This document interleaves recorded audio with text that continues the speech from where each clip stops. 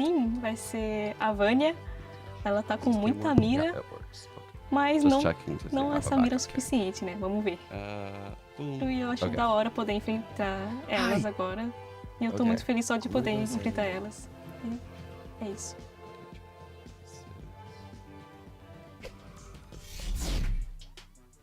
This is what I love about this team. They are fearless. They are here to not just play, but to win as well. They absolutely are. Like, MIBR, I think Loud last year surprised a lot of people by making that crazy lower bracket run. And this is the team that beat them, right? Like, MIBR, yes, you haven't seen these players on stage before if you haven't followed their scene closely, but they have some serious threat behind them. Yeah, exactly. The head-to-heads one by one, pound for pound that we're going to see today. I agree with you. There's many people that are not expecting the level that we're going to see. His right arm would be. This is the opposite of a shooting sleeve. Earlier, we asked you which duelist was going to have left the sleeve highest is... ACS by the end of Wait, today. actually it leaves room for the shooting sleeve. Wait a second. Wait a second. This might be the future of esports attire that we're looking at here. He might be onto something. Wait a second. Do I think he's cold? I think his right arm is cold. But if he wears a shooting sleeve when he plays Valorant... Wait a second. We're literally cooking right now with this outfit. I don't know what the cage rule of Valorant even means, but I know that that guy is a fucking goat in that game. So I'm going to go ahead and take that as the biggest compliment possible. Thank you. Hold on.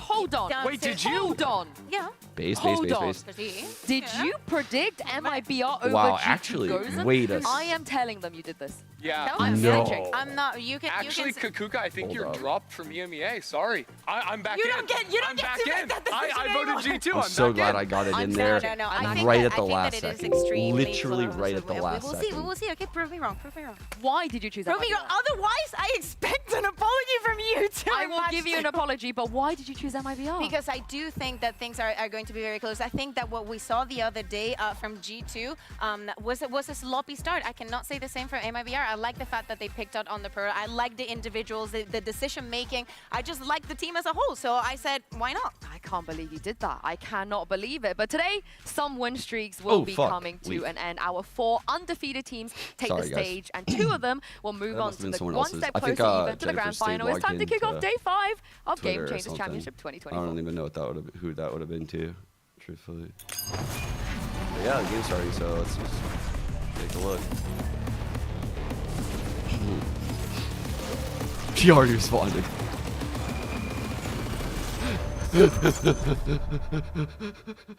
Wait. In 2022, under Cloud9 White, we were definitely much cockier. Okay, good. What are you doing? Who the f are you picking? Holy f, am I playing silvers? I think the #1 thing I learned is just to stay humble and also work on my self-confidence. I'm a huge fan of Shopify Rebellion. Last year, we didn't have the opportunity to face them, but I was so happy that they lifted the trophy. XIPTO, they have probably the best aim besides my team in this tournament. Oh my god, Tara with an outrageous 3! XIPTO are large and in charge. I think that it will force us to make better strategic decisions because we can't just rely on our aim. Part of the girls, but I guess I'll wait. Well, I've been watching her since she was in MAJKL. Going up against someone who I've always looked up to is like a huge honor for me. I just hope we have a very good game. To my teammates, let's just do our best and let's have fun. XIPTO, I hope we have a good game. Damn, Alexis never talks like that, actually. I'm feeling great, but also anxious about the upcoming matches. We're gonna play a lot better opponents. Eu acho que eu tô mais... I'm happy to face G2 because I've always wanted to play against them. Agora, né? Porque eu sempre quis jogar contra a G2. É time muito... They're such a historic team here in the inclusive scene. They really are. MIBR is a really good team, and SRN is a really good player too. Oh my goodness, SRN! That is not what you want to see if you're a GX fan! They're my friend, and I You got can't 2? wait to play against them. Whoa, that's The actually rest of us crazy. twins. Hold up. I don't like how MIBR pilled you and Sliggy are. O que eu quero dizer pro... What I want to say is the Brazilians at home cheering for us. Oh, to the Brazilians. Thank you so much for supporting us. We're really happy for the support. I dreamt about being here for a very long time, and I just believe in my team so much. I am not gonna let this go to waste. that the Space Needle?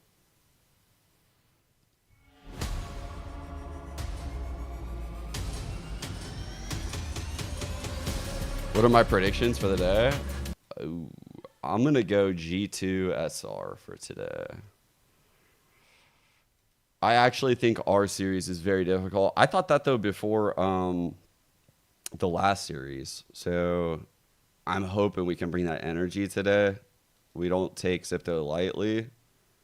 I don't think we will, but I'm scared. They have shooters.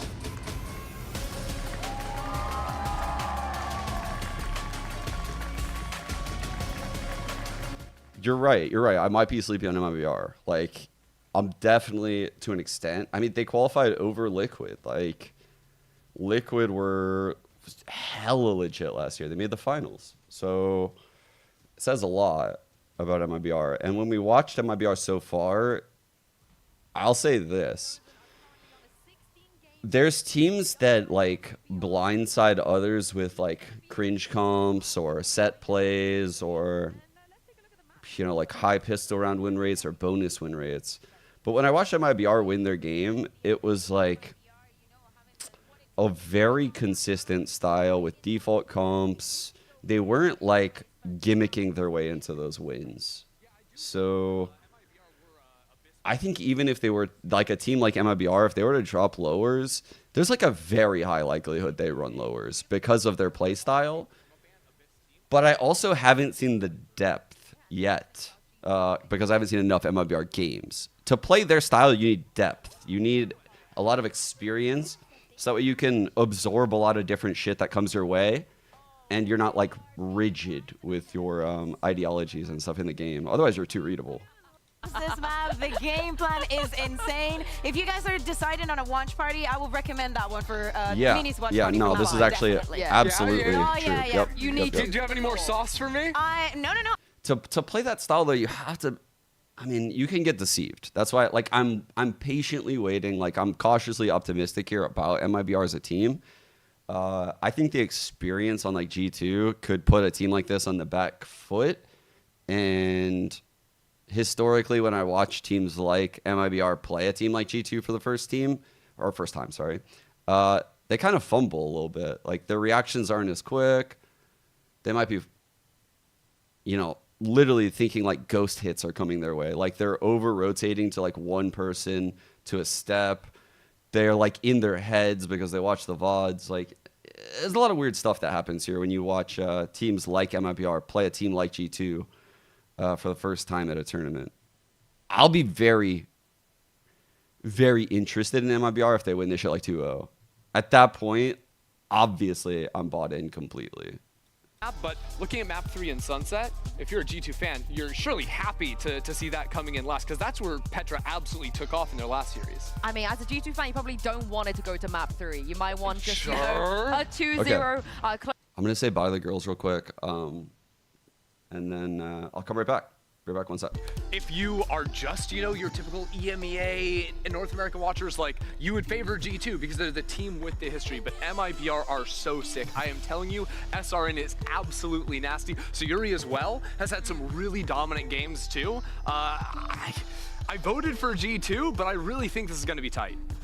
Yeah, exactly. And going back before we jump into the game, into this find, I want to see if we some changes on the compositions. I'd be a little bit surprised, but hey, it's time to prove that you prepared for this. And we're doing they are ditching the Omen. It's gone. Oh no! I mean, I'm happy to see it. We get to see Petra on the Fade, which I think is on a different level. But instead of going for that double controller, Amy is going to be on the Cypher here. What do you make of it, Under? I mean, honestly, I'm a fan. I think on Vine, there's usually like one slot you don't really need to lock in. I think Viper, after the rounds of nerfs she's received, after teams have just been able to lock down like A short lurks versus the Viper a lot better, I don't think it's as necessary. And I actually really like the comp G2 are running. I mean, it's definitely good for trying to shut down SRN, but I mean, utility-wise, I think I favor the Viper. Yeah, I mean, I'm just a fan that we're ditching the Sky and we're on the Fade. Like, I'm all aboard G2s. I can't wait to see what is going to happen on this map and throw it over to your casters. Here is Uber and Wyatt.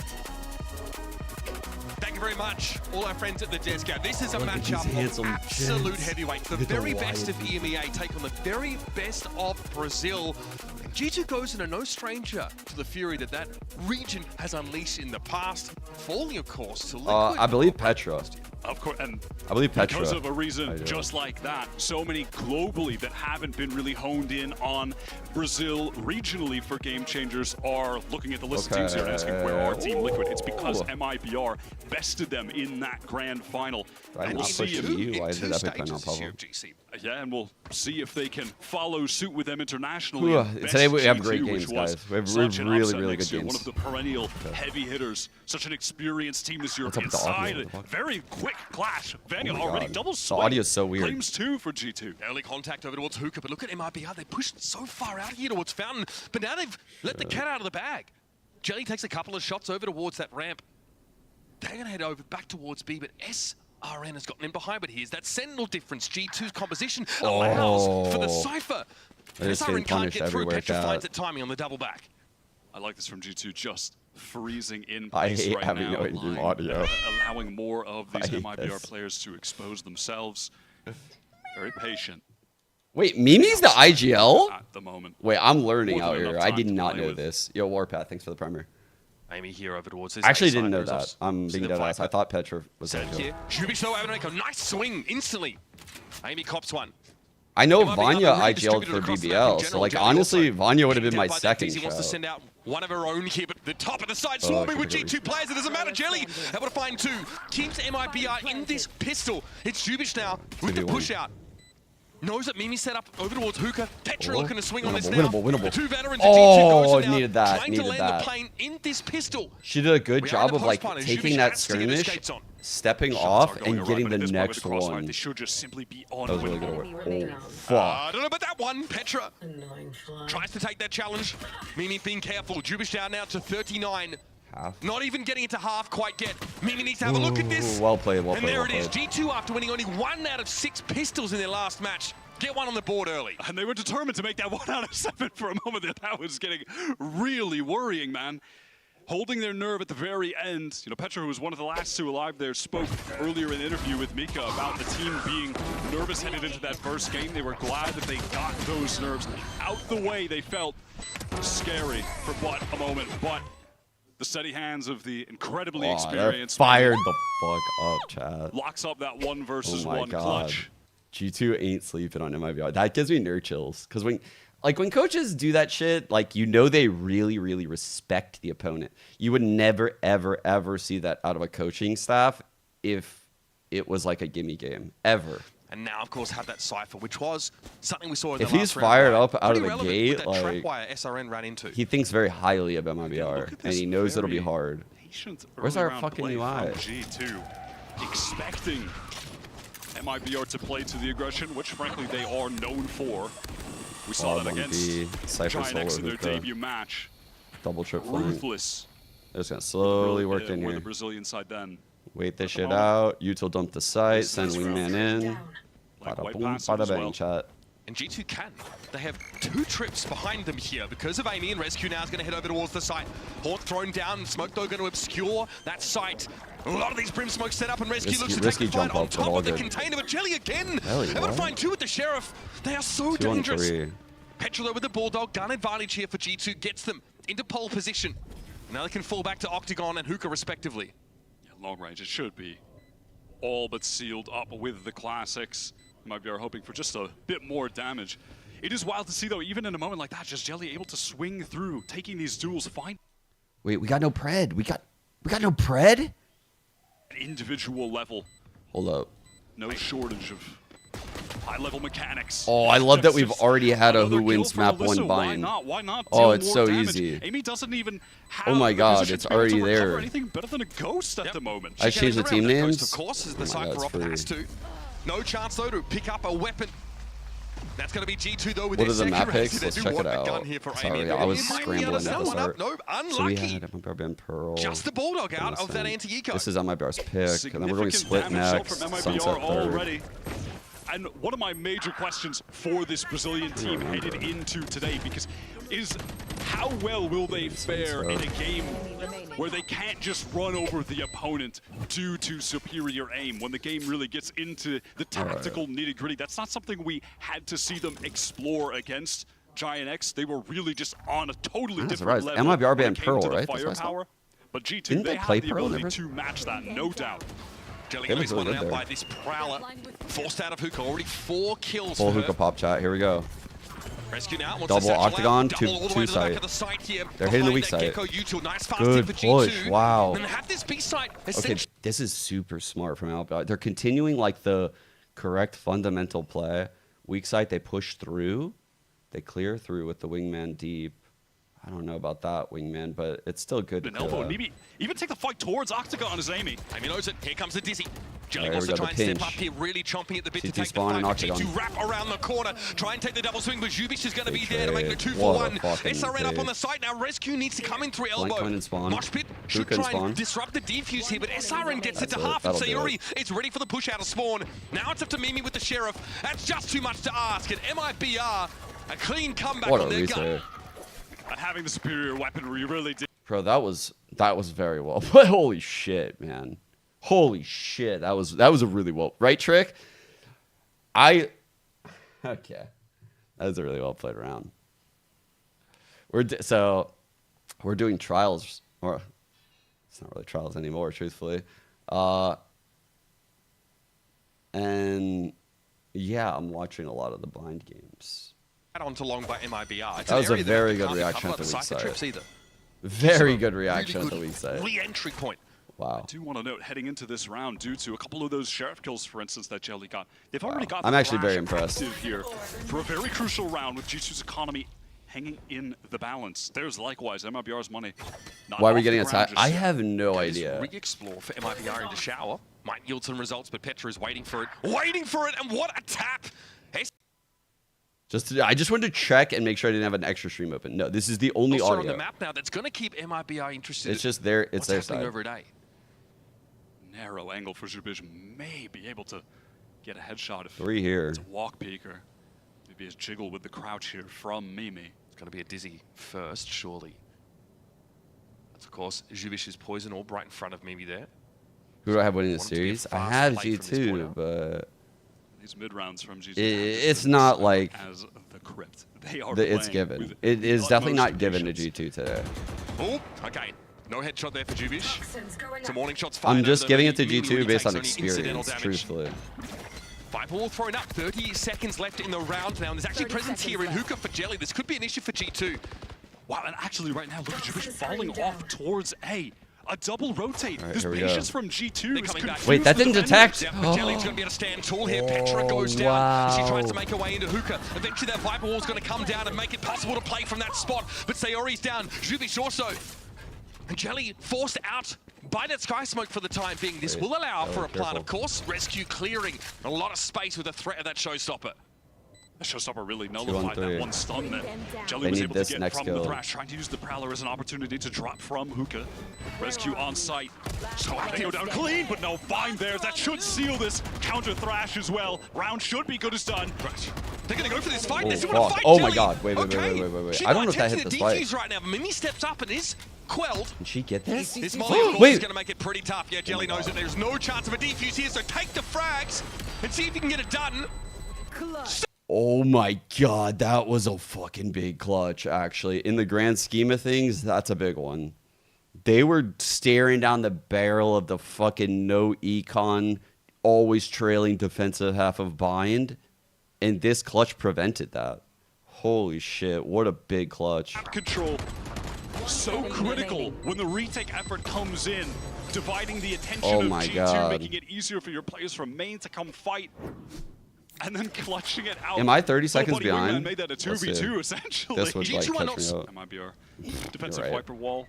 So it gets you that extra coverage towards Shower Octagon as well. So you're just on the peak, does some damage. Molly to fall back, weak, feeling the pressure. Yeah, caught actually rescue from the Bro, the audio is triggering me though. It's actually like required, and now Melissa fucking up my thought process. I'm not joking. To the back of the site here.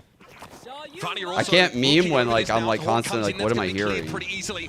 Molly set up for a post plant if required. Jubish there running into Amy over on that B side of the map, and it's going to be a complete pivot here for G2 off the back of that kill. In they go, and Amy already heading over towards Elbow. Yeah, that solo kill from the lurking Amy was 30 seconds left. as much impact as you could possibly extract from the one audio kill. is like a nightmare. Look at this, rapid from SRN back in. Nightfall though, that's pretty nasty timing. Mimi tries to draw a beat there on Jelly across the side, and that'll do it. Damn. Jelly standing now, Decayed down, and Mimi finishes the job. Great MasterCard Thrifty there from G2, my goodness. What a round to convert. All Vandals saved from that as well, all 5 players. Massive economy swing. Is Red Bull and its various flavors worth drinking if you actually need caffeine? Yeah. I don't know. Like, I have my teammates and everyone I've seen like at the pro level, at these events, they're typically offered. I think the experienced teams, if you watch them, they'll drink them, but they're sugar-free. That's the secret. Is like, yeah, any of these drinks are okay. I think if you want to be consistent with it, you should take sugar out of your like energy drinks and stuff like that, because that is going to cause a crash. That's going to cause like a lot of other issues. But if you get like a sugar-free Red Bull, I'm cool with it. There's some players though that play without caffeine. That's cool too. To each their own. I am a caffeine fucking addict. Like I am someone that will take pre-workout like almost every day of my fucking life at this point. Just kidding, but I do drink a lot of caffeine. This is a new look for them, or a newer look on this map, and they're slowing it down a ton, right? Really not bothering too much about showers. Leaving players embedded in certain key points. It doesn't have the effect on me as it does with other people. And just play the clock. A great catch on Sayuri there midway through the round, right? I think they get some Sheriff spam on her through the wall. She's down to 50. Like my wife takes like a sip of coffee and she's like wired for 9 hours. And I'm like, what? Might be our forced onto this. We're not even made of the same shit. Like I could plow like a Trenta from Starbucks and just go to sleep. Looking at Melissa to be like, how are we even made of the same shit? Fast engagements actually, yeah, immediately that Dizzy, the Prowler comes through, both broken. Fluorescent, wait, you were a real one. You're a real one. I mean, surprisingly, they even found one, to be honest, with 2 guns trained on that same angle. It's a little unfortunate for G2. They absolutely were prepared for something like that from MIBR. And SRN lives. Oh, Liz. See, even though I said that, I don't do it because there are so many studies about like it affecting sleep quality. 2 kills for her troubles though. Actually opts off that line. But Too many guns pointed at her. It's just. And this is where the I would be in my head. Like, nature of G2 so far on this attack. Oh, I'm sluggish today because of that. Circumvent this aggression, and their orbital strike doesn't actually catch on to anything. Engagement backside is awkward for ResQ. Damage is being dealt to players across the board. Amy's still patient on that flank. Watchful. So you already got forced though off the side by that orbital strike. She could not be involved and pressure the players from G2 making their way down short. So space created with that Brim ultimate, and again. Okay. I don't remember when I said Jelly won that pivotal thing that kept them from the bind defensive half. Well, now they're back swirling down the toilet, chat. They are back in nightmare scenario. Like their econ crushed, ults going G2's way. To be fair, they went through like a bit of the ult cycle here. So this next round, it's kind of do or die if I'm being honest, or MIBR. Otherwise, they're staring down 8-4 minimum. Promise. I've seen this happen a million times on Bind. They are fucked if they lose this next round. Small amount of trouble in a situation like that. The entire choir lined up, ready to hit with some bars. Yeah. At the moment, though, G2, as far as the team play, are looking great. And beyond patient, they're giving MIBR a lot of respect, but not too much right now. What time for me? They are giving them as much respect as is required. In a moment, even where Amy had that Vandal long range, was walking I definitely the first couple shots and just falls back. They're not forcing getting these kills in individual moments right now. And Petra is someone who we've known, and we were talking about it earlier. Such an aggressive player, really wants to look to take the fight. She's been playing well within formation. Oh, damn. She's really disciplined this series. I'm pretty sure that would have killed the Viper. She like hard bursted. So we've got our Viper spit set up here towards A short. This will put G2 in a position to pressure showers down. I like this up a lot. There's a really good pivot set up for the Raze. The Raze can like protect the run through on the Viper. The Viper can go pocket. This is an insane setup with the pit. This is a really fucking good setup. In play right now for MIBR. the economy for G2 has gotten completely I'm guessing the orb is over shower too, right, chat? Of MIBR's band I'm guessing stole the them orb away is here. along with that round. I can't see it, but So I think this is so. of the utmost importance that it's a round win for Speaking the of not Brazilian being able to side. see, They chat, need this hold up. desperately, or they'll be back forced onto the eco. Why is no one op in this game? So you already hear the solo It's super... super... She just really has to try and get out, but she might not have the time! Rescue aligned in front of her, but Sayori... Very Bang-like aim. What? I feel like I'm watching Bang. Calculated from G2. Even as a recon fan. Just not synced up in that moment. And now, where's the entry to get onto the site here? They're just going to have to jump out of the smokes, pushed back even by the Nightfall. Oh, this Try to pivot. rat along, maybe all take Wait, the this is- teleport they're time. poking, And if that they're happens, poking. MIBR is still Even on 3 edge. here, though, They're is going to go for it now. No insane. choice for G2 but to commit to this, and in they go. Amy trying to set things up on Cyber Cage, but Sayori with the spray through. That's 3 for her in the round. Jelly hasn't even had to do anything. Petra and Vanya with a TP dive. But they don't have the spike to hand. That's the issue. Split across the map, hoping to get what they can out of this round, but there will be no plant. Chat, I said they needed the round, and fucking hell did they get the round. Holy shit. That was a convincing ass round. And they're carrying through, I think, triple ults. I'm pretty sure Jelly, yeah, Jelly has hers too. So they're carrying through triple ults right now after winning this, which means they can keep it going, potentially. They're feeling, whoa, bro, they were so cold right there. They didn't even, okay. I feel like MIBR is confident. It was just miscalculated, and from there, the round is essentially over. There was no way they could breach the site without having that duelist to create space. And MIBR kicked 3 ultimates out of that round as well. So you get a ton of value off just those couple, and here's going to be a thrash off the rip here. On the guy who This will force Amy teleported. away. Chamber. Ooh, okay, catch on to the Cypher, but no chance to chase that down, so Amy will sheepishly back away. Yeah, fuck you, Cypher. Go to B, but go slower. It was in range For about 7 seconds. That would have been devious. That would have been beyond devious. Jubishi is set up inside. No one there to capitalize on that shit. Petra here not forcing the issue, really. Trade of util between the fades. Yeah, so far in a lot of these moments where G2 have been straying more towards B, it's been Petra making noise on A. Actually, feigning that presence with Rowlers. Dizzy goes in here for G2. They're going to have to commit to it now. It's going to be a showstopper straight away. And Rescue blown to smithereens. Orbital strike means that G2 have got to back off again. They're interrupted mid-step. Now they're going to try to go to the A side. And they've got Petra set up here over towards short, but there'll be a one-way throwing down. Petra has the disrespect from Showers. Come G2. Big trade, big trade. 3 on 3. Find one, and Jelly wants to get ahead of this as well. Wingman thrown out for some scouting. Oh and my Sayori needs to fuck, reload. dude. This is a huge 3 on 3. Back off into halls. Here comes the plant, but Jelly's playing Oh close no. here. Jelly, no. Fire staring that smoke down. What? That's going to be a 1-for-1 immediately as She the smoke got drops it? into 1 on Petra. 2. With 2 to Dang. take down and 15 points of Brutal. health. Just how sharp are you? Not sharp enough. The reaction time from Jelly was insane. The second the smoke dropped. So, you don't see a lot of ops because it kind of depends what meta we're in, one. It's way, way, way, way harder to op in this game if you're playing against, like, these annoying-ass double initiator comps is the first thing, right? Because they're just going to keep clearing shit out with, like, Prowlers, Haunts, Dizzies, Wingmans, Mollies, Viper Stall, Brim Stall, and it's just like, you just get no shots.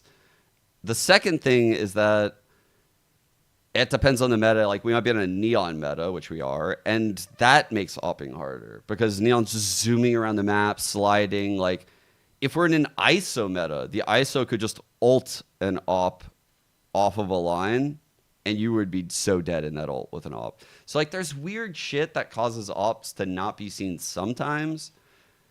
Another thing would just be, like, it is a huge crush to the econ in a game where at the pro level, I think my true speculation as to why you don't see a lot of attack ops is because how winnable low buys are, right? Like, why would I spend 4,700 credits on my gun to get a win rate of, say, 60% of the rounds with that buy versus like a stinger buy that has like a 40% chance? It's just not that drastic of an upgrade. And then like Vandals might be like 57%. So it's like, yeah, you get value add. You definitely get value add, but it's at the risk of having your econ crushed really early. They have expended all of their ultimates to get or to just this being stalled point, out however. of even getting a shot. This again is So trying to I agree with you though. I don't think they're seeing enough. Passive control here, but will eventually be But I'm just forced telling you out why they're not seeing it. I agree with you though. G2 pretty adamant about taking control of this part of the map. That's another prowler. The C is going to be thrown out. Everything coming in now as the crunch from the backside is here. Here comes SRN. I'm going to find the one. So you're in before So she went down. proactive. Gets So one of her own. 10 proactive. HP and hanging on. Oh my god. Oh my god. Run. Line of You're assault here. crazy Doesn't SRN. quite They're have so the low. timing to find SRN going for an orb. And now she can tuck in that corner. Default. It's going to be a real nuisance. Low as they Oh are to my clear out. god. Amy's This also is down the crew, delicate. and they know they've got two MRV up, Woo! trapped inside showers, and then they will stay. She's a knower. She's a She knower. should have it. We'll look to challenges, at least try and get an update on the situation. Okay. Does not let her get away. Ah, damn. Amy is just the steady force that has been consistent for G2 in the pivotal moments. Players weak, sure, but still winning out that 1 versus 2 after MIBR pulled off a fantastic bait into the showers. When studying the game, do I use any data analytics tools? Very situationally. I almost use them as like, think of it like a fucking seasoning on top of something. You should never, it's not your recipe. It is never your recipe. Wow, Jelly just swings out into that. SRN Like, right I might behind her. randomly use it to decide how I'm calling strats in what sequence or like Okay, this time, the pace of how someone moves up. Either this presence down long. Nothing here. The MIB are playing all from the back of this site. Remember, an Orchid Vibe, a Bulldog here, and a Sheriff. I don't like see what MIB can extract from this round. Like comp analytics, stuff like that. I feel like there's too much Not a variance. whole lot, and it doesn't really matter. I think people that Way too overuse close to statistics the have no end idea of what the they're half, doing. and G2 still have way too much money. Talking as someone with a math minor. Genuinely need to do something round winning for this to matter. Oh my god, it got them both. G2 Oh my god. over to the next one. Going for an aggressive early round play like MIBR did, it's just not going to work. Oh, with it's a G2's masterclass. versus attack half, which is patience. It is simply patience. Reminiscent of what we saw on the pistol from MIBR there. But in fairness, during rifle rounds, they are not pushing out. They'll either, set up an octagon or in hookah. Try and come back in after the fact, but a very ill-fated early exchange here for MIBR. I saved an image and my curiosity is making me open it. Yeah, I knew it would be a banger actually. I actually fucking knew it. These raccoon images go crazy. 2 off of getting the orbital strike now into their full buy round with economy hanging in the balance for MIBR, and it looks like they Big want round to for get towards MIBR. the shower orbs. MIBR looking at the 8-4 if they engagement lose on this. short. What a first kill. A bit quiet this game. SRN doesn't want to give up that space, nor does Melissa here. MIBR putting the line of scrimmage very far forward on this A side, but eventually G2 are going to be able to make their way through. So already down. SRN, good timing. Vanya will be dealt with, sat in that cubby. The neural theft, though, will reveal the flanking player here, or the one coming back through Spawn. But Wow, SRN is allowed to take so this fight. good. Stevie doesn't swing it. Wait, dude, SRN looked insane right there. Like, so much confidence in those shots and just not a singular fucking crouch. Does the control key even exist on that keyboard? How can you not after a first shot like that? Like a rocket fart. Oh, there we go. There's a little crouch. No help on the way in that one. I like how she's taking the ADs like into a late crouch like For confidence. Maybe ill-advised, really, but when you're hitting shots like that, There's like a player coming back through Spawn, one behind a smoke in heaven or something like that. SRN says, nah, I'd win. that. No, I'd win. Okay. Okay, I'll let you have it. Last round of the half here. Obviously G2 Fatal. swimming in. 2 off quite a bit. Fire not an issue Vanya here. has the Shows spike, the so ball, maybe little strike up for MIB. maybe some intention on trying to go for this because normally, I mean, Gecko would have the spike, so maybe Vanya's gonna get an orb, go for the plant here. again, it's this Look at this orb. dude. four-person take of the long for G2. They've put some emphasis on this here, and it's Bait out the ult. showstopper in, but Good bait way out. too far. Very This good friendly bait wanna out. swing Oh, off the there we go. Kelly, and the rest Huge of the play. team follow Oh my up God. immediately. So confident. The raw firepower is 1-2, unreal, but Mimi 1-2. gives Jelly as good just as she got ult. gets. Jelly got the orb Wingman over here to get gets the ult. plant, and Mimi wants to get ahead Jelly of will this probably ult from here, intervention. chat. how could you possibly I think we're gonna see the Gecko from like right here. It's going to be so challenging to win this 1v2 out. Playing a close corner as well means she won't get a chance to fire at Thrash as he approaches. Maybe here, use the Thrash. Somehow, Mimi needs to catch Jelly by surprise. That's not happening. Here comes Thrash. It's a problem. Oh my God, she broke it. Able to avoid it somehow. Now looks to back away. Still has a mosh pit to work with, but takes the fight. And the double fakes there from MIBR was a little too much. And they've equalized the game at the half. I have to say, at this point, I'm very impressed with a lot of the rounds that either side have played. The decision-making has been really good. G2 have been showing a lot of respect to MIBR, but in a way that doesn't give MIBR too much space to play with either. They're controlling the map around the space that they're giving MIBR. And then, to the credit of the Brazilian side, some of these individual rounds have just been sick. And the way that they've been stopping some of the full executes, the utility cycling has been lovely. We've got Mika Fab standing by with Vermelha, a content creator from Brazil. So take it away. Don't you just love how Game Changers brings everybody from all over the world? We have Vermelha here all the way from Brazil. Yeah, let's give her a round of applause. She came from Brazil. Vermelha, is this your first time in Berlin? Yeah, it's my first time in Europe in general. Oh, wow. How's it been for you so far? Freezing, I would say. And yesterday I just walked like 9 kilometers around the city. It was awesome. Oh, that's amazing. No, I can tell as an island girl, I am also freezing. But this is, amazing because this is your second Game Changers Champions. How has it been? What's it like so crazy now that you're here in Berlin? What's happening in chat? Oh, it's awesome because the last year was in Brazil, so it is pretty different because there we had like everyone screaming. I think like people here will be like, whoa, she screams a lot. And I'm sorry, I have to represent Brazil by myself. Oh my God. Sorry, guys. No apologies here. I think That's we hilarious. love it. And wait, is that? We know just how. Rude? Yeah, we can give her a shout. Give her a shout of support. We know just how fiery the Brazilian, the Valorant Brazilian community can be, right? And how are they cheering for MIBR? That is Clove. Like everyone is crazy on It's just Twitter, upside down. And it's kind of funny because last year we had Team Liquid, and now we have MIBR. But I would say that today Brazil is MIBR and MIBR is Brazil. We are like a whole team today. Oh, wow. Everybody united. And now the score is 6-6. It's pretty even right now. How's it going to go down, Vermelha? I think it's good because when you go like halftime on this map, I think like for Brazil would be better the next one. I love you for offering that. And I don't think it's gonna be. Sometimes I easy, lose like the initial start of the combo, and I have no idea what's happening. Brazil's gonna win, so maybe our It's very hard for me to scroll up to find the start. Right? And it is gonna be a good one, so let's send it back to the game.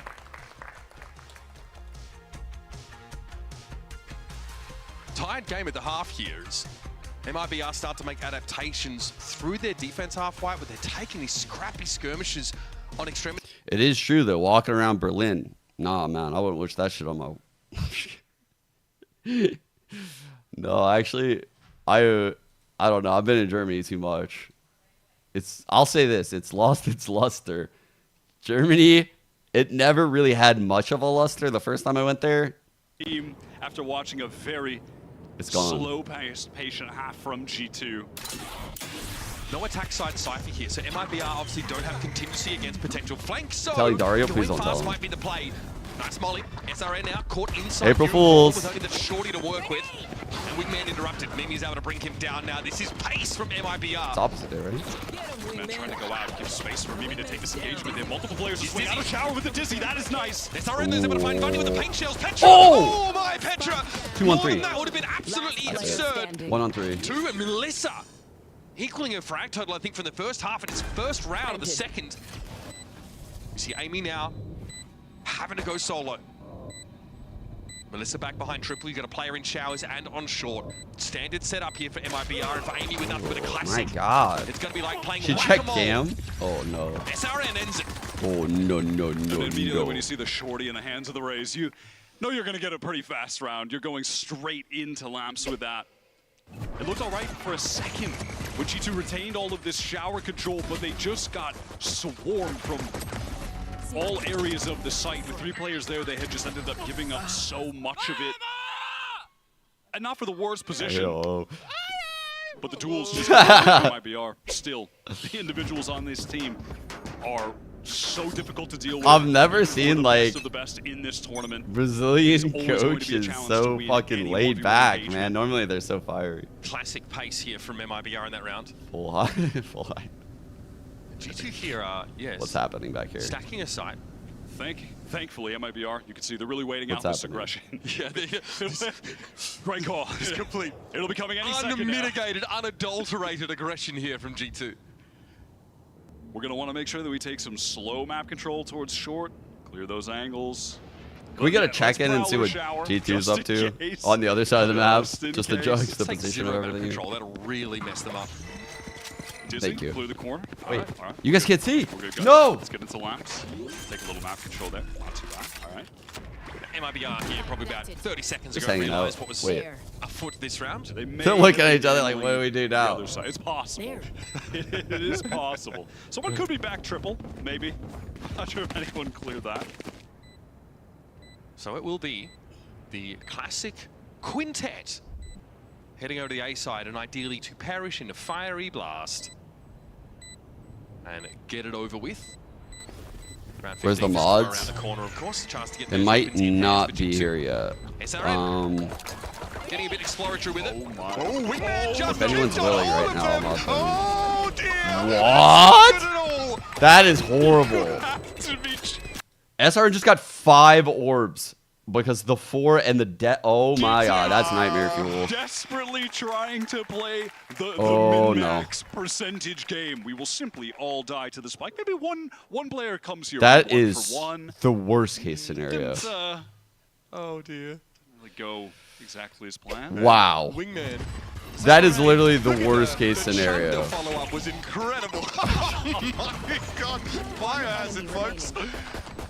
And if you're squeamish, look away. Brother. See, oh man. That's like one of those things where it's like, bro, and here it is. How does that even happen to us? Into the site rescue. Up top, caught, didn't drop down. That's the showstopper that we just saw acquired. Oh my god. The bind fucking avalanche. It was a solo play from SRN. Back side, rather, still controlled by G2, but these smokes are about to clear, and here comes the Dizzy. Oh my god, good harass right there to save this. Doesn't know where to look. SRN close with a judge. That's one. Oh my god.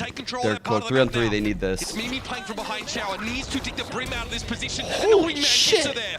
Now, odds in G2's favor, but time is ticking. Jelly adamant about staying inside halls, and Melissa makes a beautiful little swing to the left. It's now a 1 versus 1. Vanya, clutch queen for G2. Has to find a way to overcome Jelly. That was a nice full LP. health with all the stall util that they need to stop this. Now some jump peaks. We get it to half. Vanya can't really get this done. Jelly gets it in with a right click.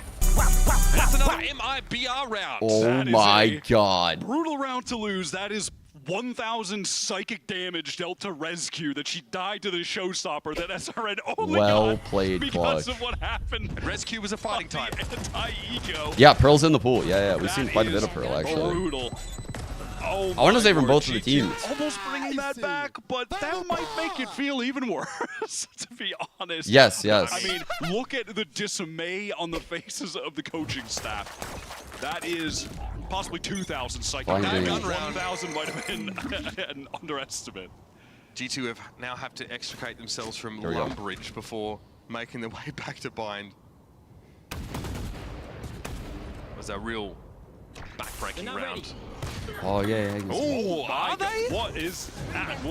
I'm going to assume that was spotted just as the wall was going right back up. Sorry, I gotta read up real quick.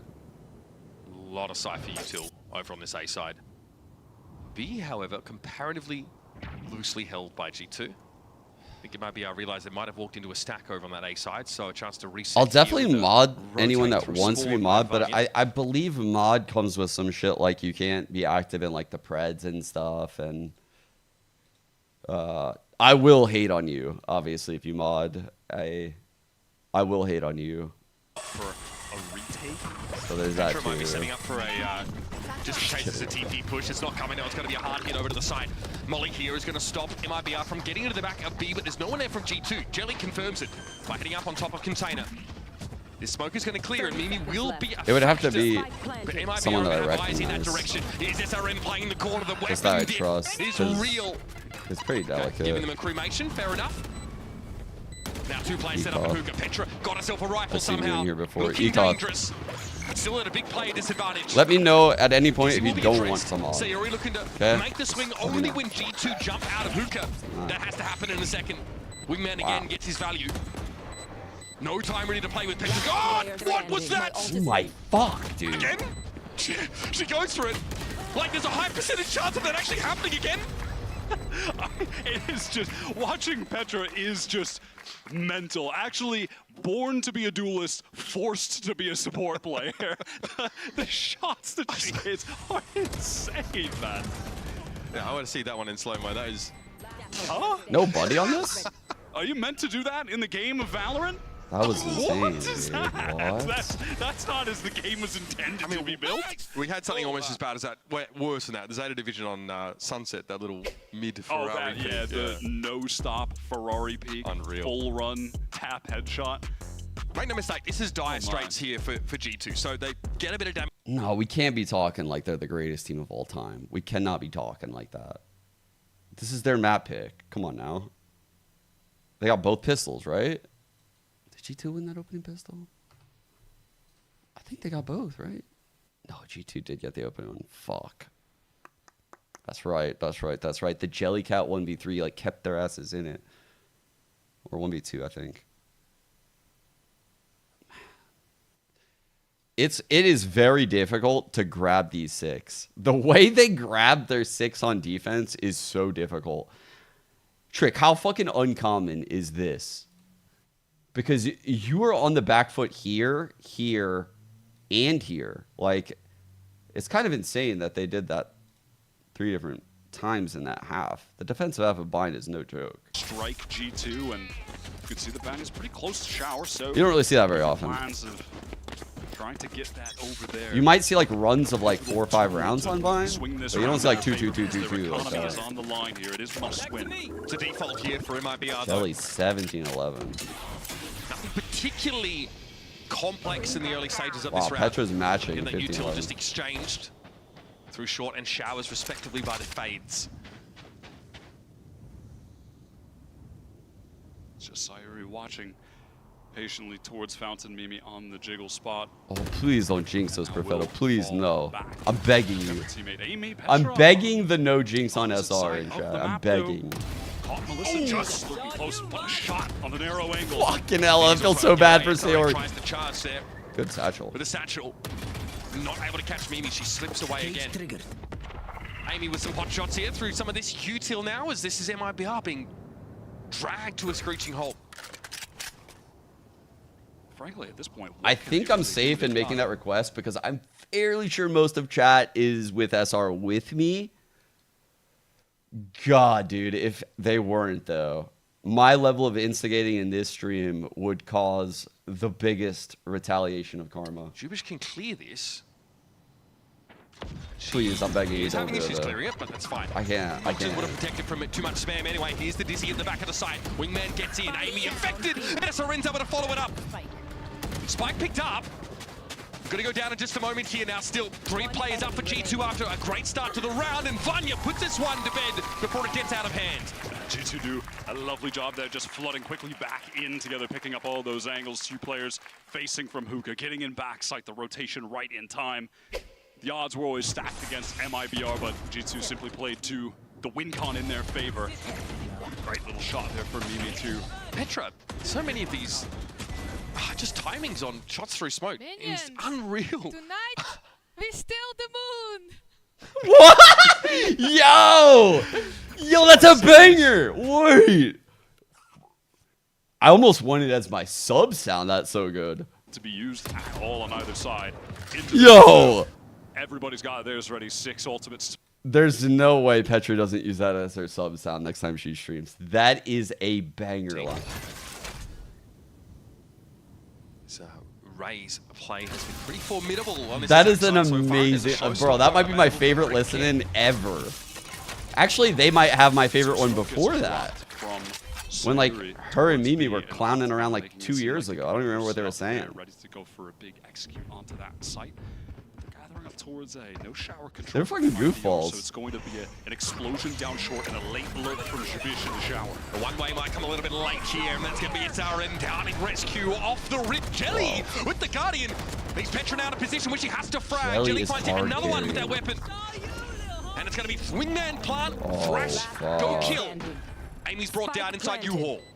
Absolutely cooked. I mean, that exec was so strong from MIBR. Another showstopper already into the half from SRN that, again, finds a kill on the entry.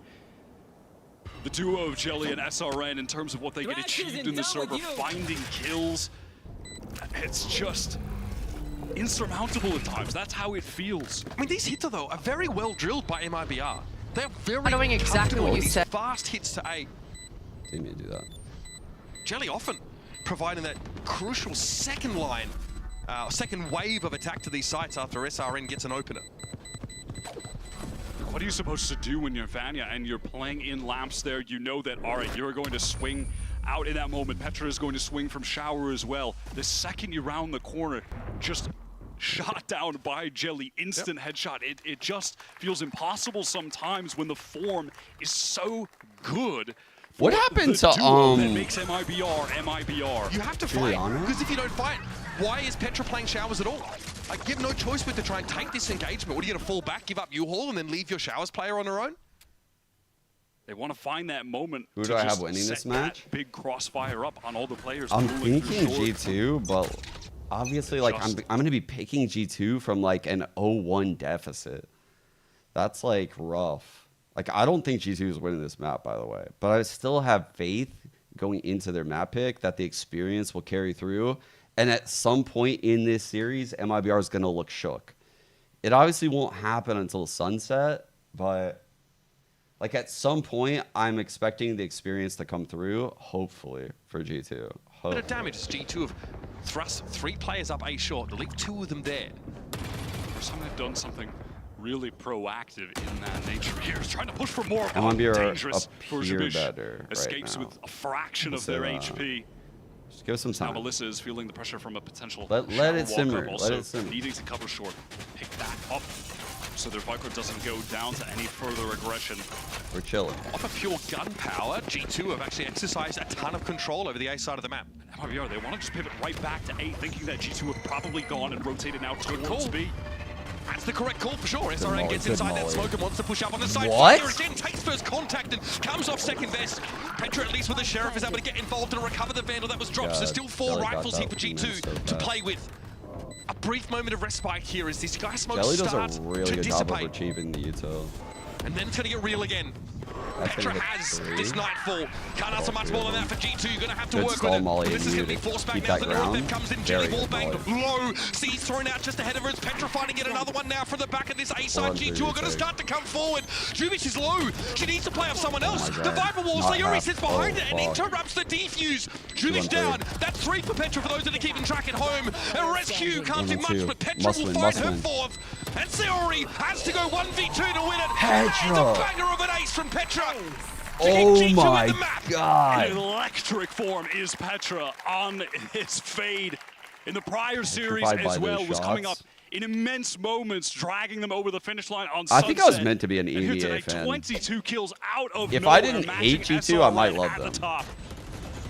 Was the player that came into the round with the worst weapon, by the way. Sheriff only, the only player on the team. And frankly, that's why you get Petra. One bullet! Whoa! She doesn't really need it, to be honest. Whoa! Oh my god! Just to be a fade. It's a tough life. But when your fade is dropping 22 with these like this. Oh, I have nerd chills after that. Okay, let's go. Let's go. I'll show it again, but money situation though. We're alive here. And now they can fight for an equalizer or even a map win. Actual stealing the moon type beat. Okay, Paint Shells are going to force Amy away, but she really understands the radius of effect, so she's able to maintain this position in hookah. It's going to take more from SRN to carve her out. A true 1v1 SRN trying to take advantage of the util, but fantastic adjustment from Amy. Micro movement there paying off. Hookah retained as well. Crucial if the execute does come towards B. Oh, what's it audible here for G2 to fall off the B side almost entirely? They jump the trip. Amy doesn't know that Jelly is behind her. The trigger discipline now. All right, MIB are going to have this B side there. Maybe a slight miscalculation from G2 on resource allocation. Why, G2? Why? Melissa's going to try and keep him interested at A. Look at this from G2. They're pushing down short. They want to catch Melissa and then go for the retake. They're not going to get it. Timing is just off. Opportunity for Rescue. But the bullet just goes slightly wide. Oh my god. Got to give up on Melissa, but Vani's still aware of just how wide towards the bottom of the map this fade is. Here's the thrash. Jelly going to see it pretty early, though. Easy enough to bring it down, and Mimi will respect Jelly's positioning. Wingman, she'll try and play off of it. Oh, what a tap! Jelly was ready for it. Now, at some point, G2 have to make the choice. Is this worth committing to any further? Set up on the site as they are. Jelly is still healthy and emerges for a third. It's going to be more. Another thrash to the side to stop a potential defuse. Vanya is brought down and Petra at 6. No ace this time around as MIBR get to map point. Bro, tried to fully commit, but so much time had been wasted. What a fucking round by Jelly. Holy shit. The jump of the trip, push and spawn behind the fucking mosh, breaking thrash, one-shotting the player's spawn. Like the amount of impact in just this round. As well from Jelly, it's just outrageous. I mean, that movement into the tap is buttery smooth. Bro, Jelly literally won 3 pivotal rounds so far this map. Like huge fucking rounds Jelly won for the team. Insane. Regardless into this one though, G2 obviously they forced it all. Make or break on this round. MIBR taking early long control of B. Sayuri, if they can claim this orb, has the orbital strike. Certainly more than enough in tandem with the Molly to close out a round once you got the spike down, just launching them both onto it. Here's Dizzy. MIBR know they got the weapon advantage and they go, but Amy had an off angle on the corner. She sees them cross. Someone, they've not called her out. Amy runs out of bullets. 3-on-2 for the game. Finds 2 kills for a troubles, though. Still with a lot to be done for G2. Rescue finds the showstopper, but cannot connect. Dude, I don't even think G2 played bad, chat. I don't even think G2 played a poor map right there. I think this is MIBR doing exactly what MIBR did in the other series that I saw. Over aggression on some rounds and really punished them. They worked the map well from MIBR. Ruthless aggression. They're able to just brute force into so many sites. SRN with multiple showstoppers. Individuality looked fantastic. The mechanics were great. We're going to step away for a moment, but up next, Yinsu and the Analyst desk will break down a first map of this best of 3. Okay. And then here is the Petra play that we just saw. And then it's going to get real again. Petra has this Nightfall. Can't ask for much more than that for G2. Wait. Yeah. Not so much more than that for G2. You're going to have to work with it. But this is going to be forced back now as the Neurotheft comes in. Jelly wall banged. So Petra just swinging backside. That's like kind of gimme. Oh, C's thrown out just ahead of her. It's Petra finding yet another one now from the back of this A side. That's a good seize. You can see it landed literally just to the right of this player, actually. I believe it actually probably hit Chubbs, actually. G2 are going to start to come forward. Jubich is low. Can't tell if it was the fatal. It was very close. Needs to play off someone else. The Viper wall. Sayuri sits behind it. And Petra swings, gets that kill. That's a really good double swing right there on the tap. So you know this player's going to tap. I like their sequence right there. Like, low. She needs to play off someone else. The Viper wall. Sayuri sits behind it and interrupts the defuse. So then Mimi gets on. The satchel right there from Rescue ain't bad. I do think, though, that if you're going to throw this satchel, you probably need to move to the right more and, like, clear this peak out. That's 3 for Petra for those that are keeping track at home. And Damn. Q can't do much. So she has 1 bullet right here. She has 1 bullet. Petra will find her 4th. And Sayuri has to go 1v2 to win. And that is a form. That's a replay. D2 player came into the round with the worst weapon, by the way. Sheriff only, the only player on the team. And frankly, that's why you give Petra just a Sheriff. Everyone else can have the Vandal. She doesn't really need it, to be honest. That's fucking crazy. That's actually crazy.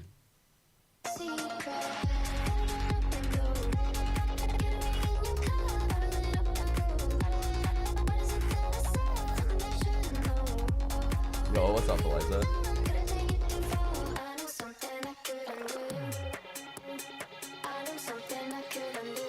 I know, right, Chris? Like, I don't think her crosshair was like bobbing or shaking or anything. What is this clip? Oh, it's just a random chatter. I saw this random chatter actually in the mall with their partner, so. Who was this?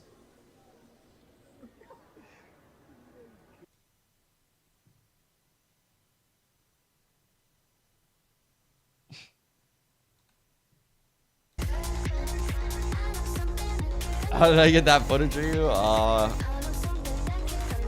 been following you around. How's the EU player?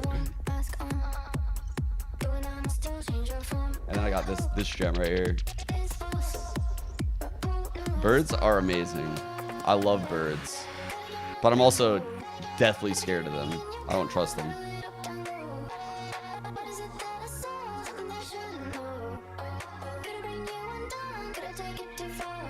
Birds are cameras.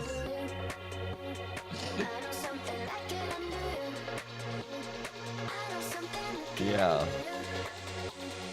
I've heard that actually. Did I actually name my dog Chat? Yeah.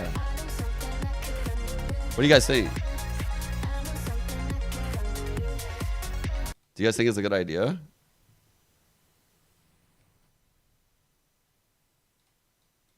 Doesn't she look like a Chat? Chat, get in here right now. Chat! Chat! Are you shitting in the house again, Chat? Like, looks like a Chat, no? Honestly? That's a good Chat. Good Chat. That's a good Chat. That would be crazy. I named my dog Chat. How funny would that be, dude? How fucking funny would that be? VR and Archer to help with some translation after that very explosive win from the squad. I'm wondering because G2 are playing a very dynamic game. There were lots of mind games that were happening there. So who on the team was so instrumental to being able to catch up to G2 at their game? Então, depois dessa vitória explosiva que vocês tiveram, But am I though? Estava tendo jogos am I though if my dog is named Chat? Com todos os retakes que fizeram, né? Quem você yeah, Chat doesn't like me. Chat only likes one person. Yeah. Usually it's the people that feed Chat. So yeah, whoever feeds Chat, Chat likes. Like honestly, it goes crazy. No, it goes crazy having a dog named Chat. Think about it. Just think about it. Like all 5 of our players, they're Is it really? I've never seen a pet named Chat. So hard through the whole year. So we just can see the difference here. Well, all of that hard work is definitely showing. So let's see if MIBR can close this one out. They just might be able to close this out after that incredible performance on Bind. Like when Chat brings me the ball to throw it, I say I got gifted the ball. Oh, Chat gifted me the ball. Look at this. Look at this. Do you see this? Chat gifted me the ball. Literally touch a little bit of Twitch adjacent vocabulary and just bring it over. But after that second half, oh man, Chat's memeing again. Chat's memeing. Chat's got the zoomies. This is crazy. Yeah, I mean, we come into the second half and it's tied 6-6, but then MIBR win pistol, win the bonus, what is happening? The conversion, then convert on the bonus. It was absolutely insane. I'm cooking. Shot I'm up cooking, to 10 right? rounds. Yeah. Like it's really hard to come back from that. I would give anything to be in that room where me. And it's the second time. But no, Chat. Not the dog, but y'all, everyone collectively. The dog Chat will be here on Friday afternoon. So Chat will meet Chat on Saturday. Chat will meet Chat on Saturday. The intention of just dying to the spike and having all of this, and just SRN with a ghost and her utility also comboed with Jelly manages to almost give them the ult. So silly. You gotta laugh. Especially because, like, honestly, SRN came in a little bit slower in the first half and wasn't, like, putting up insane numbers, and that's the second round after the second pistol. Like, absolutely insane. By the way, they went on to combined SRN and Jelly are 10-2 in opening kills, which is just absolutely diffing G2 out there. And this is the thing. We asked you guys at home to vote in the pre-show who you think is going to end up with the highest ACS by the end of today. And SRN has already set the bar so high with 327 on that map. I think the most surprising is what we're saying about the way that SRN started on this map. I think that G2 Gosen had a lot of plans on the attack for Bind. And in many occasions, we saw this microplays trying to shut them down at the beginning of the run. And SRN was not coming on top. It's starting on later on that half and that second half that we actually could see them shine and we could see those numbers. Exactly, and I think what MIBR did a great job of was using those opening kills and then converting it into very clean rounds. I think their post-plant setups were immaculate, right? Like, especially on the B site, they weren't really leaving any windows to come back in. G2, as a matter of fact, only won 1 retake, and it required Petra getting an ace all on her own. It was a good ace, though. It was, we like those. I'm not trying to take that away from it. It was pretty sweet. But let's send it back to Mika Fabs and see what Leader had to say ahead of map 2. I'm standing here right now with Leader of G2. Now, Leader, we saw a bit of a change on that comp on Bind. The old composition did enjoy a lot of success, so I'm wondering, is this change something that you prepped specifically for MIBR? Actually not. Like, it was not something special for MIBR. We decided to change the comp because we believed we can perform better with this composition of agents. So we decided to change it. Like, as I said, it's not something special. And yeah, like we won many games with our old comp, but sometimes changes are good. Looks like not for today, but again, I don't believe that we played like bad. We just like not playing like us. So if we just somehow manage to play confident, which is we're gonna do, it will be fine at the end of today. Well, it's not over yet, so let's see if G2 can get that confidence back. It is definitely not over yet, and if we know G2 Gosen, we know that they are the team that has what it takes to make a comeback, but they got to do it on split. How are we feeling about their chances here? I mean, it depends on obviously the compositions where we're going to see from both of them, with MIBR starting on the attack after the last half that they had. After quite some time since the last time both of the teams played split, I think that they could come in with the surprise, and if they're able to rely on that momentum that they had, it could get scary for G2. And I like that you're drawing attention to MIBR's attacking sides, because I think what we've seen already throughout this tournament is their attack is insane, like constantly getting like 8-9 rounds on that side of the map. Not to say that their defense is shabby or anything, but consistently they are out in front, so I think starting there is a very good sign for them. I mean, we talk about the comps, looking at the last time they played this, which, like you said, it's been a while. I want them to stick with the Astra stuff. I like it. I will be very, very happy with that. But you heard it from Leader too, right? They have been cooking. They have been trying things. But the question is it going to work? Yeah, exactly. I mean, we first have to see how much of that preparation, how specific is this split prepared for Game Changers Championship. I mean, she's prepared. Yeah, exactly. But not only that, there was something very important that happened in the previous map, and is in round 5, we saw G2 winning a flawless Thrifty, right? And after that, you would think, oh, the Momentum Swifts, it's going to be on their side. What is it? Just Jelly clutching the toy Skybird while meditating. I think they're doing like visualization, right? They're like, we're looking at the pistol round now. We're gonna walk into that B site. They go very fast in the pistols. I actually really. They're probably gonna run into the B site. Yeah. But I think it's important. When they do this, I feel like we can bring it down. Yeah, we should kind of get in the mood. Bea, I feel like you were having some really important thing you were saying before we completely interrupted you. Yeah.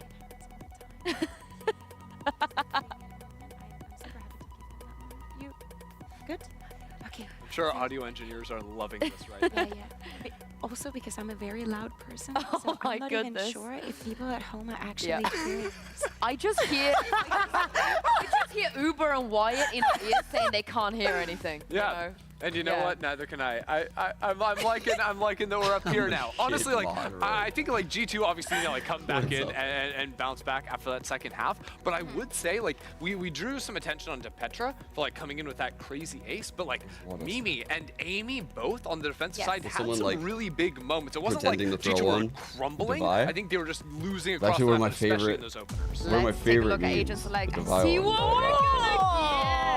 The double Sentinel, we saw it the other day coming in from the side of Falcons. That utility setups on B Heaven were literally a menace for the side of the EMEA team. We expect the same Petra going on the Sky. What do you make of that, Enter? I mean, I think Sky is just a classic on split, especially for controlling space on the defensive side outside of A. But I do think you need some amount of like forward information scouting when you're running this double Sentinel. Is she the spider? Otherwise, she has the. Getting I thought you meant like in the map itself. I was like, oh my god, it's gonna be so hard to explain on the fly. Deadlock and Cypher don't want to be out there taking a lot of fights. So really, like Rescue and Deadlock are the only people that are going to be fighting up, and then you do it with the Sky. She has for me, Jelly is the best Sky player in this tournament right now, so I can't wait to see this head-to-head. You can see this used a lot of ways. Let's like, jump back you could see this used as a defender like this, right? This seems kind of weird, right? Like you would wall like this on a hit, like your Deadlock would be playing back here. And on a hit, you wall like this instead of like this. But if it's like this, then the attackers come out into this triangle. There's nowhere to go. Like they're fucked. Not a like great start to the series. Bayern definitely. Because you're likely going to have a smoke. And they don't even know what's happening. Like, they don't know where to shoot. So far. It's like these type of reactions are really annoying. Had spoken about and then they have the sound sensor, which is like a trip, but it only goes off on sound. So it works really well where people obviously are going to fucking run, which are places like this. Like, I don't know, you can put them in places where you know for a fact people are going to run. MIBR, as they typically have done, playing the classics of Valorant. They typically go to the old meta stuff, even on other maps. High cam for not feet. Really favoring the Neon, for instance, not going for the Deadlock. Why is our sound fucked again? And then that's the C's. The C's is. Try and be reactive here with this. I've been saying it since before we've seen Deadlock, and now I even see pros at the top of the scene, like Leaf saying it. They finally understand. The C's is the best item in the game, and I said that since I mained Deadlock a long time ago. The C's is the best item in the game. Applying that pressure, feigning they could be walking up, but you can see that Amy has that hidden cam over. It's just whether you can make the rest of the kit work. Watch through that. So here comes the execute on A. The site is vacant. The spike should go down easy enough. SRN looks like they were affected by some paint shells of their own ones as they crossed. Still, MIBR going to be given this site in its entirety as all of G2 look to. I tried to tell you guys about the C's. Dark cover now dissipates. Everyone fucking memed on me. They were like, "Oh, Deadlock's OP." Yeah, right, bro. Yeah, right. Set up now, of course, over towards main to make sure that's the less angle they're going to worry about. Here we go. Rescue in and a perfect landing at the 10 from the judges. SRN brought down. Jelly's been incredible over the course of this series so far, and this one is so different. Clearly, Jewish going to take that kill away on Mimi, but Jelly's still a problem. Wait. Okay, raid boss down. No line on spike. Sky. Melissa. From heaven to hell in a matter of seconds. Great retake from G2, just gathered up there in screens. The sync of both flashes. This is your first GC match, Ben? Really? Wait, you're like a regular. Really? Create some of that initial space, and in the meantime, it was Amy just slowly working audio her way through. No, I think I actually fixed it. They fixed the audio. Yeah, flip your headset. I think you probably have your headset flipped. Just flip it around. Vanya. Jelly was fighting forward, probably going to wrap around elbow. Read that little individual play in its entirety. Great opener here for G2 on their map pick. And they had to go for it there, as the aftershock had come in from Sayuri. Forcing their hand. Looking to see G2 execute on some of these fast, frenetic moments. Wait, that actually is crazy behavior that I call out that chatter and not give the answer. I'm so sorry. I didn't mean to do that. Jelly is on fire. Really stumbling after that little encounter. And it'll be Jelly to finish the job with one shot to the cranium now. Mid mailroom under the control. I think Jelly plays her kit really, really fucking well. And SRN has had some... Honestly, everyone in this server is playing at a very, very high level. Amy's really impressed me from G2. Forward. This aggression is nuts. How is that involved? How do you even hit another headshot after that? Bunny's not ready for that timing, I think. You have to be joking. Who goes for that? Because Jelly gets rid of the Trailblazer without breaking in stride, so it's maybe half a second quicker than G2 would otherwise expect that push down. Careful now. Really messed up their conditioning about just the pace of the game in general. G2 here, 3 players set up over towards heaven. We're going to real duelist player turn initiator, but I will say her util is really fucking good, no? Smoky Melissa's direction. She'll try and reciprocate now. One back towards Heaven as her prior one elapses. What a setup. The 1-1-1 with this after Mimi's still healthy enough, but Sayori's able to finish off the Omen. It was low. Amy now has to get her hands dirty. That's 1. 2 is good. 3 would be even better as Jubish is sat in the corner now. Double swing to bring it down. That's what I mean. When I watch Amy, these rounds are so controlled. The fact that she gets those 2, chat, I literally have nerd chills right now, because that's the type of play that you look for, like in a top level player, like the restraint on that third. Like challenger players that are like kind of in the mid tier. No, not like Trick, chat. I don't know who said that on YouTube, but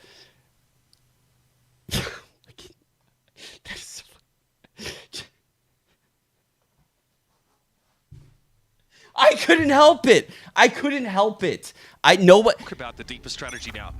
You know, someone might have said it. Someone could have thought it. Someone could have thought it. You never know. You never know if someone thought it. SRN is very low. But you never know. Through from the breach there, and MIBR will look to get their way up mid. Set up with this paranoia for Rescue to fight off of dark cover. Does fade, falls back with the nade though. Great paranoia, yeah, you play the Noia. I'm the worst to the people I like. What is wrong with me? And that is very noisy. What? Okay. There was a contingency there, at least for G2. 1 for 1. We move on. God, dude. Guiding Light gets him into Heaven now. Rescue happy to give up the angle, but Amy's going to be pretty exposed on the side here. She's playing very, very close. Here's the drop, but looks skyward instead. SRN is able to find 2 kills. They simply bully their way onto the side. Those two players are just getting dismantled, a little bit out of sync, but certainly undergunned as well. It's Petra with the 1 hero, Vandal, who mechanically was outlandish on Look at the setup, chat. Fault line off of that contact. Breach swing off that contact. Jelly 3rd contact if nothing happens. Omen ready to hold Heaven from backside. Like, fucking masterclass, actually. Like, actually fucking all of the little things MIBR does at a near perfect level. Like, I'm not even joking. Sure, as we head into this next round, getting very close. That was an ultimate that G2 struggled to play around heavily on bind, exposing themselves to it. Interesting to see from G2 though on this round. I think a little appetizer of what we'll continue to delete the VODs. Strategy book. No, I currently have a support ticket into Twitch. You know, like you can make the VODs sub only. I'm gonna make my VODs tier 3 sub only. They tried to use the grab net with a flash. We'll try something out. Catch players. They had that little paranoia contact set up over towards Mail as well. That's my support ticket. Shame. That would be insane. Just out the way. SRN is so fast. Baits out the paranoia. My support ticket to Twitch. In a position to capitalize on that, but it does slow SRN down. Rescue gave up Heaven pretty easily last round. That left Amy really exposed on that B side. But G2 now fight a little harder for the middle of the map. Yeah. Petra here. She's about C2. Okay, no flash in her direction anyway. Spray transfer doesn't quite get there. Sayori though a little bit low and doesn't have much more to do over at A. Now it's SRN big reset from here Heaven by once G2 more. if they win this. No real presence from Rescue. Big fight, big fight. 3-on-2 fight. Here's the swing though. This is going to be a little bit nasty in a second for SRN. They're going to be surrounded by 2 players. Good double swing. Rescue with perfect swing timing. Those fundamentals again shine through for G2. Really good comms. They have displayed patience in the right moments, and Rescue tallies up the last one. But yeah, I think everyone in this server, going back to like who should you watch, I think everyone in the server is a legit shooter. Like even this micro decision of that Viper to wide swing, right? That's to create space. That's not like the Viper whiffed. It's like the Viper is carrying out that strafe. I think the breach fucked up. Like Sayori fucked up right there. But I actually think Jubs did a really good job of making the player holding draw their crosshair wide in a double phase. That is against this double sentinel comp where that utility pressure is. Vanya was like a superstar IGL for BBL, so even she's in total. Into the showstopper, instant catch onto Mimi. MIBR just fully committed to running through Mayo. God, these breach lines have been very, very good. 34. Amy can't do much more than the SRN kill at the moment. Jelly sends the showstopper, rather the Trailblazer. Now 2 players up on rafters here. MIBR have control of this B site now. Seekers, Showstopper as well. The rescue can pop to follow up off the information that'll be gained from the Sky Ultimate. I heard that Showstopper come out. Amy doesn't need one. No, and what a TP from Melissa. Okay, Amy gets 4 in the round so far. And there's more to be done. It will be Sayori falling last. Petra takes it. G2 get their 4th. I can see what they're trying to go for there. A little TP, maybe draw the crosshair, a little distraction for the swing, but didn't quite work out, so it ended up looking somewhat silly. Amy dispatching with everybody pushing in towards the spawn. So that's a showstopper for the mid-take now. I was trying to think of something Disney really last night, Eliza. I couldn't. It's a nice little emergence there from Amy. Like, girl, man. Little TikTok TP from Melissa. I'm not doing no all you. Stop. Gotta be feeling good about that one. Rescue up to 6. What the hell? This is now going to result in the timeout being called by MIBR. It's been a bit one note for them trying to counter this comp by controlling mid and playing fast towards male, where G2 just haven't had to expend a lot of resources. They're more than comfortable to Chat, play stop barking at 2 a.m. Chat is continuously pissing on the floors. I don't know. Chat's really disappointing me lately. Yeah, chat bit someone yesterday. Chat is loud. Chat is always hungry. Chat,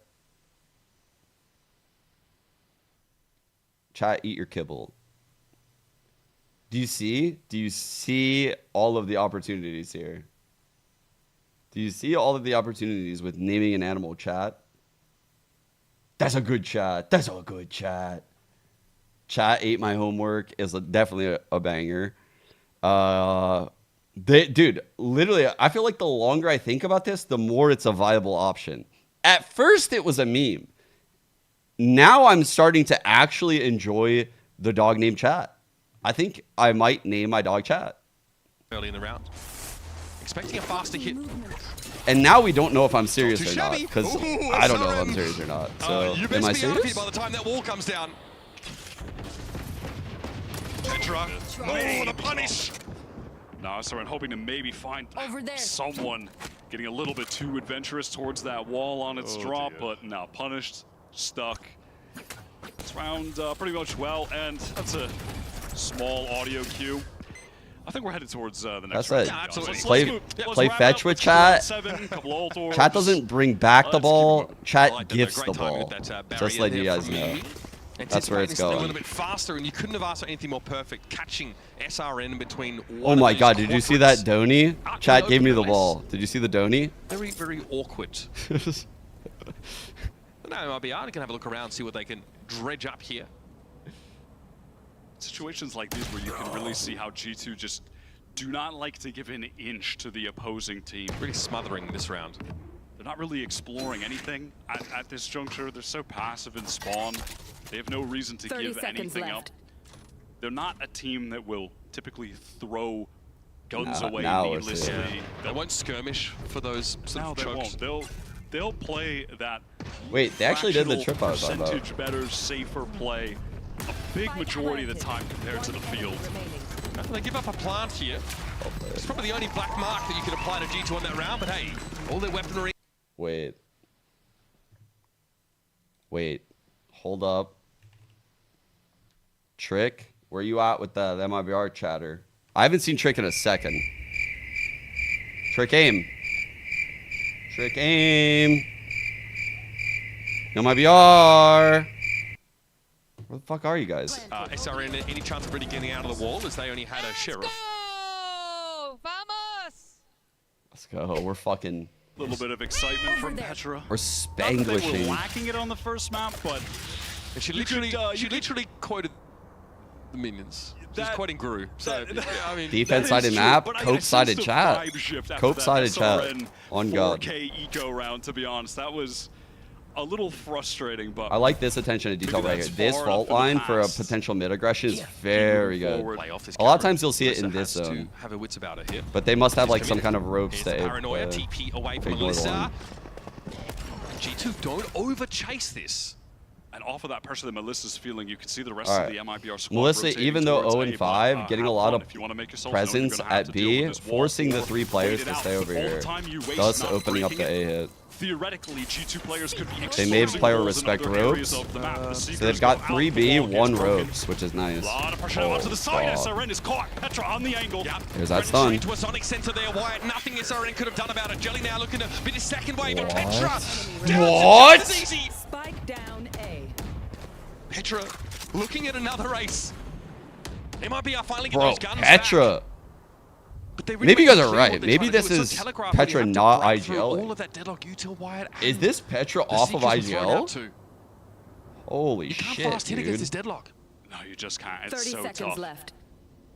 You never know how much utility you're going to be running into. That was nuts. How much you have to clear. What a nightmare that is for your duelist player. You have to satchel into the minefield. You don't know where to look.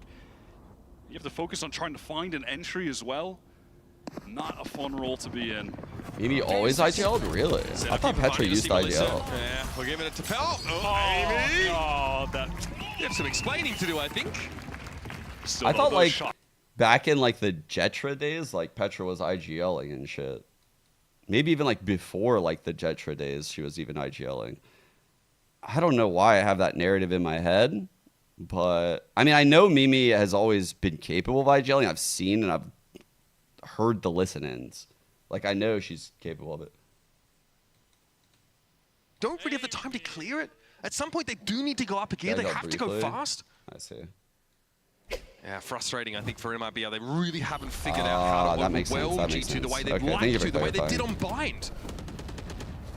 And there from Vanya is just a paranoia to slow down that effort getting up into ramp fast, which typically is a critical part of that was a bad idea. You saw why. Flash went behind the 1-1. Playing attack on split is being able to get that early A ramp control, and MIBR don't have a solve for that when there's that immediate barrier mesh. This is the first time that they've gotten a player entrenched in this area of the map. Vanya was well aware, paranoid to slow them down, but it's this map control game that is being firmly won. I would say, yeah, the Dark Horse. The Dark Horse would be a good way to describe It's him. not arbitrarily being thrown off. Definitely blindsiding me. It's always reactive, which is part of the difficulty in executing it well.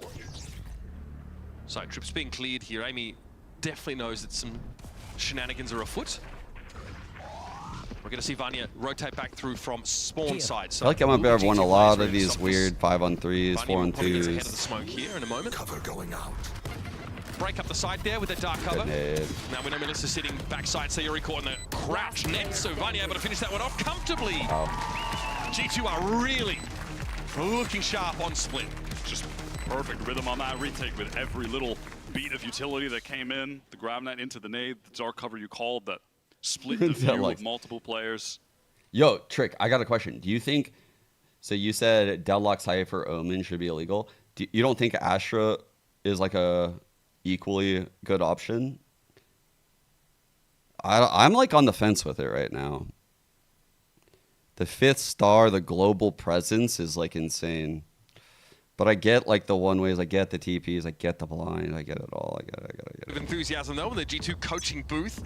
A 6-round lead here and a great start with the double sentinel comp getting to start on with a defense. 5th star, doesn't hurt. those recalls are like had a lot of these nice cross-map lines at the start of the round, though. To have an extra star to just fuck around with recalls is like... Here's this setup adjustment from G2 this time. Now she can be picked over. Barrier mesh doesn't go exactly where intended to block the Trailblazer. That's literally... You can just see these... That's going to be like chat, actually, on Saturday. When I have the crate set up, chat's going to be trying to get out the crate. Just get info and then go back and over on this A side. No. Wow, SRN fast on the engagement. That is mental to get into the site so quick. G2 are feeling confident now. They're actually going for these explores with limited information, whereas We're before so they would just close, fall back and give ground. MIBR able to exploit this, even without Sayuri actually holding that line for the fault line. Vanya spotted out here deep down ramp. Some ultimates to work with here, but Vanya really doesn't like what she sees here on the ramp. Back to heaven now. Far on. So Jelly's the one playing to watch that push down. Tentative here for Amy. It is. Has to know SRN is up on that corner now. With the dark cover, should expect a swing. It is like the Pearl patch. Paranoia like also the comes patch. in, but Vanya here can play a double swing off this doorway. It's really a contain play here for G2, as now they've pretty much run out of time. Yeah, at this point, just try and deal with damage they can. Their economy is out of control. Just take guns away. But the economy looking as good as it does for G2. Yeah, I was just trolling. Not too upset about this. Get a couple guns away. But yeah, they pushed up early into MIBR and they get punished for it this round. Yeah, first time that's been the case at all in this game, that any level of even minor They had a trap play, I think, in like round 7, right, over in B main, but they backed off it eventually, right? They didn't fully commit. Some of these stuns, like these diagonal ones like this, that you can even do with trips, like Cypher trips, are just so annoying. Like, they're so annoying because you're always running in these zones, and the deadlock sound sensors pop so fucking fast, dude. Like, once they're popping, like, you can't fucking break them. From G2, they are mixing things up consistently, which is of the utmost importance when you're running the double sentinel. You have to keep the attackers guessing. G2 also know that MIBR have stopped pressuring mid so heavily, so they themselves have not been thrown too much util there. This is a round, though, where we might see a return to that part of the map, and G2 aren't going to be fighting for it nearly as hard. Destroyed. Bomb buddy out. Yeah, MIBR get up there. Now SRN can start to posture towards heaven. Rolling Thunder coming down here. Sayori lets that one go, and this will clear heaven entirely. So SRN can transition to the side. Rescue had an opportunity there to take down. And Rescue is here despite the fact that she took the shot. No. She'll fight 2 from this hell position. GG. And now the Annihilation catches on to Zhubish. And that's the round there and then. MIBR thought they had the run on the place. The Humorous Rescue is waiting for them in the 7th circle. Hold up. Spotted the Sova main. Chat, we spotted the Sova man. Wow, I have to use my shock for the trips. I don't have to do the average Jonas double shock lineup. I'm the rest of the G2 squad to pull back in through main and support was perfectly timed. She took a shot. Fucking. All right. She took a shot as well, but so I think there was a sound cue that actually obscured that, so no one looked to check her position. MIBR immediately forced back on. Actually, though, I want the devs to buff Sova again, though. I'm going to take a step away from the shit talk. Can we get Sova back, or at very least the next agent? Can we get a new scan initiator? That would be sick if we get a new scan initiator for the next agent. As has the entire team here on map 2. Petra there looking briefly at Mimi's monitor, I think, after her Trailblazer expired. With 3 MIB. Inflation really fucked up that drone price, though, on God, no? About these sonic sensors. Now the barrier comes down. That's not a good barrier. A little annoying to clear that. My ult's ready. The sonic sensors are just placed perfectly to nullify that raised satchel in. MIBR are finally going exploring for one of the only couple times they have towards ramp. It's a bit later in the round. Here comes that showstopper. The full line is perfect as well. Great entry for SRN, and even able to find the second. Vanya needs to get that trade, but fails. Maybe here. Gravity net deployed out now. Sonic sensor also going off. That barrier still a bit of an issue in terms of how it'll filter these MIBR players. Rescue, though, clears the room with this showstopper. But that heaven control is definitely there. Spike not to hand right now for MIBR. They're running out of time. Rescue could play off this a little bit, just back up and control this space. But Jelly's going to take the fight and win it. 20, you got to run, run. No choice but to swing right, and she gets it. And at this point, MIBR, easy choice to just run it over to B, get that. Actually, though, the fucking deadlock wall at A. On God. Make some magic happen. Oh, that's a pit. That is a pit. MIBR willing to commit a so Viper's pit to securing their 3rd round. They need every round they can get at this point. Big investment, but... she kind of lost timing. She needed that kill on Melissa. Not? They'll be able to bring guns into the next. MIBR will be fully armed. Mimi here might just choose to speculate now. Try and judge based on where these traces are coming from. Melissa keeping tabs on her, and in we go. And out we go. The one banged it on accident. Contending over towards ramp. I mean, that wasn't even a great buy. It just came down to an in-the-moment sinking of that fault line with the showstopper. The terror continues to get value. We're gonna make wherever the fucking tournament. We're gonna make the opponents pay for the extra 50 credits, chat. We're gonna make the opponents pay for the extra. We're gonna keep it at 450, but we're gonna make it come out the opponent's money. Then been traded as well, but it is just SRN extending that lead that they've already got. The man advantage game. Last round of the half, last opportunity for MIBR to make something happen. Petra's actually, though, I want the drone to be 400 credits, though. I actually do want the drone to be 400 credits. But again, no full commitment there for G2. They've learned their lesson after that A-side And if the round. Frenzy's going to stay 450, I want it to be buffed. So MIBR will be exploring this pretty slowly, but Fault Line, Guiding Light gets them in. Trailblazer also comes through. They're going to try and make a fast hit now. Camera spotted them, so they may as well go for it. And nerf fucking Neon. Going to give up the scythe here entirely. This is G2 playing for full retake. No ultimates to actually use. I'm starting to feel like I should have run for president with these Jelly suggestions. is one off the Seeker, so perhaps if she can find the kill. Viper's Pit will be good here for the attackers. Yeah, could certainly be. Look at this. SRN actually exploring towards Unleash. Bish is caught by Rescue, and all of a sudden, MIBR, they're going to get a retake on from all angles. Yeah. Petra going to flash the team in now. Plenty of info off that. Amy is ready to throw down, but Sayuri is able to trade him back, finding a fourth. Another Guiding Light. Petra needs to take a fight, but SRN is going to be there, and my goodness, MIBR! Bro, he just fucking two-bulleted everyone. Don't let G2 get even close. They just decide to swing everything as a group. What a reaction to feeling trapped in. They just death ball all three of them. Triple face every single player one at a time, falling like dominoes. So many of these flashes came in from Petra. They just get turned or they just get back to fighting. That's good honest Valorant, that is. that is some good honest TDM gameplay. You just don't even buy the drone. That's so fucking boomer, it's insane. That's actually such a fucking boomer thing to say out of you, Trick. You don't buy the drone because it's like too expensive.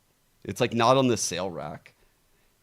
It's like, nah, at this price point. Mama Henrietta in the house. Now, Henrietta, that's a round of applause. That's crazy. Now, you are. Oh, it's maybe it's mom. Fan. You've been following her ever since, you know, her early gaming days, right? Yeah, sure. This is your first time watching your daughter. No. I used to follow her every time when she played Counter-Strike, but this is my first Valorant tournament actually, so I'm very excited to be her here. first one? That's wonderful, and I'm curious, how much of the game do you understand? She's like, fuck, I have no idea what's happening. I follow who dies. She's just like you, chat. And then when the right team dies, I clap. You are not wrong, ma'am. That is how you play Valorant. You are just not like wrong you, at all. chat. And how does it feel knowing that your daughter is basically, she's a global superstar. She's winning trophies left and right, and the entire world loves her. And that's because of a video game. Yeah, I'm so proud of her. In my generation, this was just not a possibility. So I'm very, very proud of her. I miss her a lot because she's not much home anymore. But that's actually so tragic. And you mentioned that this visit was a surprise. I believe G2 posted a video of you hugging. She didn't know that you were coming over? No, she didn't. She didn't. It was a surprise. So I was sitting in the train. She was calling me because we always talk together. I'm going to cry in the club. To bring her luck. And I said, well, I'm working right now. I can't talk with you because I was sitting on the train. And she would, of course, know that I would be on my way. So and she wrote me, this is the last time if you want to talk with me. And then I was standing outside, you know, So that's how it was. Oh my gosh, that's so heartwarming. We're going to pass it back to the game before I start crying. She's got the fucking jersey on under. I've got literally stuff in both of my eyes right now. It's crazy. Fucking particles and shit floating around, allergies and yeah. You're a G2 fan, or a G2 parent. Crazy. Got a lot to be happy about right now. 8-4 is a scoreline. G2 get a lot of value out of this double Sentinel composition. And MIBR finally get involved, but it's a little late in the half. You guys are right, I smelled those actually. To be honest, I was cutting those actually over here on the side of my desk. It's crazy. At the very end. Now on the side swap, we'll see what G2 have cooked up with this deadlock. We know it's incredible on the post plants. Once you've gotten control of the site, you can get all that util down, makes it a nightmare for the retakers. Spike on deadlock. Well and truly in this side. Are we farming deadlock? Heaven no control still there for MIBR. They're poised, of course, for a retake. Look at the sensor out of screens. That's pretty diabolical. As the flash leads MIBR down ramp. G2 really don't have much map control here, though. A bit worrying. Yeah, they got a little bit of. Check it out, chat. Look at the setup. Okay, so they have contact, and double swings off of contact. This is an insane setup. Holds her ground. Melissa tries to have a peek on it. And a deadlock wall Screens is now very well held with a lot of that deadlock util there as well. And Amy is tucked here on this corner. Oh, she wants to fight. Wow. Gets to. Sayuri now on the wrong side of the dark cover. Will take the plunge and try and salvage this pistol for MIBR. But there are 3 or 4 angles that she needs to be aware of. And Mimi brings it down. Quite literally impossible. I was apprehensive about G2's setup there because they had thrown that barrier. I've been trying to like sneak in the fucking Britney Spears. What is that? Weird off angle, but if there's anyone I wanted an off angle on G2 right now, probably Petra, to be honest. And just immediately 2 taps, and then Jupiter says, "Oh." I've been trying to sneak in the meme, but it's too hard. It's too hard to sneak in that meme. Like it doesn't work actually. Is what I've realized. Like I've tried to go through all the options in my head. It's not a really good meme for audio. Yada yada yada, all that. I'm aware. Wow, I'm aware of the really if you see Kami meme. Nicely done. Doesn't really work. Glad I've got you here for a reason. All right, G2 with the Amy's making plays out here as well. So they are going to exercise map control, albeit not quite as fast as we see in my BR. Access is part of the map. They've also thrown a deadlock wall in there, so Jubish has to fall back off of it. Deadlock wall gives him a lot of space. Ran the timing, just absolute I didn't free notice kill, that. but it's not. What? I mean, there's just no reason that anyone I didn't be even. allowed to get What? I refuse to validate what I just saw. Can't keep getting away with this. How did that even happen? G2 back up here now. Is that's been definitely given him enough time to get MIBR back into heaven. I was fucking sleeping. Might see a drift over I towards didn't the A side of the map know here. what happened. She pushed B past the Omen. But with only a ghost, wants to maybe make her way through the vent and collect something a little bit better. What is G2 up to? Come on now. So I want to offer up any opportunity for any of the players with the classics to find a kill, but unfortunately, G2, what are you doing? Simply has occurred on your screen right now, and all of a sudden, this is tough. Things are looking tough, except there's still no. Amy's got some shit to work with here, like a trip for the main though. G2 no, Amy, no. That's another classic kill. That shit free? It ain't so wide, River. Here they come, all through Spawn, and Jelly gets yet another. A MasterCard Thrifty to end them all for MIBR. Not like this. So many things in that round. A series of unfortunate events, you might say. Some may say. Some may say what we're about to witness on the screen should never have happened. Actually, consider me some, because I don't think these things should have happened. Bro, that burst just put Amy down so hard. Disastrous. Another sick round from Jelly. I was going to say something about how throwing that barrier mesh in the vent is nice, because then you don't have to worry about that flank, but they forgot to worry about the other flank. You could have just said it was an FPS game again, honestly. Yeah, it was. Yeah, it is actually. Spike down. Petra caught on the way over towards the B side. Here, Rescue never had a chance to get value out of the stinger. Spike on the wrong side. Bro, G2 literally just, I feel like this is going to go the distance now, chat. I hope they don't fucking lose this map. Give us spray there for SRN, goes a little wayward. Vanya and Mimi able to find one each. This doesn't mean a gun for Mimi, but she knows exactly where the Omen is playing from, based on the trajectory of the paranoia. She might be feeling some herself. Spike needs to be recovered. That's the main issue here, and there will be Sayori tucked right next to it. With Jelly watching the long line. Not even audio cue. The way and the timing is just brutal for Mimi. Dude, come on. Come on, G2. Don't do this to us. Don't do this. If they lose this round, like, I actually think they're going to lose the map. Fucking Thrifty, dude. Because if they lose this, they're chilling at 9-6 on a bye. And MIBR just had 3 lives, so their econ's growing. If they lose this, 9-7, eco 9-8.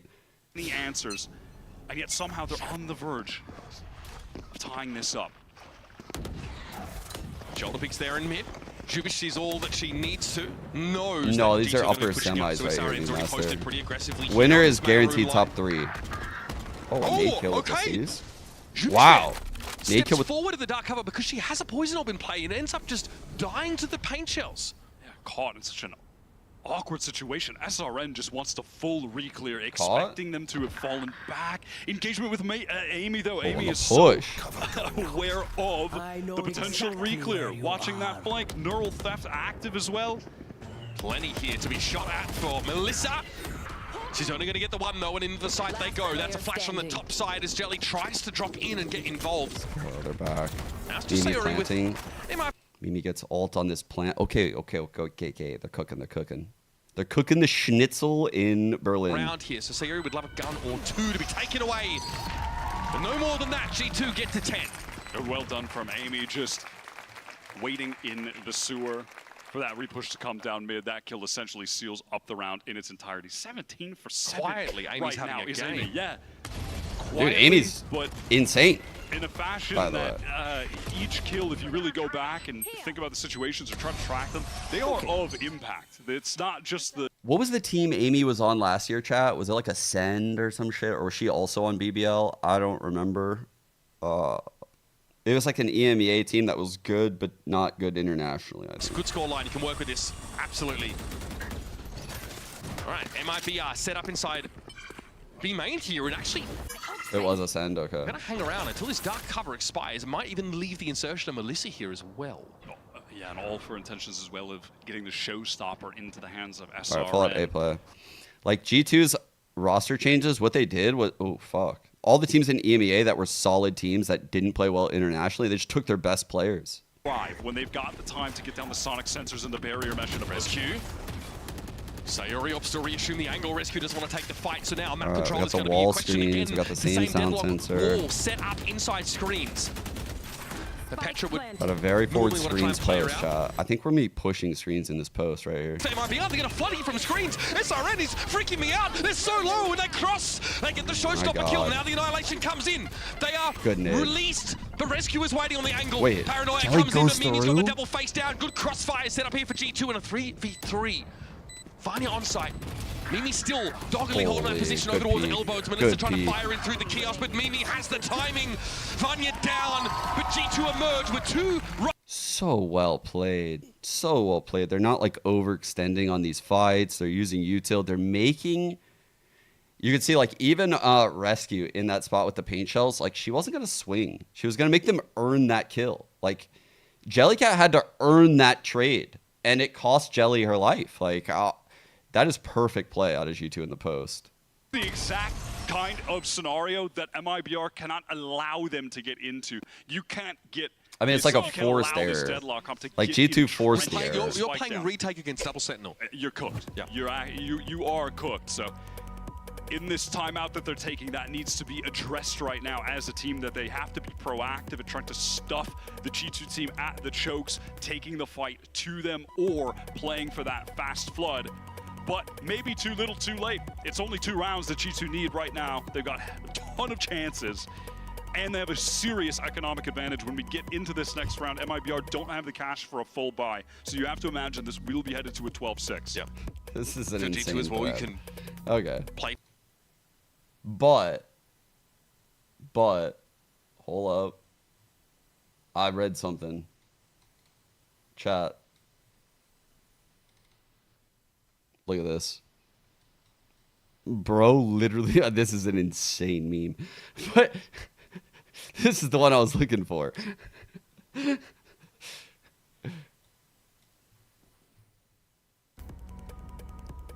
Looking like a pretty standard 1-3-1 opening here from G2, where you have that Omen controlling towards the B extremity and Cypher controlling towards A main. Cam going up on that side of the map.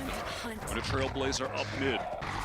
Just poking and prodding all around the map. 11-6, please give us map 3. Close it out. On an anti-eco, especially out of a timeout, MIBR could certainly come into this round with some mad aggressive play on one area of the map. You don't want to... This game is way closer than the scoreline shows, by the way. SRN punished hard, going for the peak. Amy or Noya? Different strengths all completely different strengths. Most of their success on them has come from that raw firepower. Last time it was SRN flanking. Like I take Noya's like entry power. I take Noya's like just like aggressive stances. I take Amy like if I want like a cerebral like I feel like Amy plays like really well in the late round, like off of teammates with low util. That's like when I think Amy is playing her best. Which is exactly what she's doing. But I haven't seen a lot of Amy The yet. rest of the forces head towards A. Only Jelly to contend with. I say only Jelly. That is Jelly with a Sheriff. 30 seconds Okay. left. Always good for one somehow, the Sheriff.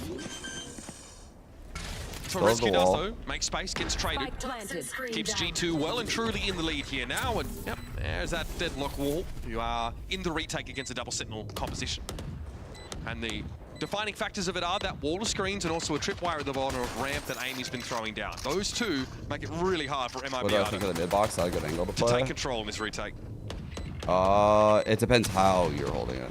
Melissa trying to get something done, and you know, at the same time, Shabush caught in the worst part of the barrier mesh. Right, Wyatt, for those hate, for the audio you listeners. hate when you just can't move at all. Wyatt doing the boomer stretch here in this round. Yeah, and loosened up, okay. The boomer stretch? It's getting tough as I push 30, Mitch, I'll tell you that. I gotta take what lulls in the action I can to stay, you know, nice and limber. Limber? So limber? Nice and limber. Be on the wrong side of 30. That's a trip. Pretty clean though, you can see, yeah. G2 have everything they need there in that post farm. MIBR really trying to avert a situation like that. Try and Alright, plant TP to their cut flag space. on these further forward extremities Get of that A and B. distance. Ray's gonna hold the You're line. gonna see a fast hit here behind this Omen TP by Actually G2 to gonna get nade. this main control here. Whoa. Oh, Melissa has to TP out. Does get grab netted though, and SRN might be forced to fight here. God, they really want to control this. Oh, Baited him so well. Oh my god, good bait. Really good bait. 3 headshots. That was nice. And good job getting back into double MIBR. stack by Melissa. Some may say that that is the truth, and there they go into B main. Time to get that orb. Amy is hearing a hell of a lot of footsteps, but not sure if that's going to do her much good. Oh my god, they're running too Actually, much. What is MIBR just doing? Pitter patter of very lethal, very hostile footsteps. Even though it's 5-on-2, even though Spike's down, I think they're... How long can Petra afford to just Don't even be doing all play that. safe here? Can she buy the time for Amy? She's definitely... Well, she's having a punt here, trying to see if she wow, can get dude. anything. Good go, She offers up a little bit too much. Ace? SRN is on track for the ace. They're going to look forward and say, hey guys, where's Amy? Is it possible that she's actually behind us? There is a quizzical ping in Amy's direction by MIBR. And yes, 30 I seconds think they left. have sniffed it out. I think if you play any agent well, correctly, you could find we have money. edges to not get ecoed, you know? May as well save, even smile. But yeah, I would say there's a lot of really good qualities of Deadlock. I could see where you're going with that to prevent getting ecoed. There's definitely a lot of good qualities about Deadlock. Like the defensive side, you have the wall, you have the stuns. The Seize is like an incredible stall piece of util. There's only like several agents in the game with this. Jelly steals the ace. Like there's certain agents where they have a piece of util on defense, and like it's a piece of util that you almost like is just gifted to an anchor, right? Like that's why sometimes you can see FaZe anchor. The Seize acts as something that allows her, if she times it correctly, to stall out a hit for a rotate. Like, you know, like if a fucking very powerful breach ult comes, or an omen blind, or, you know, like this is where you wash util. When I say like washing util, like the Seize from Deadlock is the, what the fuck? Interesting. Smoke there. Maybe they'll give it up a little bit more easily. Maybe they won't feel the need to swing 3 players into one position to take it. They're just going to play it a bit more relaxed trend. Clear towards A as well with this Trailblazer. So Amy can start to assume that ramp position. Even maybe set up like an earlier tripwire if they do decide on A.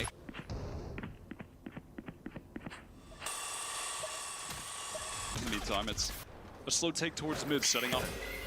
This is very... what is looking like a pretty telegraphed A split with that dark cover towards Male. Amy feeling a ton of pressure. Ultimate's being exchanged now as well. Okay, here come the Seekers thrown out. Jelly's going to be able to take that kill from Heaven. Oh, and the drop down. Amy is felled. Mimi does get into Heaven at the very least, and Rescue is right there with her. The Annihilation is active right now, and Mimi goes down. SRN is dealt with. Damn, Jelly. Just so what the hell? 4 on the round. Dude, Jelly makes some really good instinctual plays. Like, she reads the game at such a high level. Like, going into the smoke, flashing out, just very in tune with how to use the pieces of her kit. I'm not gonna lie. Like, really in tune with it. But sometimes doesn't really act as if you would expect it to. What is it, 30 HP? Enemy remaining. Oi, oi, oi. It is just mad watching Jelly and SRN, this duo, at any given point. I'm still looking at this map. I feel like this has been over the whole game. G2 have been in control of this map the entire time. And it does feel like this is a fake comeback. I agree with that. It feels like that, but if, let's see, what are we at right now? We're 12-8. We just saw like the wave of ults come out, like the big ults, right? So like there's a run opportunity here. So also last buy here for G2. So we could be looking at 12-9, 12-10. And they would still have ult edge at 12-10. And then at 12-11, I think G2's ult cycle will come back. I think the 12-11 round is G2's best chance. But I think there's like 3 rounds left where they're going to have really good buys. It's just, I think the ult economy is going to be leaning MIBR's way. They obviously don't really care about true econ. They'll have money the rest of the game. we have seen how much value these showstoppers have extracted in the hands of SRN, and I don't think G2 have been playing against them ideally. They've been offering. I could see how this goes though, too. Engagements too. All played down mid. Paranoia combo from MIBR, but it nets nothing. Yeah, all of G2 grouped up.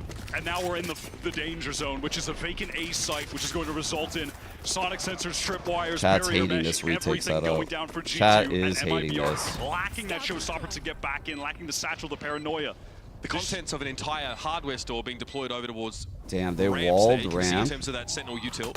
Walled ramp, push Like screens. a whole Saturn in there. No blind on Melissa. G2 are actually Oh, fighting through screens, dear. not using the barrier there.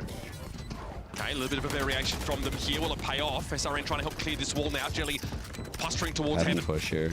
This has got to happen pretty soon, though. MIBR have to make the play. Geronimo, Ooh. they say. Vanya ready for Shubis there on the What? high ground. Vanya playing close with the TP across, but there will be Petra ready to swing on this now. Oh, grab net. That's pretty ugly. Gonna have to pull those out at some point, and you won't have time to get the defuse. G2, no, MIBR down. Damn, 13-8s on each map pick. We've got a fucking game. From the early rounds, G2 just looked comprehensively better on that map. It was a matter of the MIBR star duo, Jelly and SRN, the firepower and the combined kills keeping them in that game. G2, though, in my eyes, with a complete outplay. Absolutely, maintain that nice little 4-round lead and stuck the landing at the end of split. So Sunset being on deck next. We're going to warm you up for it. Take a quick break, and when we come back, we'll chat map 2.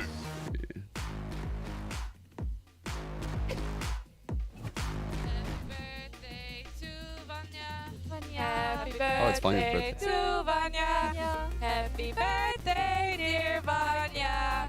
Happy birthday to Vanya. Beep-a-da-beep, hoorah! Beep-a-da-beep, hoorah! Beep-a-da-beep, hoorah! Bro. Thank you. They're too likable. I hate this. This is like... Wait. I don't like this. I don't like thinking my enemies are like human. I don't like that. I don't like that. I can't hate that.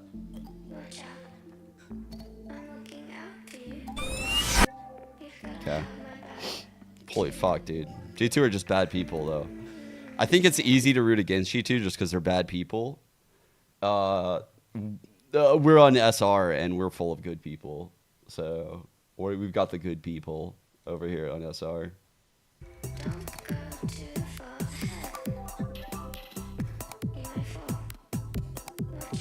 What?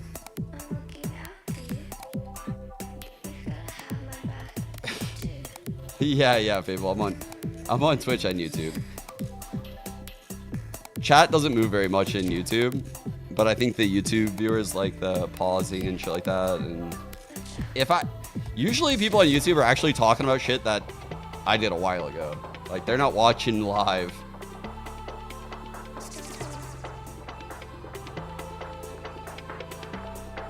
Mimi threw your cat into a tree and laughed when you fell off trying to get it. That sounds real and true. And there's no reason for us to not believe you. It's not even evil Eglet. It's just normal Eglet typing this.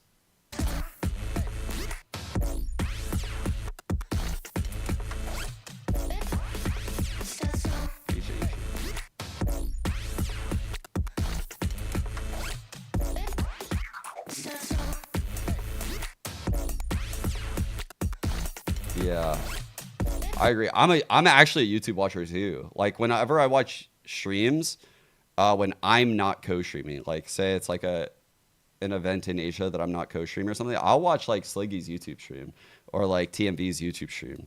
It's whatever one's at like the top of my feed. I'll like hop in.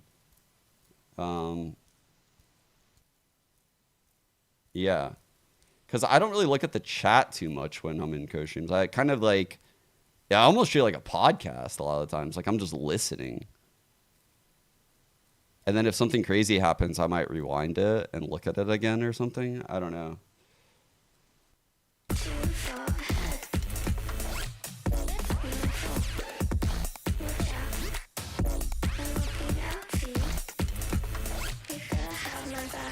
Wait, did she really, Eglet? What?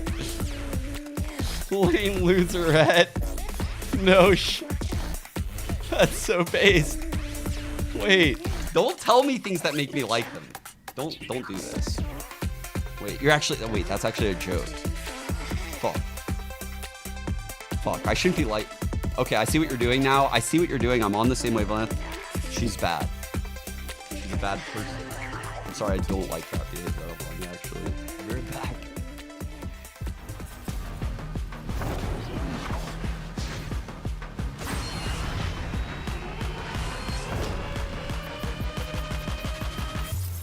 Oh my god, I have what a the response fucking from most G2 goes in with that win on Bind means we will definitely get a map 3 in this series. I'm your host Yingsu and I'm back here with Kakuka and two very special guests. We have Starbound and Dodo Nut in the house. Welcome you guys. What have you been up to today? Have you been watching the games? Yeah, we're in the crowd just watching some of the games. It's really fun, you know, making your own signs and holding them up and cheering on your team. So it's a lot of fun. I mean, we like explored Berlin before this, and then we quickly came here and got sat down and watched some games. Oh, I gotta know, what signs did you make? Who were you cheering for? Yeah. Did you make a sign, Dodo? I was just drawing on the signs, not really making them. Oh. So who are you supporting for this matchup, though? Who do you have winning? It's kind of hard. Is it different answers? Well, if MIBR like too old, I would have guessed MIBR, but since they're going in map 3, I feel like G2 might take Sunset. Ooh, okay, I like that. But let's take a look at the map 2 first and have a look at the comps because we saw two very, very different comps. Kakuka, what did you make of this? I mean, I like the fact that we see Mimi back on the deadlock. I think that there was a lot of value added to that. The way that that was stopping MIBR, starting on the attack, they had a lot to deal with. And even though we see Vanya there at the bottom not having the best numbers, her assists were amazing and her paranoia has really made the difference. And Starbound, what about you? How did you feel about these two comps? Yeah, obviously the deadlock's gonna be a little different. You can hold down the sites a lot better. You could see they play a little bit more passively like, on the A site, and when they got pressured into hitting A, that it was really difficult for them, especially not having like a nade lineup to break those sensors. So it's pretty strong. Yeah, let's take a look at some of those rounds because Kakuka, we expected them to have a good defense half. Were you impressed with the way the G2 played that defense? Yeah, I think that as you're saying, right, you can play A side way more passive, and especially when you have a couple of things, right?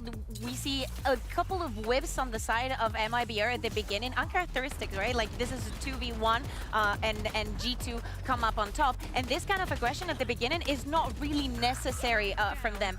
Even though the plan is good, I think that G2 and the awareness that they have with the space that they're given, it's just better, right?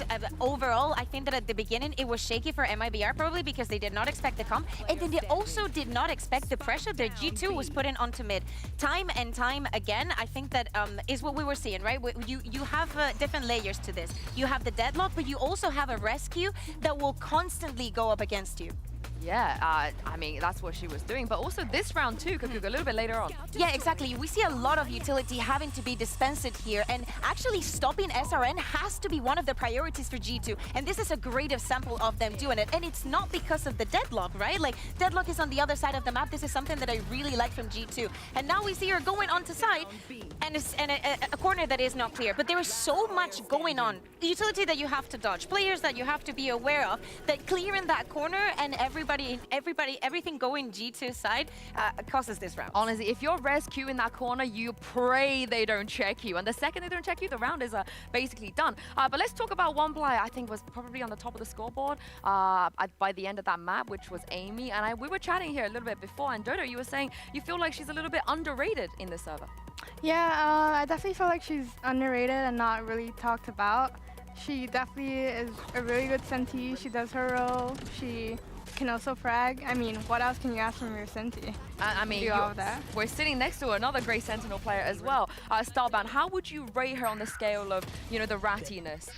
Can we see more rat out of her? I mean, obviously you can see from these plays, she's very confident in taking her solo fights, which you have to be like on a Sentinel. And when she isn't, she just has like perfect util to capitalize off of, so it makes her very strong and very scary to play against.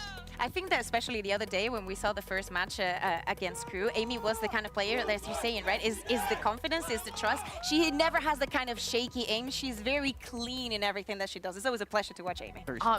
This is the thing about G2 though, right? Sometimes it's even hard to pick who's the best player on G2, because even like the 4th best player on G2 can sometimes be the best player on G2. And speaking of, we gave you guys a bit of a head-to-head after map 1 of Rescue versus SRN. So let's catch up and see how things are going right now. SRN is just so consistent. Starbound, I saw you were jersey swapping with SRN as well. Tell me what you think about SRN as a player. Yeah, SRN's just like been putting on a show in all these matches, especially I was watching the regional against Team Liquid in Brazil, and they were popping off. So seeing them here on the stage, still being able to have that impact, like really shows a lot of character. Yeah, exactly. And also thinking about the next map, we see the Rescue is catching up on those first duels, taking a little bit of the advantage, and there was definitely a differentiating factor. I'm not here to read what? As I'm saying, thinking about the last map, can we expect SRN to go on that Neon?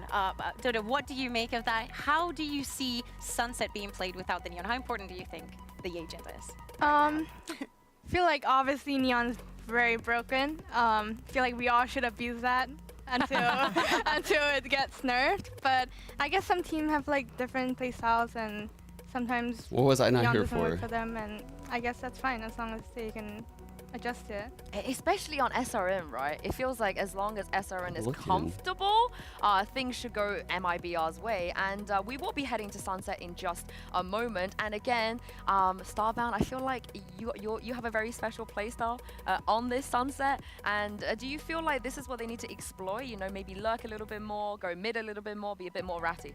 Yeah, I think like Amy's already been having some like really good games, and she could definitely take control here on Emerging Sunset. Curve, thanks for the primer. Lurks with that confidence that she has, so that was a minute ago. Like really fun to watch. And Argonaut with the 17. Yeah, and it looks like we won't have any changes. Yeah, I mean, my eyes go to two main characters for me here. Besides the duelist, I'm looking at Petra. She made that swap back into the Fade. We know that it's lovely to see her play that agent. And on the other side, I'm looking at Jelly because their performance today. Bottled lotion with the primer. Jelly is just great. I feel like all the people that haven't seen Jelly Samsara gifted 5. I'm so sorry I missed that. My goat. Thank you. Thank you. Before we let you go, who's going to win this map? I gotta go with MIBR just because I'm rooting for SRN. Oh, I feel like I have to go for G2 now because we're up against each other. We love it, we love it. And very, very lastly, we have Uber and Wyatt about to cast the last map. Starbound, would you like to do the favor, take my job, and toss to Uber and Wyatt? All right, I'm sending it to you, Uber and Wyatt. Ciao. No notes from me, Starbound. Nicely done. Great to be back here on the caster desk. Our third and final map is Sunset. And obviously, the winner advances. The loser goes to the lower bracket to take on Zeta Division on a run of their own, Wyatt. Not a team I'm excited to go up against right now when all 5 players are white hot and they have all the momentum in their favor. And Serena doesn't have to stop moving to shoot me in the head. Dangerous right. I think prospect. the Donis We're heading are into a still map going here to that charity. I have felt both of these teams All good. have excelled on. We saw Honestly, that's a good MIBR thing. destroy Giant X here with all 5 players fragging out.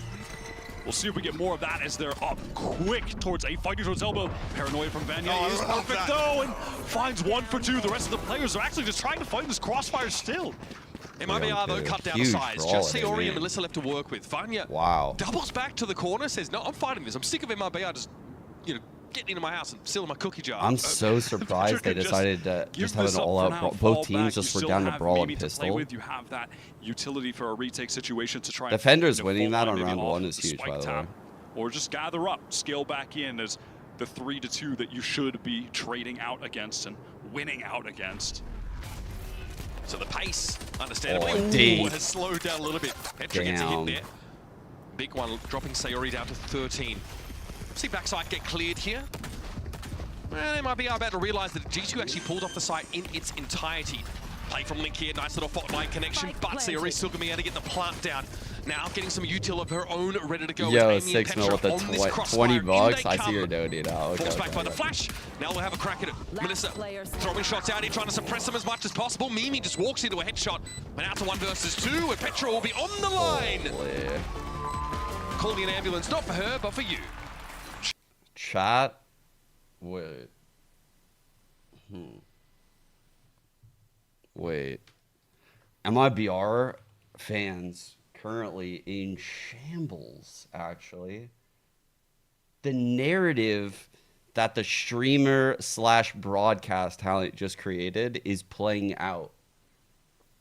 The experience third map, the 2-1 that we spoke of.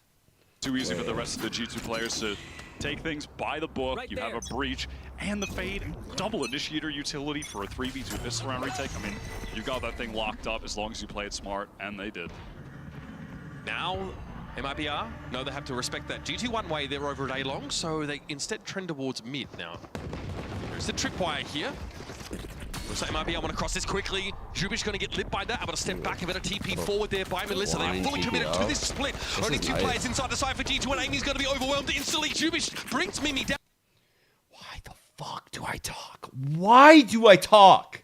The curse, and suddenly it's activated into a 5-on-3. Oh, I am literally so pissed at myself. Please win. Patrick's the first, just pure spam through the smoke. Good opening. He's been so consistent. The game sense for his smoke shots has been fantastic. But Rescue there steps up with a better weapon and is down by Jelly.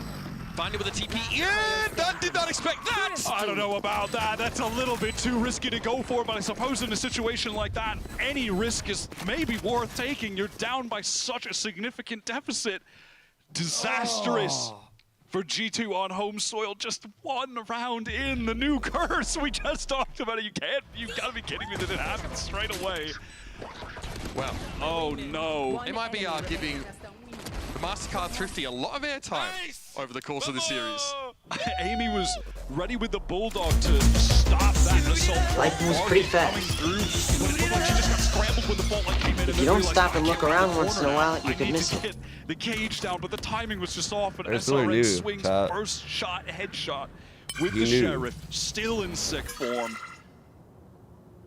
Life came at me real fast right there. I mean, so hard to keep quiet in these early rounds of a half.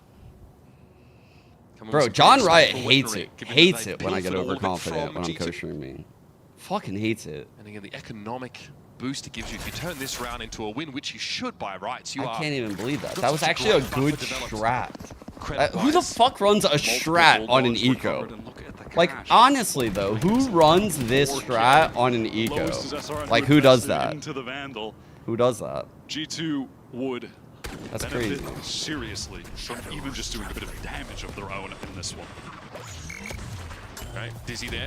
Dealt with by Rescue now. A couple of shots through the smoke. SRX Whoa, they're going comes through away that? with one of them. It's going to be Vanya with the right click. She's able to get to safety back. Yeah. Some liberties. Spike goes loose. Jubish though able to recover it. Vanya will still be feeling the pinch. Sayori gets in there with the judge. 3 on 3. And now we have a slowdown. Tripwire does see G2 coming now. Amy walked into it purposely as well to expose that it's the Cypher there, so maybe just going to be the one, but Petra is in tow. Mimi set up, has some util to work with. 2 flash points and an aftershock up for the breach now. Again, that didn't hit her. Retake is pretty darn nice for G2 to work with. Melissa's under pressure and it's going to be Mimi that takes it down. Jubish gets in from the top of mid and it's all up to Petra. Halves it. swing takes a bit of damage. Petra now is in this. Headshot to Jubish around the corner. Goes the Prowler. What a comeback for Petra. We're so back. Each other back and We're forth. so back. Even she can barely believe it. You have got to be joking. This is the best time possible.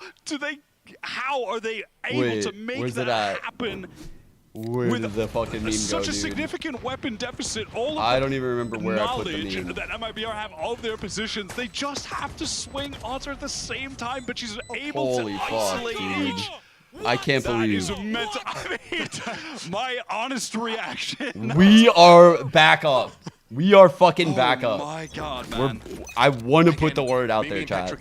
We're fucking so back. They can really Holy fuck. the odds in their favor. Thank you, GT. Still shouldn't have won that round. Still very unfavored. MIBR able to buy up. Yeah, I am just stunned. And yeah, MIBR's economy was so good, anyhow, that Yo, Kaz, we're just into a my buy. I mean, this is fine, I guess. So basically, the game has equalized itself. The pistol round is I hope none your of this pack's going even good. mattered. We're just onto a normal game of Valorant now. Is that breach nothing from respects it, backs up.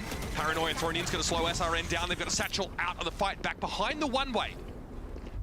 Melissa wants to keep edging forward.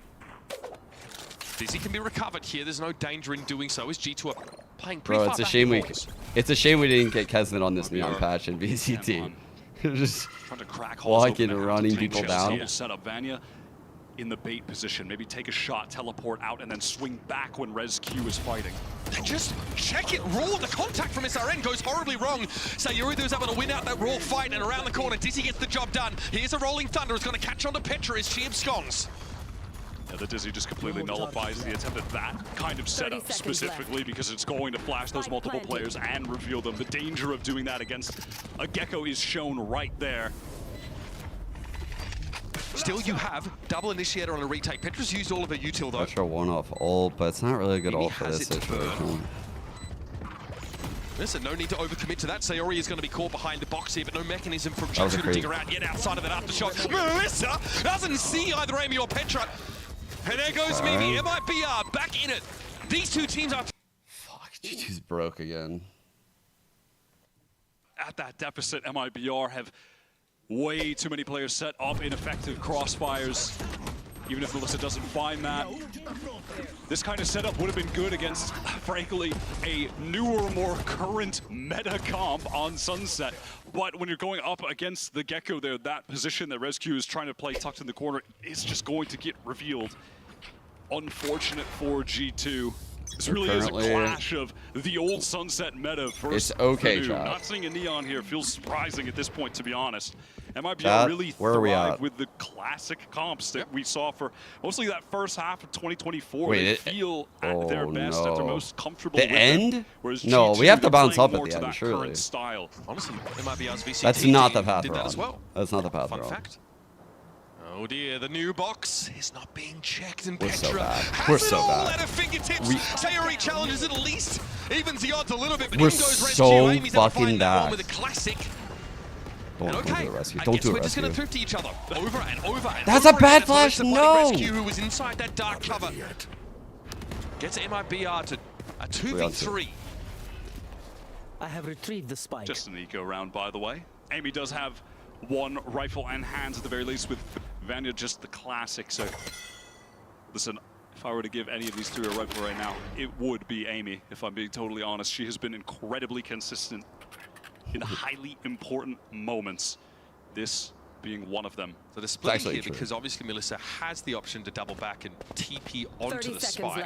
It's a good idea. Need to be recovered. Bro, it's actually a hella good idea. Play loose with the Omen, draw the rotate, and then you could ult to B, or you could have this player drop the spike and grab it. There's really like whatever. So she's just faking it out, scouting with her ult, so she can definitely stick it front side. MIBR are going to be able to get this plant down and set up. Yeah, and just threw a dark cover towards A as well to keep G2 guessing. That was a really nice idea. Of course, I like that. in this new version of Sunset, it is harder to play that pure, Info ult. you know, spam game. Nice, that we've clearing out seen Boba. That's a really good idea. Fast. No longer the case. It's not like it wasn't like a home run type play, but it was a lot of info, which tells them how to use the paranoia, the fault line. Plant set up. There's a cam here to play off of as well. Out trots Mimi. All of G2 starting to converge now upon that spike. A one-way thrown down. It's so annoying now with that box in place. But this are actually TP'd into a paranoia. Amy with the stick. Vanya and Mimi get Well involved. played, Guarantee G2. the defuse. Damn, G2 played that nice. Just play things way too safe, and the changes to the map are so evident in a moment like that. That one-way dark cover that can be placed essentially shuts down the B main spam play in its entirety. You can only have a player spray from one angle, and you're just cooked. And now in this new version of Sunset, that's a situation where MIBR really needs to be playing more proactive, honestly, and trying to catch them out in a 2 versus 3 to find something to even it up. Unless you throw your own smoke down, right, and then just take the risk of not being... I just want to let you guys know the only reason I'm rooting for G2 is because I want to beat them. It's not because I'm a G2 fan. No. This is actually a hater arc you guys are seeing when I'm rooting for G2. Melissa really, because mid is given up here entirely by MIBR. That's what you get. That's what we're witnessing, chat. Timing might work against her here, though. Yep, swung into the double face. She's able to get back of it, though. As I said, these are bad people. Could have gone way worse. Yeah, she is feeling the pressure in that situation with the paranoia ready to go out just as a defensive mechanism, but will not again? Surely. Surely. We're definitely checking this. No worries. Definitely gonna. No, they will. Box. We already. SRN's looking at it. Yep, they've. Oh no! Bro! How did this line even more this time?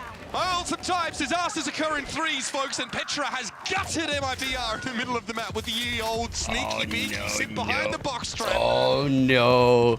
And the last 2 players as well, just getting lit up by a little ult on top of that. Amy says, why not? Let's just make sure we win this round. What? How about we break their economy too? Why not? What a day to have eyes, Wyatt. What a day for What a day for What eyes. a day to have eyes. What a day to turn fully to the left, even. That would be... Intending on hunting for this. That's so crazy. That is top G2 not intending on hunting for this anyhow. Their economy is not totally in the place they want it to be at, so they're just going to retain all of their rifles. Well, map designers looking on, rubbing their hands together, saying, yes, that's right, explore. I know. Map designers are literally greening out right now. We are getting a game that feels like it should be in the trailer for the map changes. That's so true. This is how we changed B main, so you can no longer spam the spike. And look at how you can control mid from the new box. Like, actually just tutorial gameplay. Oh my god! Oh my god! Good job, SRN. Good. Bro, what if she does it again? Don't do what I did again, okay? I didn't think anyone was going to do it 3. She's like, yo, guys, no one go behind the box of mid. I don't want to tell you why, but no one on our team should go behind that box for the rest of the game. On God, stay away from it. Just stay away from the box. Oh, no.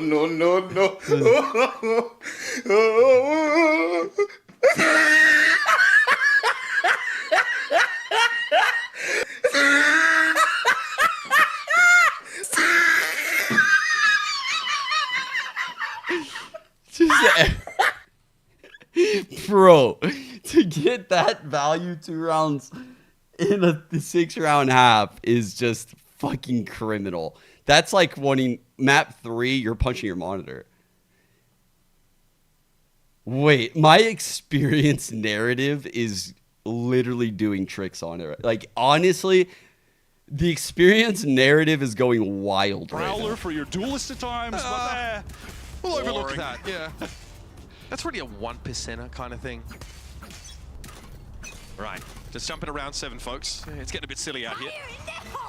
Oh, looks like we're still going to do it. Showstopper for SRN. They do get back around the corner. Mimi. Why run into it, Mimi? With some no. damage onto the offending raise, but not enough to neutralize her. Amy might have a timing here. It's perfect. But Sayori is very quick on the flick. What?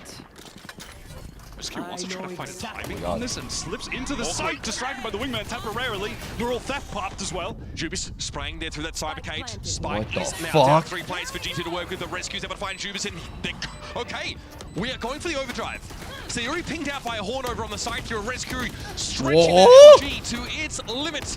That's going to be Petra getting involved. Good trades here from G2. They have some presence on the site now.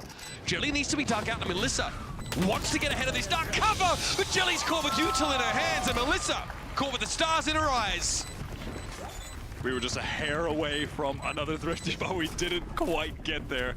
G2 finally able to stabilize, playing that 2v2 in a very clean fashion at the very end there as well.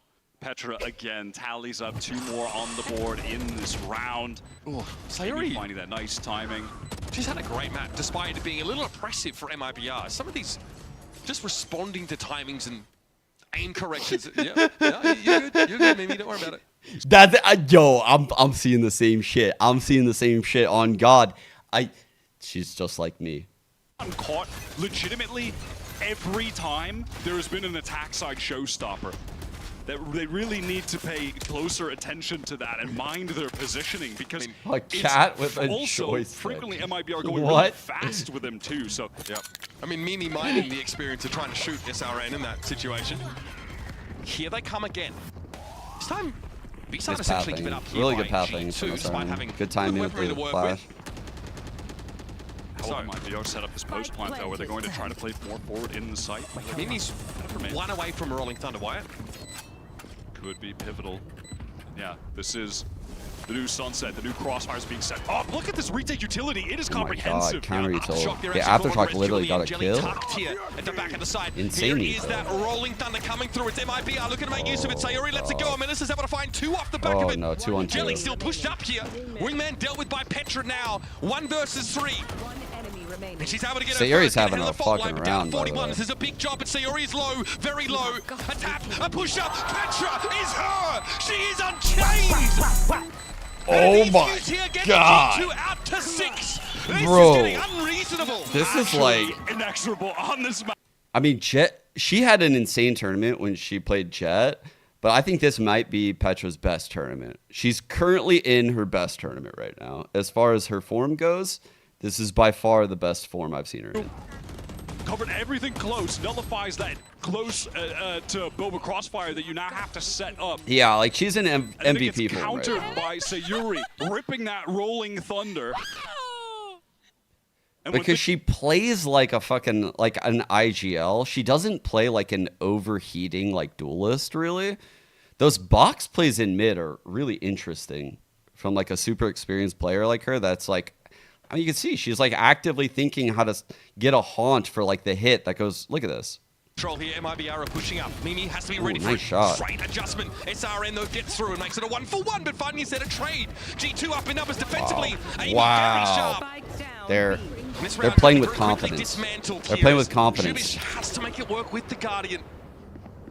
Meanwhile, the raid buff Petra on the other side of that wall. Just biding her time. It's going to be a multi-swing here out from Boba. Jubish has to respect the paranoia now, though. Too many heads to shoot at. G2 get their 7th. Dude, they are cooking. They are fucking cooking. Meanwhile, let's do a listen for MIBR. 1 sec. Trick.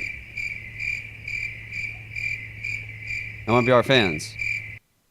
Nope, nothing. Literally nothing. Amy just feels nothing from Trick anymore, huh? He's gone. Swinging in a way where typically she wouldn't, to be honest. That's not the swinging out in the open and tapping down multiple players isn't really the Amy percentage play that we're used to seeing. It's really, it's a testament, if anything, to where G2 are at. That was a good trick, some would say. Wait, what if they don't clear it? I'm watching to see if they clear maximum. Good Cypher Cam placement here. This will spot the mid-stack of MIBR. That's going to be rechecked now by the Prowler, forcing MIBR out of mid entirely. Where to now? So much danger for the Brazilian side here as well. Look at their economy, and then you lives from base, peek not over on the from opposite side with Mimi. Rolling Thunder just waiting Mid-trap for an play. opportune moment to use that, turn the tides of this round. You can see what they're cooking here. Like, this is definitely a huge mid-trap with a breach ult. And they are in the teeth of this shit, chat. with a Neon. Let's go. Timing in mid. It's going to be the Rolling Thunder. Can they get out? Rescue gets in there. Fast lane deployed. Mimi already found SRN as they weren't able to get out of mid, and they say, that's enough for us. We've also got the neural theft because we got a corpse, baby. And look at this, 40 seconds, all of MIBR. I don't like it when he says we got a corpse, baby. No map control. Look at G2. Rescue has immediately pivoted and posted back up into B main. Cover going out. The time is dwindling. 30 seconds left. The one way going to be thrown out here as well by Vanya to slow things down even further. Zubishling is just a little bit too long. Taken down in mid. Yeah, Petra just picked up the lurk. I think that was just went to the box at the breach. From the box at the breach. She will not be swinging from this box. She is always playing safe, always playing intelligently. She knows why she gets free kills like that. She knows Sayuri's there as well. The fall line doesn't hit her. In fact, the one that comes from Mimi is devastating. Now Melissa is a sitting duck.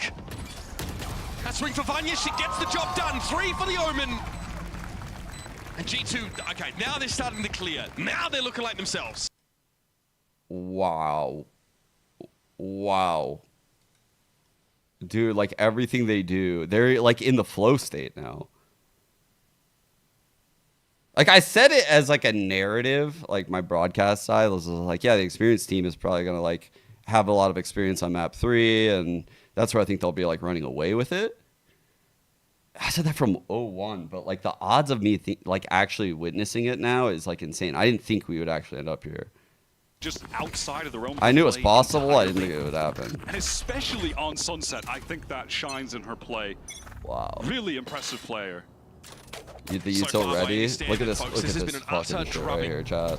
Oh my god, with a neon stun ready. Like this was deadly if there was an elbow take. Fucking deadly. Uh-oh. Weak sight with 2. There's a chance. Petra slaps her down. Never mind. Rotates in. Wait, Jelly? Sorry? Okay.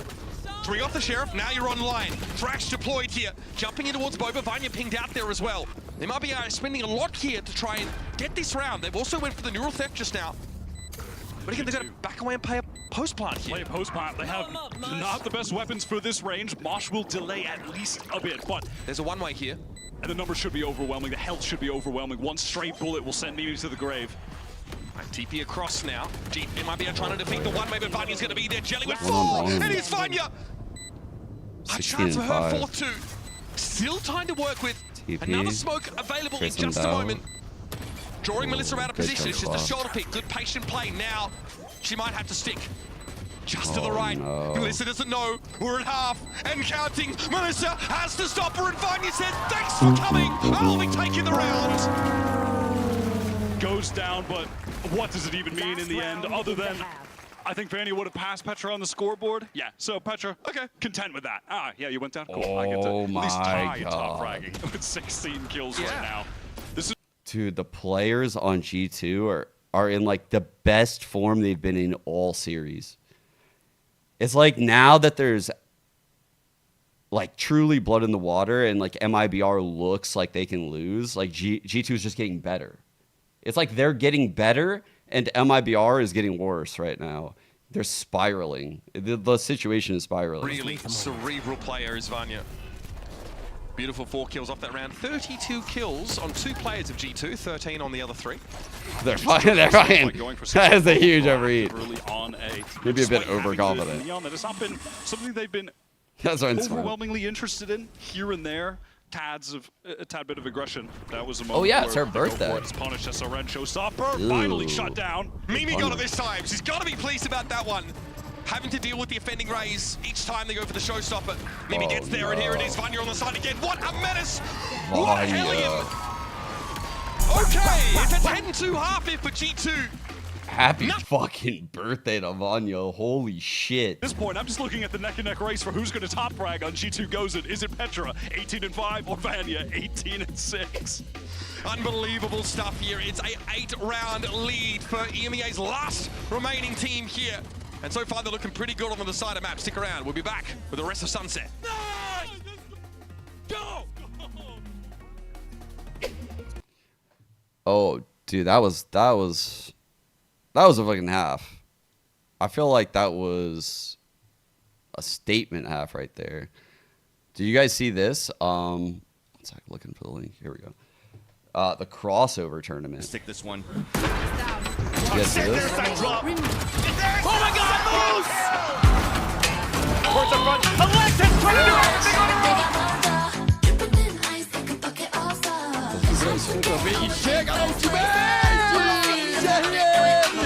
Grabbing himself a weapon out.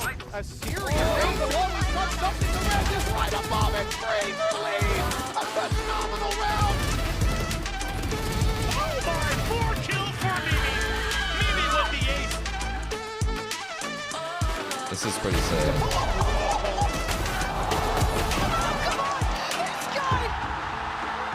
I'm actually really excited about this. E agora só dai que sai, Yuri! But opening first is MIBR. Fortnite is just way too fast. Buena por parte de Com que saca la doble. It's Oxy again!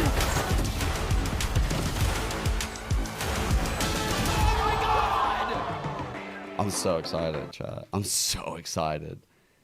It's fucking so sick. I mean, I quote retweeted yesterday, but I'll just retweet too. You know. Signal Win boost. 8 rounds in a row to dominate that first half. Some say G2, others say. I've been waiting to see a tournament like this and for so long. Actually, I saw they did it in EMEA, but I didn't get to watch that one. I think I might have been like, I can't remember. Maybe I was working an event or co-streaming something different or building the team. I don't even know. I was just busy and I couldn't watch it. But it's fun. I want to see like how the GC players hang. I would love to see it. Like I want to see floor. I don't even know who like the GC teams are sending. Been utterly dominant. I think that they're playing the map tactically on a totally different level from MIBR. And that was a question I had for MIBR coming into this because when we saw them on Sunset the other day, they blew out Giant. Oh yeah, I also agreed to co-stream from the van. I don't know if I should say that, but fuck it, I just did. That's how I found out about it. Yeah, I went co-stream in there 6, 7 days. The G2 side. Yeah, and when you get them both together, that's when you're up 10-2. Yes. That'll be a lot of fun. Tremendous. All right, here comes G2. Pass it on to B. Stack away from that B side by MIBR, so they are going to be priced into a full retake, but you'll note the breach util is there. I mean, this is going to be to work with as well. I'm sure they're going to have a lot of people there. It's not just going to be me. But there's just too many things to look at. SRN, bullet right between the eyes of Amy, and in to market we go. Just straight. Because I'm pretty sure it's in the right arena. Far too many angles to watch from players from MIBR that might be rotating from A, and there's the centaur covering the main. They're going to pull out a market, but the paranoia will stifle them temporarily. Must win from A lot of those MIBR. flashes coming out now. Vanya paranoid for the time being. Aftershock though on the spike location as Wingman tries to get in there. It's SRN on the swing. SRN to try and salvage things here for MIBR. Not half. Sayuri has to step up herself Hiding in now. 3, Rescue's 2. going to dive into the Goomba's head first into the smoke. Sayuri's going to be there. It's going to be Mimi to salvage now, but Jelly gets ahead of the defuser. Okay. And MIBR They're still in it. that all-important pistol to stay alive in this series. They retook that with some serious gusto, getting back in from market, just placing the dark. How does MXS have a match in 9 days and have a roster right now? So MXS, we hired the head coach and assistant coach, and we've solidified the roster as of like a couple days ago. Contracts aren't signed, but they're practicing and shit. So, yeah. So how this game is going? That's a pretty fair estimate. It's looking really good. I mean, there's 5 I'm excited. classics. Yeah, pretty unlikely. I'm really excited and I'm very optimistic. You're on it? Not even a frenzy, not even a sheriff. I mean, GT spotted out though through mid, so this is very telegraphed. Melissa are able to just dispense with some of this util to slow G2 down. They are, for all intents and purposes, corralled into market, and now they'll emerge. Rescue with a recon bolt at the ready, but Melissa is waiting with a Spectre on the corner. Petra will step up, as will Mimi, and it will be knocked down summarily. Blinking you'll miss it. Jelly's nuts, by the way. return She's so to good. normalcy. The most clean anti-eco round you could possibly ask for, aside from tragically. Yeah, I saw the groups, yeah. One player will have to rebuy their light arm. That is a massive moment of silence for that, yeah. I was watching them scrim yesterday. Yesterday was their second day of prac. So it was their second day of prac. They beat VCT teams. They're good. They're good. The comms are fucking amazing when I'm listening in. And it's still the early days. That late presence in mid as the rest of the team. I'm very optimistic. Make an effort towards A that does get slowed a bit. Neon's fast lane used early. This could be a nasty fault line. That should catch on to at least 2 players. Oh my god! Player on the corner was pretty nasty, but Petra even on the back foot. Dude, Petra! Sayuri would just suspect it here. Literally saved the bonus. One way going to be thrown up here, but there's a big move for G2 into elbow now. Reinforcements are on the way, and Amy might be in just the position to stymie them from Link. And now Sayuri is feeling a lot of pressure, gets a dark cover for safety to try and rotate back into the site if necessary. As Rescue dashing close, low HP, trying to get space for the rest of her teammates to get that plant in. It's going to go down on T-Fault. Melissa wants to pay off his paranoia, but the smokes are still in the way. Amy, great positioning there. Able to see Sayuri over towards the Link side now, and there it is. MIBR's bonus. Damn, I think MIBR needed that, and they started so well. The 2K from Petra. Can't come back from that. They do a nice job just taking a small couple moments of pause there before getting the spike down, allowing some of those smokes to fade and getting in position to swing for each other when that flood attempt was predicted to come in on the spike tap, and it did. They handled that well. Yeah, you can see this moment right here once all I think it's still my pin tweet. Went for that G2 touching distance of getting into the upper bracket finally. I talk a lot about the GM stuff here in this video. So. It's pinned on my Twitter feed. So long as, excuse me, they can close things out here. Basically, like, outside of my stream, outside of all the broadcast shit, I've been building this team. Well, not me only. Once I got the coaches, like, obviously they were heavily involved. And now MIBR been locked into the site with that dark cover. Fast lane up here for Rescue. Zubich wants to get close to the cyber cage. Rescue's going to have a double face to deal with. One for Zubich is going to be traded out. Here's Melissa, but she's very, very low. It's over. She's going to find 3 on 2. Wait, 2 on 2. Jelly steps in. They've been a bit quiet of the last part of that last half. Keep it a minute. Back into the action. And Mimi still brings him down. Over. It's over. Mimi won off of ult.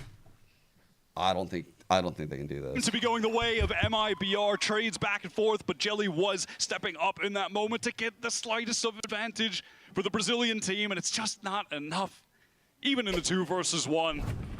Mimi, who's just been a consistent supporting element of the team throughout this series, finds a moment at the very end to shine on her own too. What a finish. Oh yeah, you've got to be pleased with that now, you know. MIBR are forcing for the rest of the game.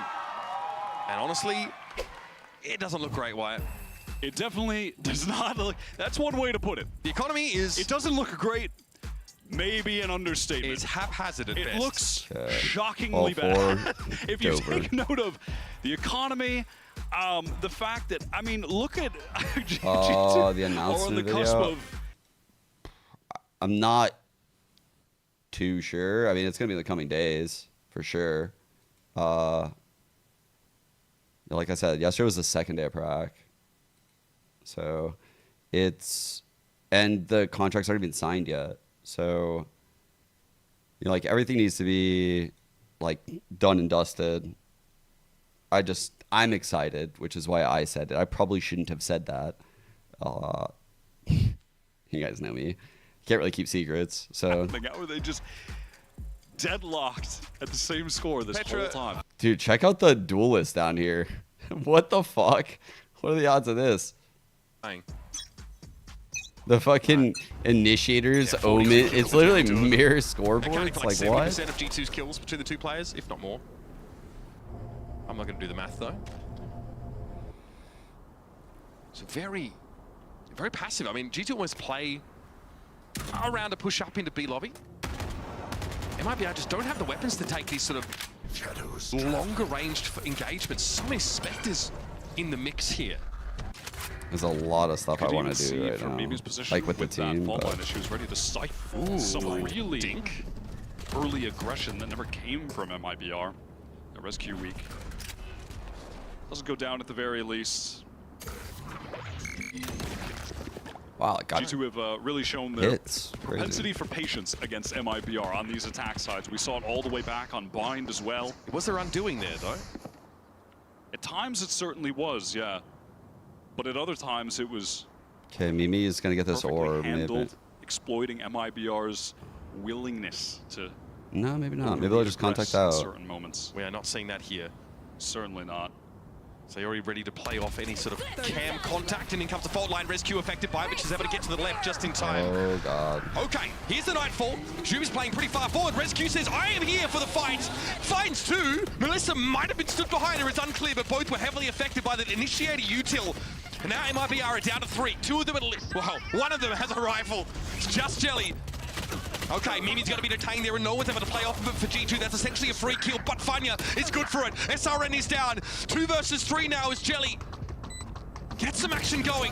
Fanya, again, the patience, it's signature, and it's crippling there for MIBR. Ref! EMEA Starling secure yet another. That's game. Game. Call it off. Complete There's fucking... Bro. Actual fucking domination on that third map, though. They fucking blew him out. It's the series absolutely flipped. I don't know what happened. There's certainly been some ups and downs both in this series and the last. But when we're seeing them at their peak, they are as deadly as ever.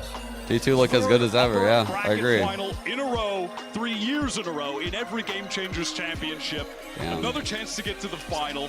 So consistent. And a bit of revenge against Brazil from knocking them out. That early exit that they suffered last year. For now, at least. What undid them last time was falling into the lower bracket and facing that Brazilian delegate. But at some point in that series, you noticed, you saw a real shift. Yeah, Fade's a really good agent. Start having fun, and my God, they made the most of that last map. Bind was very close, 6-6 half, right? We really felt like the attack side for MIBR was very solid there, but a double Sentinel pick on split. The defense side was incredible, 8 rounds for G2, and then they got so many post plants with the deadlock and Cypher util. Really just exploiting their compositional difference against MIBR. Yeah, I have the box score right here too. Going forward in this tournament, tough ask to go up against this team on Sunset. They are phenomenal. They are phenomenal. Okay, here's our box score. Jetra went blow for blow with Jelly. Like, honestly, I think this was the difference. Like, this cancel out right here, like literally just washing out a player that's like owning like that. Holy fuck. That was a massive series by Petra. To be honest, all of the players on G2 had really, really big moments. I think it's a little bit tough. I mean, Petra definitely goes crazy on the third map. Petra's unreasonable 1v3 thrifty for me is it makes a pretty Oh my god, Floor. Holy shit. Oh my god. Almost a fucking 100 ACS gap, dude. That is the fucking Grand Canyon of 1 to 2. Oh my god. The fucking gaps are crazy. Bro, a 50 damage gap from the 1 to the 2 is like unheard of. Like, this is unheard of, actually. Like, we're looking at the separation from the leader in ADR to the second in the tournament, by the way. Like, how's that possible? That gap. That's fucking insane. No, she's not leaving. I was like, wait. Absolutely. We didn't get rid of C-Maps from MIBR because they were so dominant, but now we got 2 teams that were fundamentally on similar levels. We got to That's alright. the tactical depth of both of them. Getting a first blood on almost 1/3 of the rounds when there's 10 players in the server is kind of ridiculous. I mean, Floor is doing it over 1/4 of the rounds, which is also fucking ridiculous. Like, when you think about what those numbers mean, truthfully, it's fucking crazy. First kills per round. I'm standing here right now with the birthday girl herself, Vanya. Vanya, happy birthday to you. Congratulations on the win, and we have Rebecca here to help with some translation. Now, Vanya, first question for you. There was a little bit of a struggle on Bind, so can you tell us, like, maybe what went wrong or what was the team struggling with that map? Bind haritasında birazcık sorun yaşadığınızı gördük. Orada hani nasıl bir şeyle karşı karşıya geldiniz, nasıl bir engelle? Bind'da savunma kısmında zaten sorun yaşıyorduk son dönemlerde ve maçta da aynı sorunu yaşadık. Hızlı reaksiyon gösteremedik ve hazırlıksız yakalandık rakibe sürekli. Kendimiz gibi oynamadık, biraz pasif oynadık savunmada. Bu yüzden dolayı kötü oynadığımızı düşünüyorum. We were having some issues on the defense side like before as well, and this just happened again. We had some struggles that we couldn't get over, and we were really passive, so that's why we were struggling. But then we move over to Split and to Sunset. She's probably just not comfortable doing this. So just how different were the vibes compared to that first map? Ama sonra Split ve Sunset'te Like she probably understands what is being said Orada right sizin now. aranızdaki etkileşim, vibe'lar nasıldı? Split'e de son günlerde daha çok çalışmaya başlamıştık ve iyi olduğumuzu gerçekten Yeah, it's just like a comfort thing. It's like she doesn't want to odaklanmayı sit up there and have to kendi think oyunumuza about an oynadık Split'te adjective because she's ve nervous, üçüncü you know, haritada like zaten aynı oyunumuzu devam it's a ettirdiğimiz different için her type. şey yolunda ilerledi. İyi That's why I always say like oynadığımızda respect for gerçekten bu doing the interview in şekilde English maçlar because We sonuçlanıyor.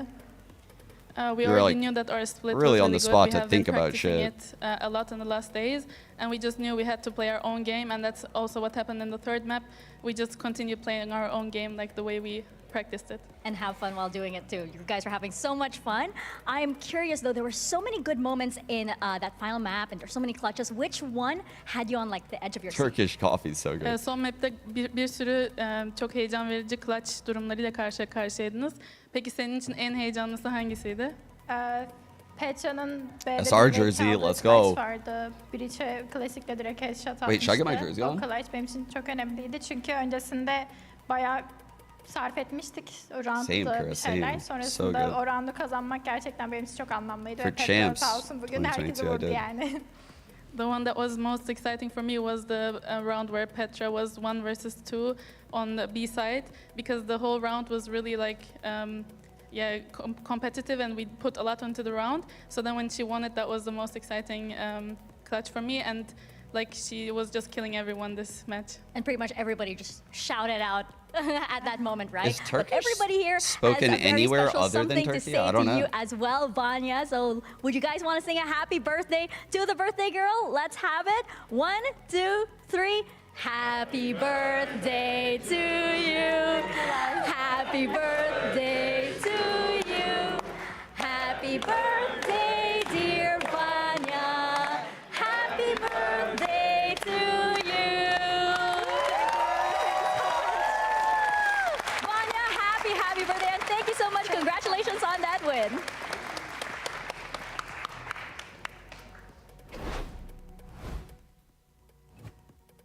Yeah, same Cash.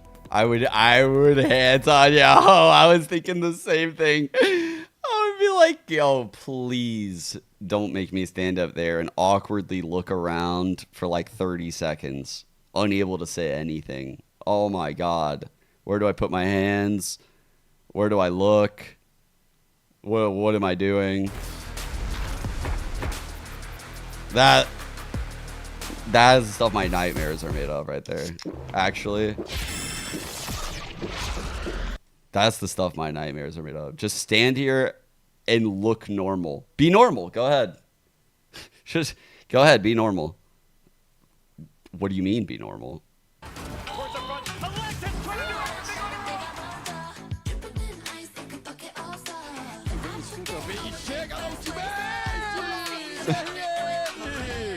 A weapon out. A series down below. He's got something to red just right above it. 3-3. A phenomenal round. Oh my, 4 kills for Mimi. Mimi with the ace.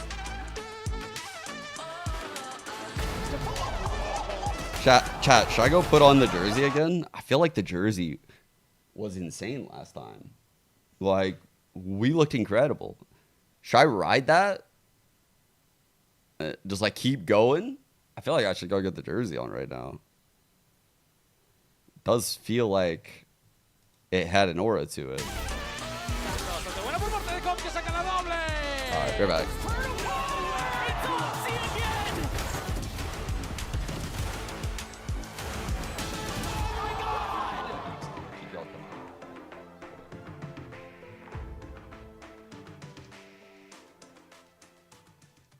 human body was built to move. Not trapped at a desk in one singular posture for 12 hours a day. It's time your chair evolved.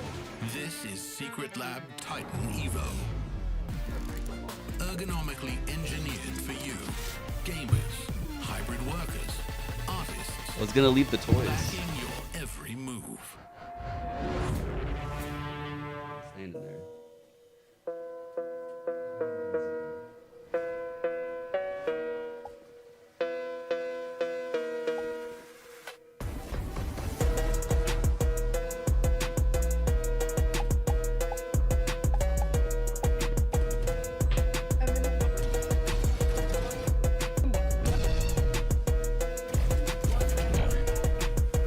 Trying to leave you guys with the end.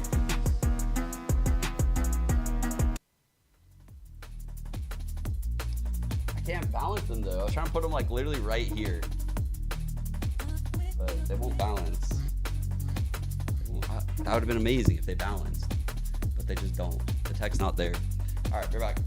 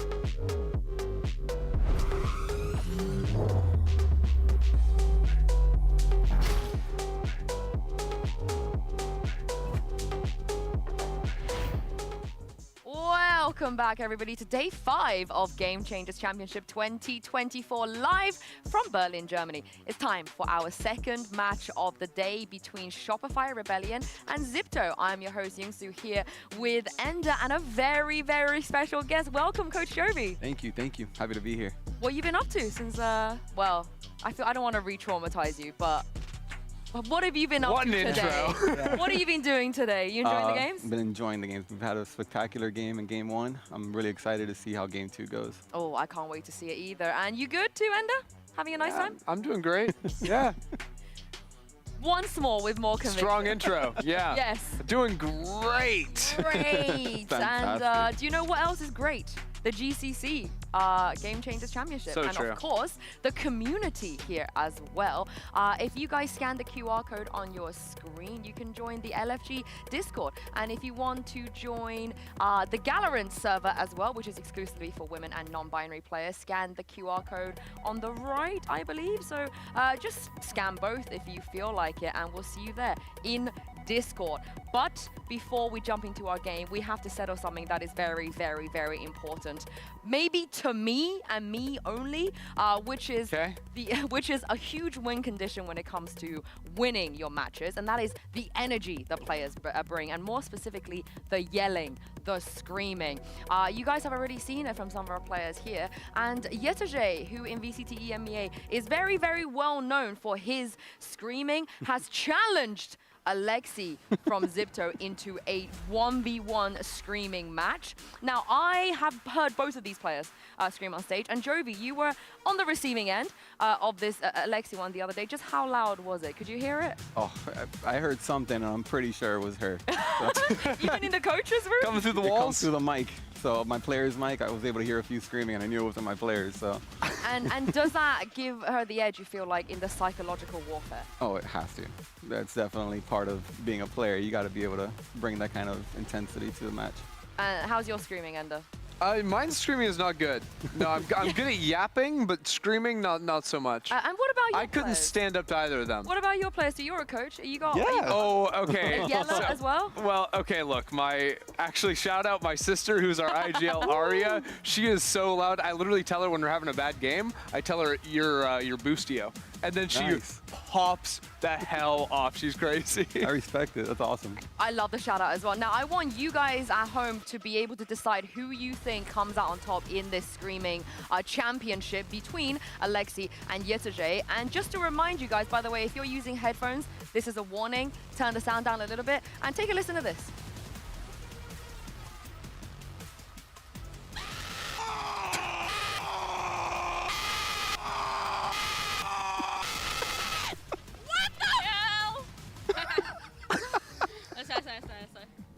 Okay, all right. I feel like, I mean, the fans are going to decide, but who do you think takes the crown there?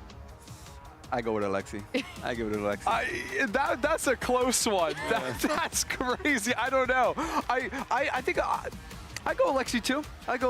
I think for me, like, YXIPTO is like a roar, but Alexi is like a war cry. Oh, yeah. Like you're ready to go into battle. Yeah. There's a lot of passion behind that.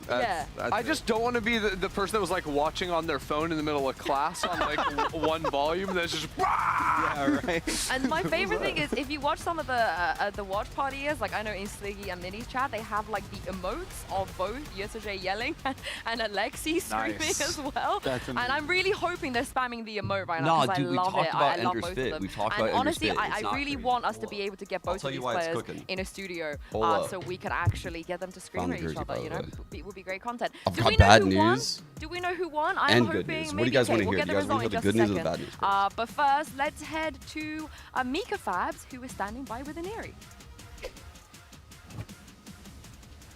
Oh, sorry, I didn't see you there. I'm here right now with Ineri of Bad? XIPTO. Ineri, this is a very exciting Okay, bad We're gonna be news. up against Fluorescent, I didn't wash the which is jersey. something that everybody's been excited to see. So Bad how are you news, feeling didn't about wash this, the especially jersey. since The you've had good 3 news, days to smells prepare? don't How have come you been through prepping and live psyching yourself streams out? yet. So you guys are Honestly, safe. ever Don't since worry I came about to it. Berlin, I was sick, and then for the past 3 days, we were just like practicing. So I'm glad you while guys said recovering the my bad health one and first stuff. because So I think I'm well prepared. I yeah, feel it wouldn't good have really today. made I have sense no the other fever or way. anything, so I think I'm on my 100% today. Ooh, so you're saying that we haven't seen anything yet from Ineri? Yes. Oh, it's so excited to see it. Good luck to you. Nope. Nope. Hold you up. witnessed some of Gotta pull it up. Ineri's techers, I feel You like. just gotta keep bringing that up. Sorry, Where's it at? we have Jovi, I have to. Now, I mean, from your perspective, why do you think, you know, this team That's was cap. able to, you know, go to that overtime the last time they played against you guys, and what kind of makes them special? They're just so scrappy. Answer They're your a paragraph. very scrappy team and adapt extremely well. And that's what threw us Very off a well. little bit Let me because see. we weren't ready for it.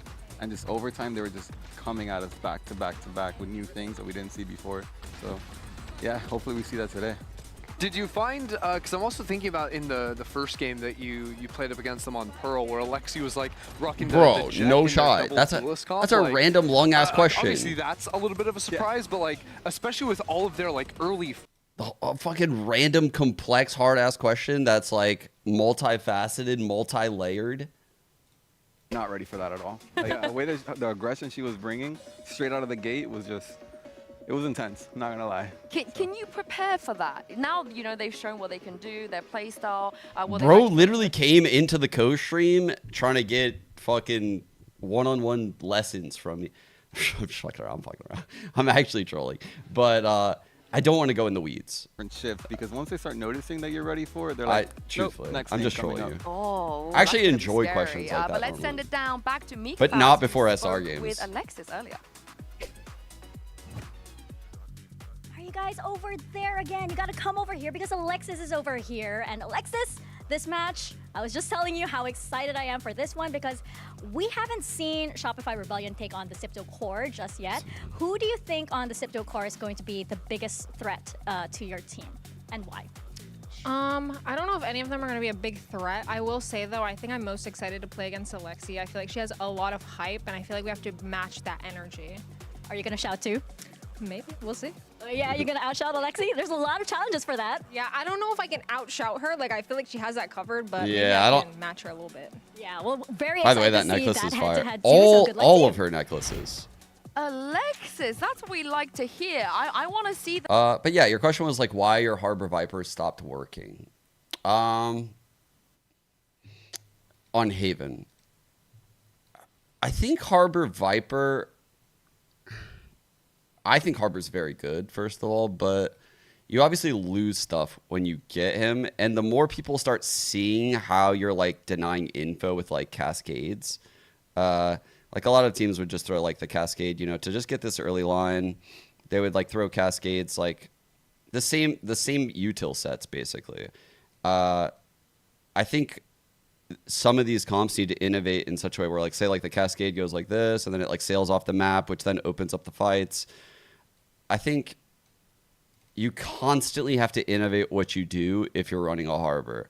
The Harbor has to have freedom to use his util however the fuck he wants, but that means that the Harbor really has to have a lot of experience.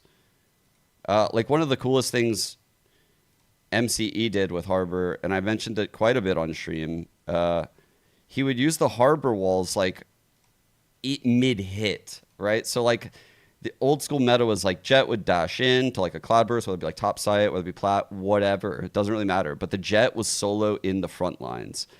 Well, MC's Harbors started doing like walls like this. And think about what that's doing to a hit. Like your whole first wave of util is literally to get this Jet in. And then you're going to trade, hi, what's up? What's up? Please don't try dick. Please. I'm begging you. I don't trust you. In this tournament. How much damage, though, Jovi, do you think she's going to be able to do against a very aggressive XIPTO? Oh, I think she's gonna shine. I think playing against that kind of play style, she's gonna own, and I'm excited. I don't trust that. Agreed. It's the Fluorescent show today. Yeah. Oh, although I do think that Alexi's also going to be popping off. I don't know. I think individually, there's a lot of really strong talent on XIPTO, but they're gonna have to show up big time. Well, I get spooked. To bring out the teams on Wait, the what stage just and see happened? Who's going to be moving on to the next stage? Here's Shopify Rebellion. It's just people know that how Valoplant works, so I don't know why I'm telling you guys. This is so stupid, actually, that I'm telling you guys what. Anyway,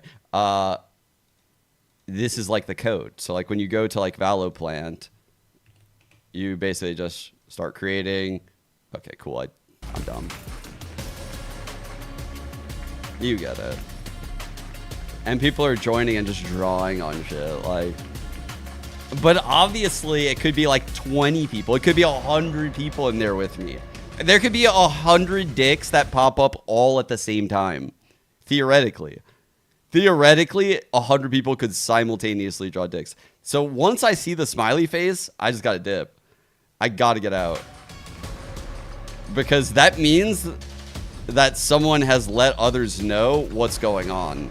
And once chat is self-aware of that what's possible, I gotta back out. It's yeah. Everybody needs someone. It's like a reminder to everyone, like, oh, I can actually fuck around with them live. But here's the thing, though, on the side of Shopify, it doesn't feel like they need any carrying at all the way they've been playing. And I'm looking just at lazy this map, Vito Ender, how do you feel? I mean, obviously, like Zip getting Pearl, that was the map they looked super strong on. That, like, that is a map where I don't know if Chris is still in chat. Oh, wow. Pearl is going to be a fucking banger, dude. Oh, my God. Dude. Our Pearl is goated. Their Pearl is goated. Wait, this series is about to hard deliver. Oh my God, we are about to get a banger. Just gonna go. They weren't gonna see that at all today. And when it comes to that Pearl, I know we've all collectively learned a lot from Jimmy Lim when it comes to how to No, it's not Pearl anymore. I swear.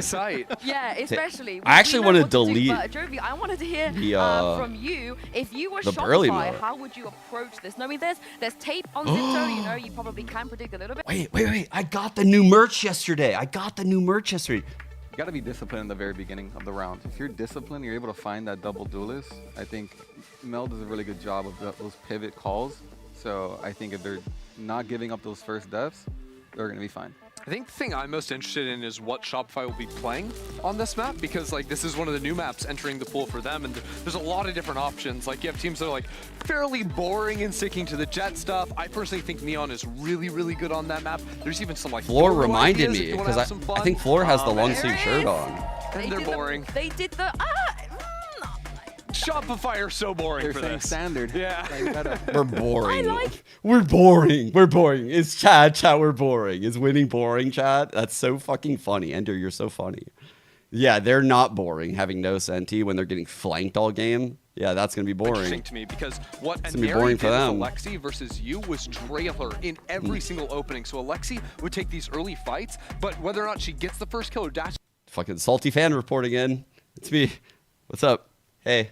Because oftentimes on this first half, Aneri and Alexi are just going to be holding hands. Yep, it's going to be rough a little bit. Actually, though, our new merch goes crazy. Like, I'm not going to lie, it's fucking really clean. I just can't believe if this compound feels super nice. Bro, I would have worn this today if I remembered. I'm going to wear it tomorrow. I'm actually wearing this tomorrow. I don't want to take the jersey off. I feel like the jersey's good luck. All but right. There you go. Have fun. Merch is insane. I love that. Let's go, Potter. That was solid. I appreciate you.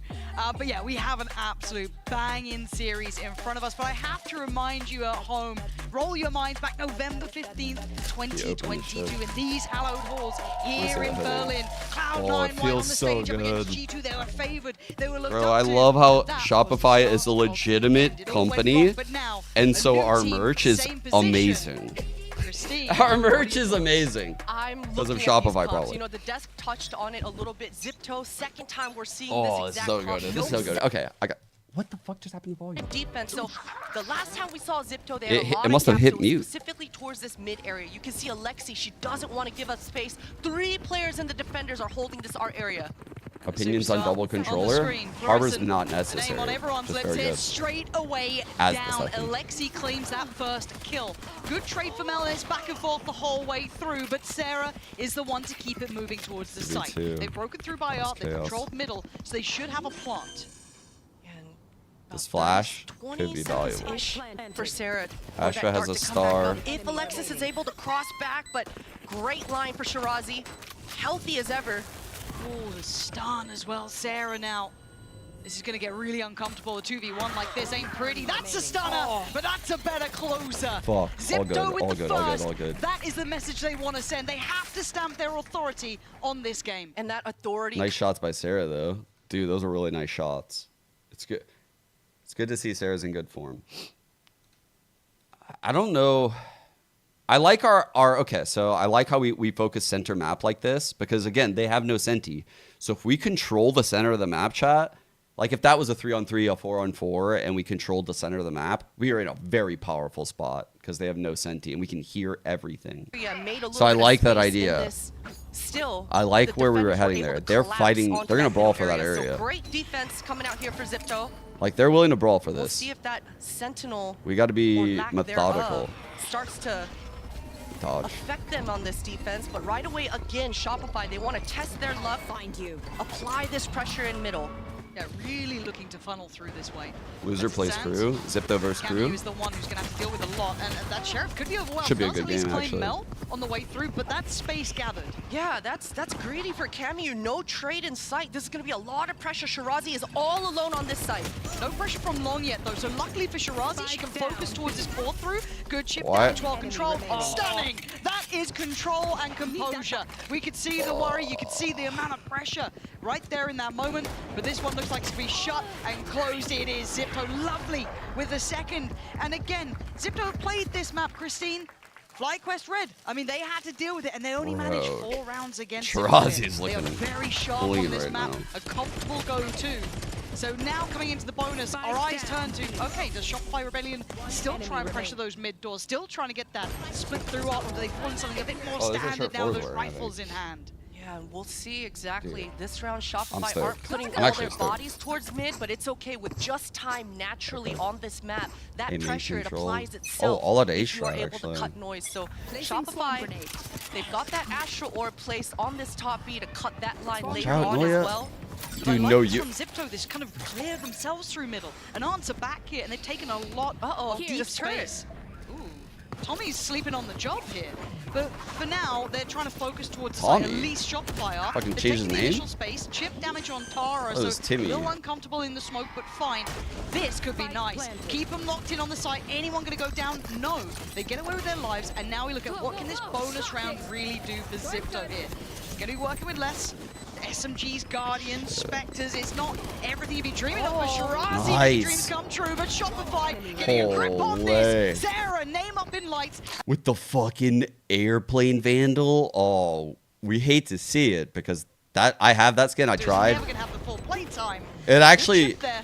And at pay this to point, lose. Shopify can't afford to really lose too much more. Yeah, they want every that's how good weapon Sarah going Frags is. across into the next round, and for Alexi, just wants to apply some damage. If she's able to pick up a rifle, I'm not gonna lie, survive, airplane that's a vandal W looks here as cool. well. It's pay to lose. I swear. I tried to make it work.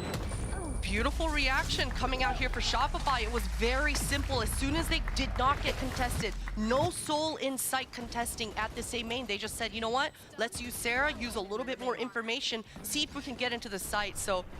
Look, Unlucky for Inari, you saw her kind of saying- sniffing towards this mid. saying that it's your favorite skin is a self-report.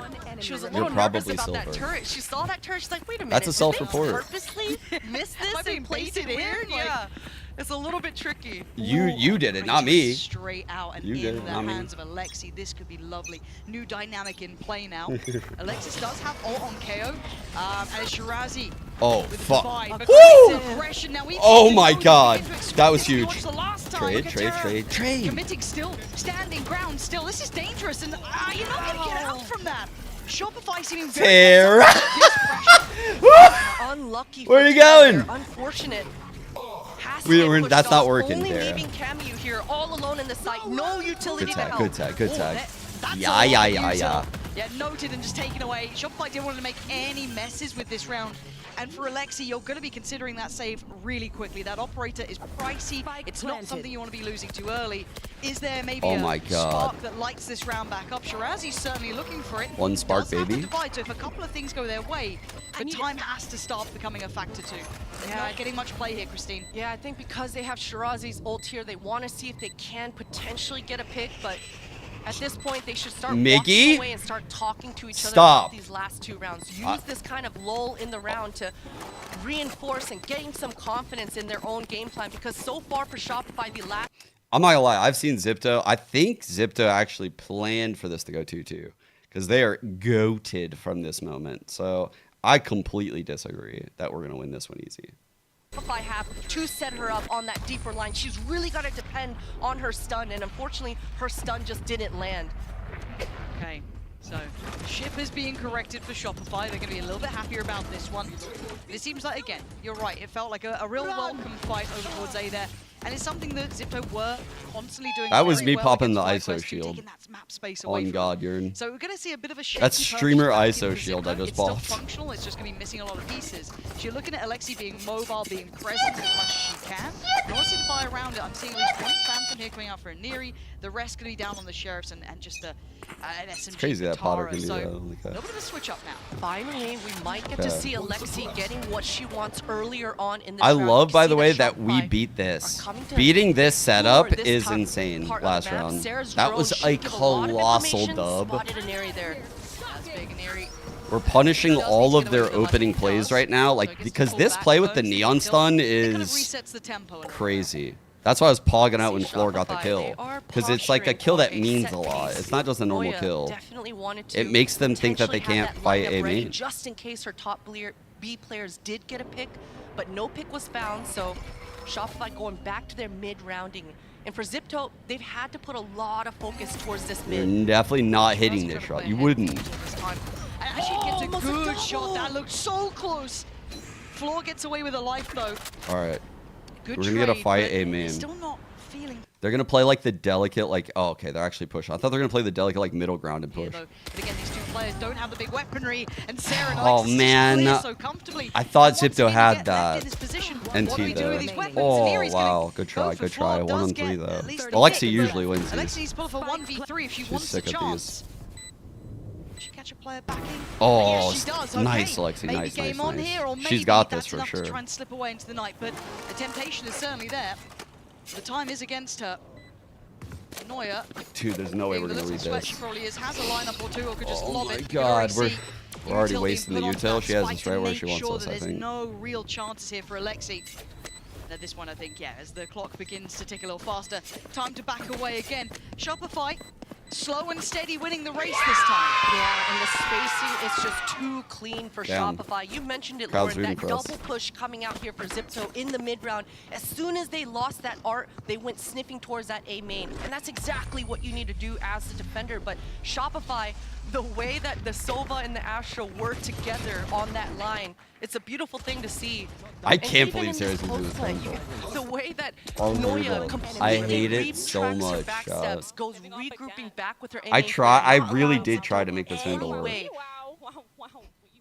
Good calls, Mil. Good calls. Yes, that's it. That's how you stay focused. Wait, I want that as my sub sound. That's the mastermind at work right there. I want that as my sub sound. So this is when I want to see. It was either going to be, in my mind, a timeout quite early. But maybe they still feel, okay, we've got to buy here now. Let's see how this one runs. We're very close to ults. We can pop that timeout afterwards if we need it. As it stands, a very similar approach, at least from Shopify. Looking to clear through that A main start, and they've done just that. No challenge on it this time. XIPTO are adjusting by sending both of their duelists, both of their fighters towards this mid to go in once they lose A. But Shopify, they're just sticking to what works. Off time. Sending the drone in. I mean, Floor still got what are you doing down there? Noted, and Tara just seemed completely unaware of the possibility or even had the chance to do much about it. But it felt like Tara was on a real island. Very early Astra Wall. And the Nightfall.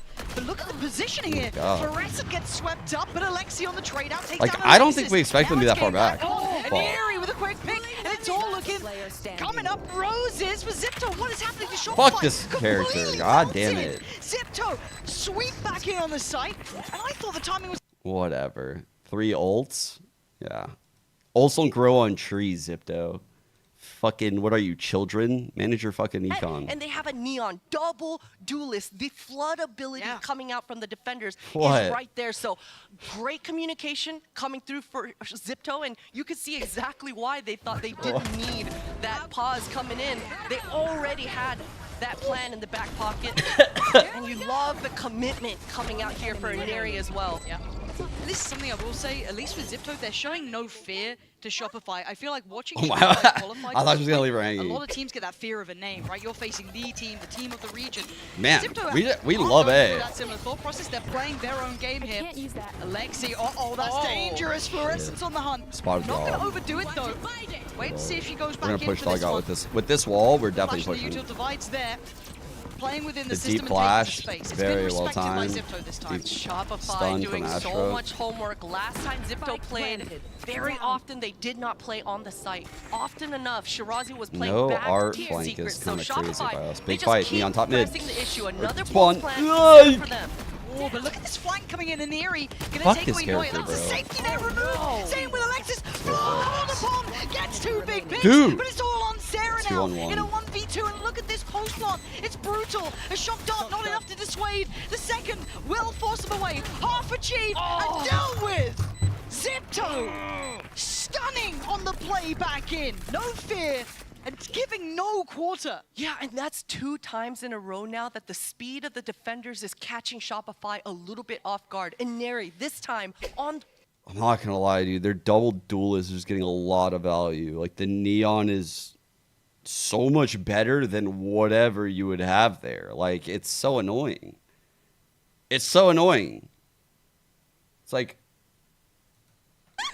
Clean comms again. We love this. We From love both this. teams. Yes. From both teams. That's true. That's very true. You gotta love it. That's like a minimum of a fucking yellow card. Surely we get at least a timeout removed. They're laughing. It's a 4-3. They're laughing at us. That's BM, right? Still got that operator in. Knives there. Tara's got ult. Couple of key BM, right? pieces coming through. Sarah 1 away from ult. Neuer 2 off. And I like this adjustment coming out here for Shopify. They've done the spread, leaving Astra outside this top B. Just trying to work the map slightly. Should be a great pop flash for Fluorescent to get on the deeper line. Dude. Okay, we got to re-challenge this now. We got to re-challenge. You know, I think we're scared of the re-challenge mid because we're scared of them rotating into it. And they do rotate into it. But we have to control that area. We're going all aim in. But I love this. At very least, like, have lurks. Late round, they heard maybe that dropping towards middle, and Neri's going to get away with her life. Fluorescent going to be left a little bit ahead of the others. The spacing getting a bit, not necessarily pushed on the harbor. You're spot on, they did indeed see it, but Camu still going to be there fighting too. Fluorescent goes down, as does Alexis. The split now looking a little bit too split, and they're in a bit of a Wait, that was a hit, I think, on Shirazi. It was. Okay. So we got the hit on Shirazi. Foothold on this site. Shopify, they're going to have to try and think on their feet here. It ain't going to be comfortable. There's Aniri pulling the trigger, getting closer. Second, maybe even a third, feeling confident. And you can see as to why. XIPTO with another big round. Aniri is just dancing on Shopify 3 rounds in a row now where she's finding multi-kill after multi-kill. And it's not as if Shopify don't know where she is. She's letting them know. Yeah, laugh now, laugh now. 2 weeks, 2 weeks, 2 weeks. Wait, 2 weeks. Yeah, laugh now, laugh now, laugh now. To set this up. And you know what? If Aniri didn't close this Everyone round, else laughs in 2 weeks, you laugh now. With the knives and the operator on the flank once again. It's either Aniri quick on the flank or Alexi. It's lovely. Salty. Fucking so salty. We've got the first big What if they time. buffer? What if they buffer? Think, okay, What if they're like, what we've seen. we've done some internal data collection. They fucking literally go the other way. They're like, internal data collection has told us that having a star duelist actually increases viewership on the esport level and the player base globally. Because of that, we have decided to go a different way with the meta in 9.12. We're going to be buffing Neon and giving her 3 stuns and a blind. Her gas on her run, infinite now. It's like, bro, would it surprise us? Towards this mid, I feel like Riot's solutions are always like the solution I don't expect. Like, they're gonna do something to Neon, but it's gonna be something I don't expect. It's like, oh, everyone's complaining about the accuracy on the slide. Let's make it so it doesn't stun as fast. Give it a crack, see if we can get maybe another little bit of information, a little bit of a read off it. Like, Sheriffs, Frenzies, and a Guardian. But it actually works and it nerfs the agent. Like, it's always some roundabout way that I'm not aware of. It's always something crazy. Ooh. So much damage. Bro, she can't even fucking stun herself. Get fucked! Get fucked, dude! Floor is just outrageous to watch. Give me another. Alexi, that angle is actually, though, like, so oh my god. Ooh, Alexi. Oh, she been cleared, fuck. That's so sick from Alexi, though. Confidence back in herself, pulling herself in what felt like almost a one and done to an extent, but no, keeps her composure and keeps that space safe. We're hitting the right side. Good call, good call. Tara. What does Tara do? This does have the ult, does have that capability if they feel they need it for maybe that I don't retake. love the fucking Shopify get the sites, they get the plants, Booba not smokes quite like on that, site, but I mean, giving still, full that's another space. similar situation, but here comes that Fucking retake. please, can we plant? Yeah, no flank indeed, and that's a key part of this. You already mentioned it though, Tara with that ultimate in the back pocket, so XIPTO are okay with allowing this spike to go down here. Early. Sound cue should go off that there's only one in the site. Should be pretty big info here. Looking at the post-plant utility, there should be quite a bit. You've still got Sarah with a lot as well. Neuer can, if she can just pop that instantly, that should be fine. Is that on? It is. And again, you've got the Astra utility. There's a lot to layer into this. This post-plant should be very hard. for Xipto to pressure now with so few players. Attack there on towards Alexis, but it's Mel on the yes. Welcome to Americas. Yes. Yes. Yes. We're fucking so back. Straight in the mid for sure. And I think that was the first time that XIPTO actually head-on. Oh my god, dude. Yeah.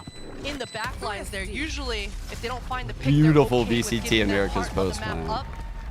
We'll see if XIPTO have an even stronger answer here and just bring another member in and 1-3-1 and don't even let Shopify. Bro, that was so fucking exciting. What are you talking about, okay with just giving it up as well. What are you talking about?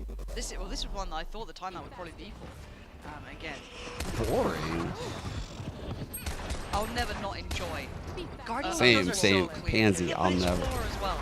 Like, so nice. They're talking about the kills. I was talking about the spam. Kind of impact. Neri's been off the charts. Alexi with that off has been sharp. I guess. That's why they're up, right? 5-4. Now a different approach. Maybe this is what the timeout was for. Yeah. Sarah giving away the sound cue that most bodies are towards this top B. Each time Sarah's been towards this part of the map. Mel She's 2 taking off. it over with the drone, so that should be a lot of information for XIPTO. By the way, I mentioned it before, chat. The tech is this Astra smoke. If you put it deep enough, the star, it clouds out so you can get the orb within the smoke. Oh my god, look at that pathing. It looks like they've added that pathing. You can see the Prowler there. There might be a little bit of a Oh, lag here, but yeah, right. Shirazi. 33 HP, not enough to be able to take on Aniri, who's got the follow-up here. Bro. Now, 4v4, the post plants. This is where XIPTO's been shining. And Aniri pops the ult. She wants to clear that back of sight. Melts down Sarah. Now the last two kills. She is absolutely killing it. Noya puts her to bed blind. But a 1v2 Noya wants a 1v3. I mean, Noya's been absolutely nuts as of late. She has been going above expectation. But Alexi is in the building. XIPTO up to 6. Looking clean as hell. I think Noya's first molly might have been a little bit too short there, unfortunately. Oh man, and I also wish that Fluorescent tucked when she was in that heaven. She found her one opening. Of course, she didn't know that wasn't a second right around the corner. I think, yeah, I agree with Potter. She did know. You can't peek that. You can't peek street like that. She was feeling very like kill focus. She was so bloodthirsty right there. 6 rounds or so have been completely in the control of XIPTO. It's so impressive, isn't it? It's just, you see the high side from Shopify with a lovely approach to the game. They have a very clear cut approach in mind. Timing shot after recall. Have been taken back every single time. Alexi. Nice, Sarah. Good jump shot. Does get away. Okay. But the operator's been noted early. And Guardian's back in hand for floor 2. Ult for Alexis. The divide to complement as well. So Sight, once again, red carpet rolled out. We look at the retake. No flank once again. XIPTO are just playing those mind games. They know Shopify have to keep that honest anyway. They've conditioned them perfectly to have to keep that paranoia in the back of their minds, but they're playing completely off-site here. Bro, the double duelist takes right now that XIPTO are running are really nice. How they play together. They'd love to get an early start towards the defuse, Good but the first couple cascade. shots get fired and Floor gets pushed away slightly. Oh! You can't apparently push Floor around. My bad. That's on Yo! Holy fuck! Fluorescent shines. What a response for Floor. Another multi-kill as well, and right in the nick of time, because XIPTO, they knew they had to always make that sound cue on the spike earlier than later. We've already seen the lineups coming out for Shopify. That was crazy. So beautiful stuff, a nice effort coming out for XIPTO to Yo, Tara, what's going on? Oh, shit. On the other side, just hop, skipping, and jumping, and knives in. Bonk. Sometimes a little bit fucking hard to handle. It is, but that feels like the first time absolute really had, I don't even say like a good read on the retake, because that was a floor round, right? She gets you one of those every now and then, but still, XIPTO camera fell down? Still got a good grip on this game. The problem is their buy gets broken here. Sheriffs, Guardians for themselves. They do have the divide for Shirazi, and they're posturing a little towards middle this time. Don't feel like they want to commit on the fight, but they're showing a little bit of presence. Early dash here for Fluorescent. Wasn't able to get what she wanted in that art control, and XIPTO, they went out on this duel. They're able to re-clear even more deeper on that mid line. This is going to allow them to really fast rotate, get on top of Shirazi here quickly. Okay. it's very good to play here as the B player because you get the sound first, right? She hears the drone, so she doesn't need to peek. Instead of doing the risky jump spot, this is like the alternative, playing with sound. Yeah, you got the alarm bot, but still, that doesn't really matter. We've been having turrets there and everything else. This is the crunch, and they've made really quick progress towards this. I like this smoke for 4. So far, all they know is like, about the to sheriff. potentially go in. There Also, a one-way per pillar. That's Neri. It is a great smoke for a take. They have the plant. Noya is cut off. None of her teammates can see beyond that. It's so weird how early they astral. Oh, and the stun, she does evade it, so she's safe for now, but has to fall back a little bit deeper. Playing by the pillar, Alexi goes down. That's Alexis. Now Noya on the swing. Good little shot. Alexis, she's just doing it all herself. Shopify. Dude, I thought the Neon had that. Things out flawlessly at the end. And curing the round, playing with her food, knowing exactly what lines to take, not exposing herself to a double kill. Beautifully done there for Shopify. This is the bang-in series we were after, though. A 6-6. This is such a good map. Fired up, looking good. Oh, a much God. bigger opponent this time, but still. Like, they're playing really well. I don't know. I don't know how. This half is going to be hard to stop these hits. It's going to be hard. The hits are going to be fucking super powerful, obviously. There's going to be massive gaps across the map because they have no senti. So we might play up on B. We might play like up on the mid. We might go for some like crazy like late flanks. Oh shit. 2-0s. But maybe it's like the first day nerfs, I think. But at least we got it out of the way. So for like the next games, I think we should be much better. So I promise you guys that we're gonna show up and we're gonna win the next game in a clean manner. She actually ripped it. Oh my god, wait, but Aniri just checked. Aniri's gonna see that there was at least 2-3 players there. Oh no. So they're liars, basically. Goes the Albatara. So either you're gonna root for us or you're rooting for liars. It's your choice. This year, since last year we finished top 4 and I didn't even have like expectations to even be in top 4 last year. So I got the taste of like being top 4 and almost winning. So coming into this year, I really want to reach champions. Like that is my mentality for this year. I want to get the trophy. I want to lift up the trophy for APAC.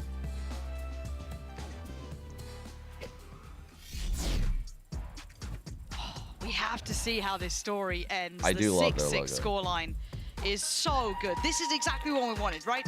Shopify have looked fantastic, but we haven't seen enough of them. It was like barely a game. What are you talking about? And XIPTO looked dangerous. Now we get a head-to-head. Now we get 6-6 on the half. It's everything we would have wanted. What stood out to you so far?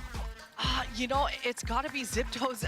This is kind of carrying on from the first day we saw XIPTO, but just the aggression and the willingness coming out, especially from Aniri and Alexi, to consistently find themselves the fights that they want. Whether it's on the quick flank, whether it's forward, in middle, but constantly they're re-aggressing and re-looking for those fights together. So for XIPTO, it's a beautiful thing to see for them. They're switching back over towards the attack side now. The double dive pressure. No, that's why I'm actually really excited for. That's why I was saying like the co-ed event, December 6th, 7th, 8th. I'm really hoping that we send Floor. With this eye in Cameo. They keep showing the ad for it. Like, it'll be very, very exciting to me. I've been wanting to see something like this for a while. Yeah, very composed. It'll be fun. To sit that little bit deeper there, not giving anything away. Consider how critical that util is in the hands of Cameo, as you highlighted. This is the one that can set it into motion. But a close corner being held here by Mel. Shouldering it, doesn't need to outstay a welcome. Good info. So we can back away, fall back away, maybe yeah, C9 and SR. Who's it? Alexis, yeah, just shifting over towards Art. And then I think over, but not overly so. Again, they've only seen a little, there's been no... Who is it? It's Lev and FlyQuest. It's us and C9. It's MIBR and MIBR GC. And then it was G2 and G2 goes in. Like, honestly, it'll be pretty cool to see. Like, Shopify, they feel okay with giving that arc. Is it only 4 teams? Fluorescent's got the deep line on the high ground here, along with the turret. Nice dude. What a shot! Shirazi on these pistols. That turret. Yeah, just trying to kill the turret, Lauren. Oh, no. You take it when you get him. Noya now has to be. Alexi right around the back. This was so well. Oh my god, the scan. Crafted, but Sarah with a big reveal actually gets good info on that one. Alexi does go down. Triple. The HP of how they're playing triple well elbow. Get to walk away from this. Okay, a little bit of chip damage. 14 for Shirazi, 53 for Camu. A little bit of a touch towards Tara, but still, it is a 3v4. Big advantage for XIPTO here if they can play this right. 2 tucked towards backside, 2 towards long. Camu leans out, takes the attention. So up. 4 seconds for her horn to come back up. Little double swing, double face. You can see the players in the back of the side closing in. Mel! Wow. Get this. Mel? Get this, Mel. Come on. We've been gassing up floor, not you. Maybe we've been wrong this whole time. You got to close it out, though. Otherwise, it doesn't really matter. It's all for nothing, Mel. Got to get the job done, and Camu knows she has played it damn well. All good. What a clutch. What ice in her veins. And Camu was playing that round perfectly the entire time. I hope we're like matching their aggression. Not matching, I'm sorry, that's not the word. We have to be aware because they're playing very forward in these like posts. The way they were like early using the Asher Wall to like bait out our early fights, like they want these early fights. Scrims, she's probably always getting that frag, that shot every time. And it's so unlucky for her to get taken out in that position, but good punish for XIPTO. Bit of a gamble stack here, 4 towards B. You've got Outlaws, Bulldogs, you feel like they might flourish on that B site, so maybe not a surprise, but let's see how diligent XIPTO are on their clears as well. You kind of want to see that. I'm trying right now. Gotta log in. It's gonna be scary going into that back hall. It feels like you're walking in so blind to these, right? You're like, no one's shown anything. We maybe had a little bit of presence over towards that A side with the knife from Alexis, but that's it. Nothing else. No contact through double door. No presence in art. You just feel like, is anyone else on this server apart from the KO? But Alexis, that knife does just get invested and finds nothing, so there is a little bit of gap in time here for XIPTO to maybe shift a bit closer. Yeah, and that also on the same token baits Shopify to just maintain in their crossfire, but they hardly invested anything. So either way, it should be a straightforward round. Camu is going to want to get the spike down, get another orb on her back, and get that one much closer to the ultimate. Left. Oh, hello. Okay. Awareness. Yeah, honestly, kind of on it. And again, in this sort of round, considering the purchase, you don't see too many losses for XIPTO here. They want to be keeping these into that bonus, have a nice threatening bonus round, especially those Bulldogs. Yeah, and I'm looking at the post-plant positions here for XIPTO. Sorry, just watch the pistol. Now it's an eco. When Shopify were on the attack side, we saw a lot of lineups. The KJ Molly, the shock darts from Sova, the Molly from KO, a lot of post-plant utility. For XIPTO, they don't have that. They only have one suck coming out from the Astra side of things. So I think for XIPTO, they're always going to press the issue, always try to fight forward as soon as that retake comes through. But Shopify, they should have a good idea that that's their win con. Yeah, let's see how that gets addressed going in. But 8 rounds now for XIPTO. They're carving out a nice lead here. Clean in that bonus as well. Exactly what the doctor ordered for them. And there's going to be light shields for Shopify. They have to. They don't have the bank to be able to sit there on those healthy buys. So that Outlaw, if in the right place, Alexi could thrive with this. So again, I'm a little bit nervous if I do see them, you know, get picked off, get a little bit over peaky, but you got to play confident. But still, this is a big, big round. We'll see if those communications come through with the agents. You always see who has what money and you talk to each other. Okay, I'm focused. Sorry, I had to moderate the YouTube chat. Alexi, early I realized that I need to be the mod there.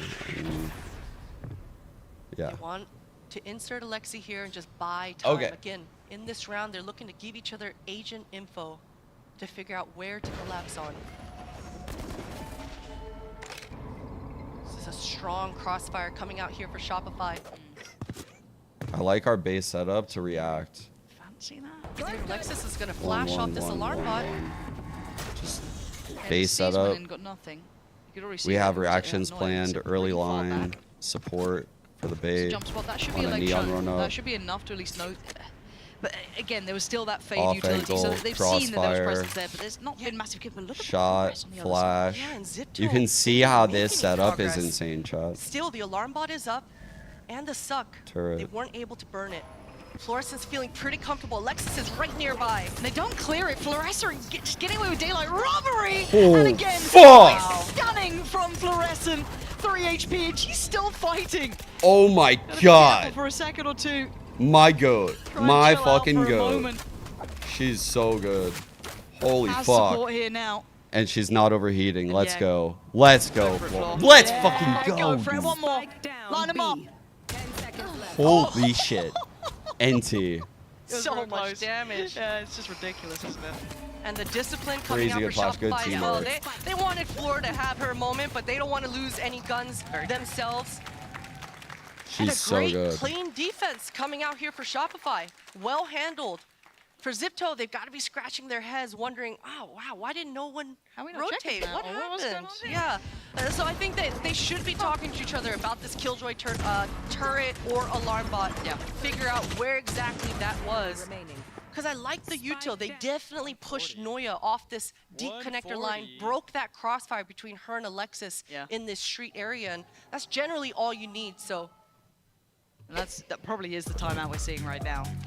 Figuring out why these rotations have been right, where that alarm bot is. As you said, it's just kind of like figuring out what they've got here, what they've learned so far, and putting it into practice. That was only the bonus, really, as well. It was a healthy buy, to be fair. They did have all those Bulldogs left over, that Outlaw in place. It could have been a bit more dangerous, but for now, it was very well handled. Again, I'd say that Florison will get you one round. Well, she's got maybe two of them now. I got you, Game of couple more Love. cooking up, but still, as it is, 2 away from knives on Floor. The rest, I think, a little bit further off.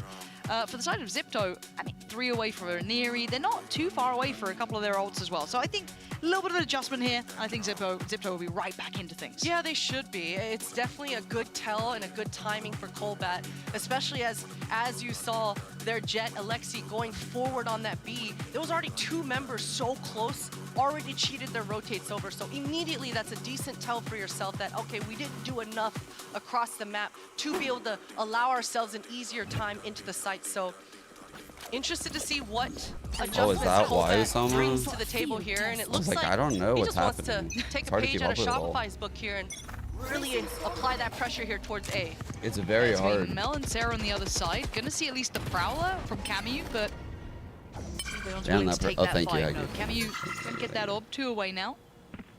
So tiptoe a little bit closer towards that A side. Stacked up towards Pit. Wall's gonna go in, and away we go in the site. Now, Shopify haven't completely backed away. They're trying to hold towards Pit, a little bit precarious, but Sarah with boatloads of damage, and Alexis reaping the rewards. Leans a little further forward. And again, this is looking shut down. Yeah, Shopify really strong grip on this one. Dude, this would mean Sarah is having a fucking map right now. The util is goated. Kisbert, Christine, that was a very comprehensive hold of that A side. Yeah, just such a good reaction coming out here for Sarah. She was never under pressure. She said, you know what, thank you for high-tiding me up. I will take that. No worries. Just spam. So, good reactions.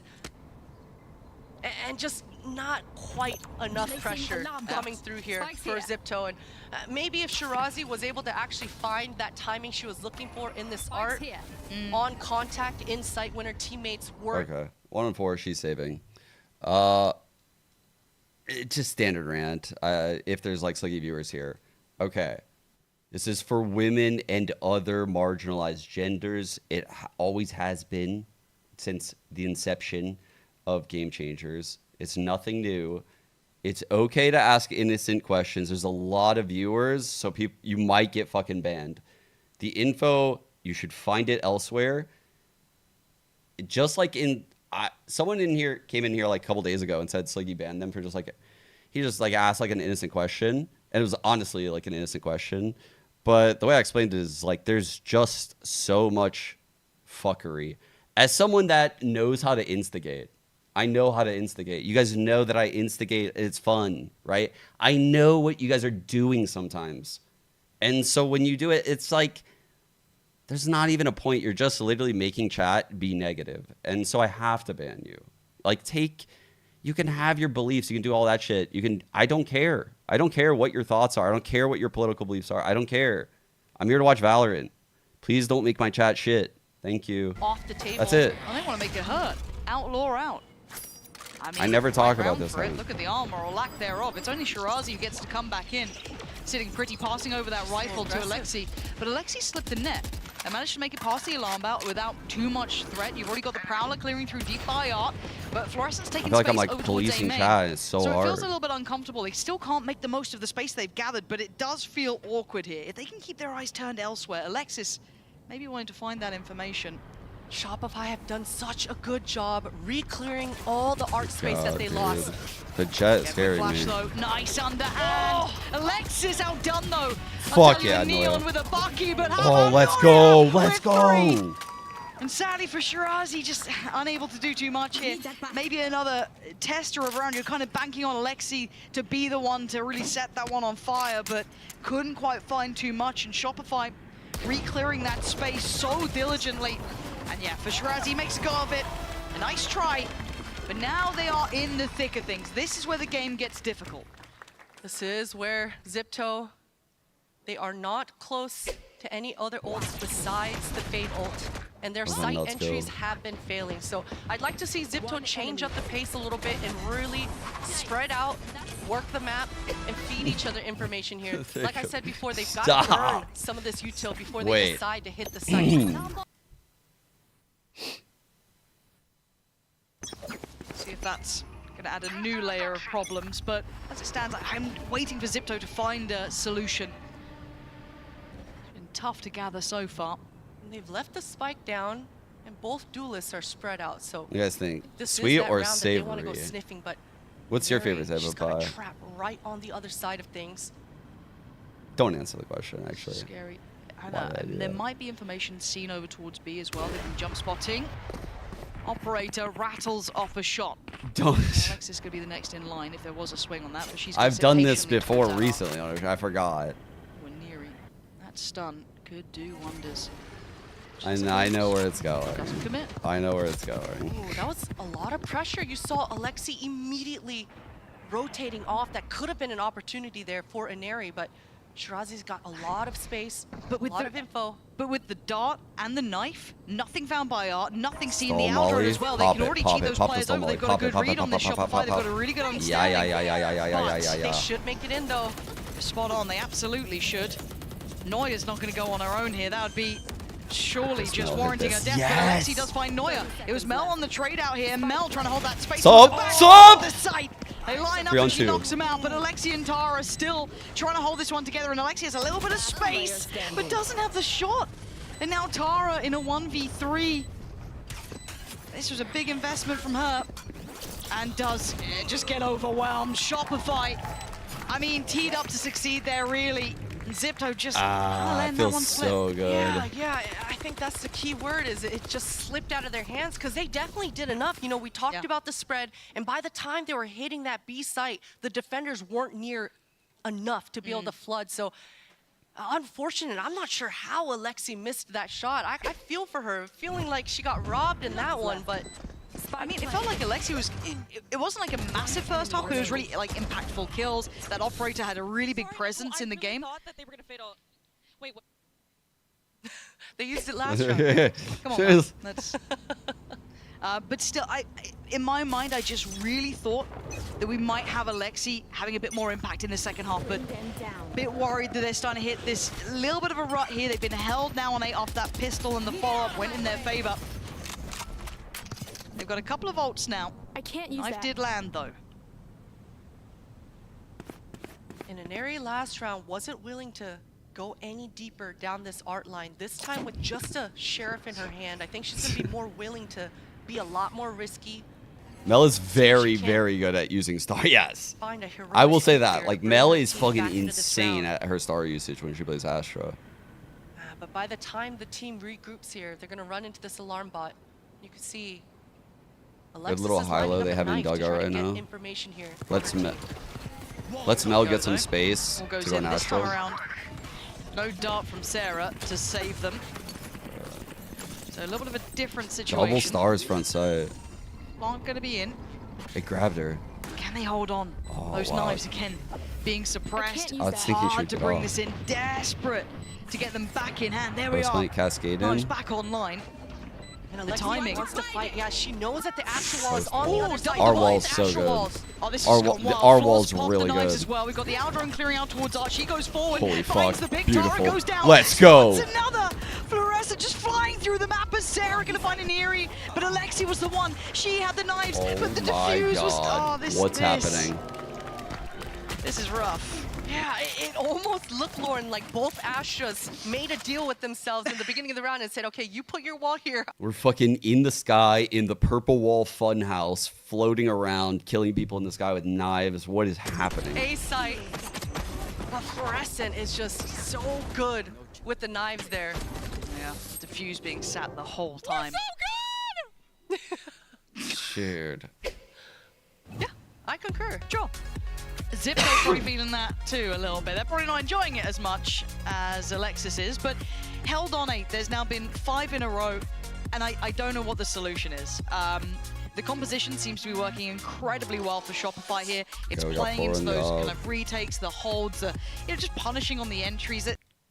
Hold up. You guys got that number for Snoop? You guys got...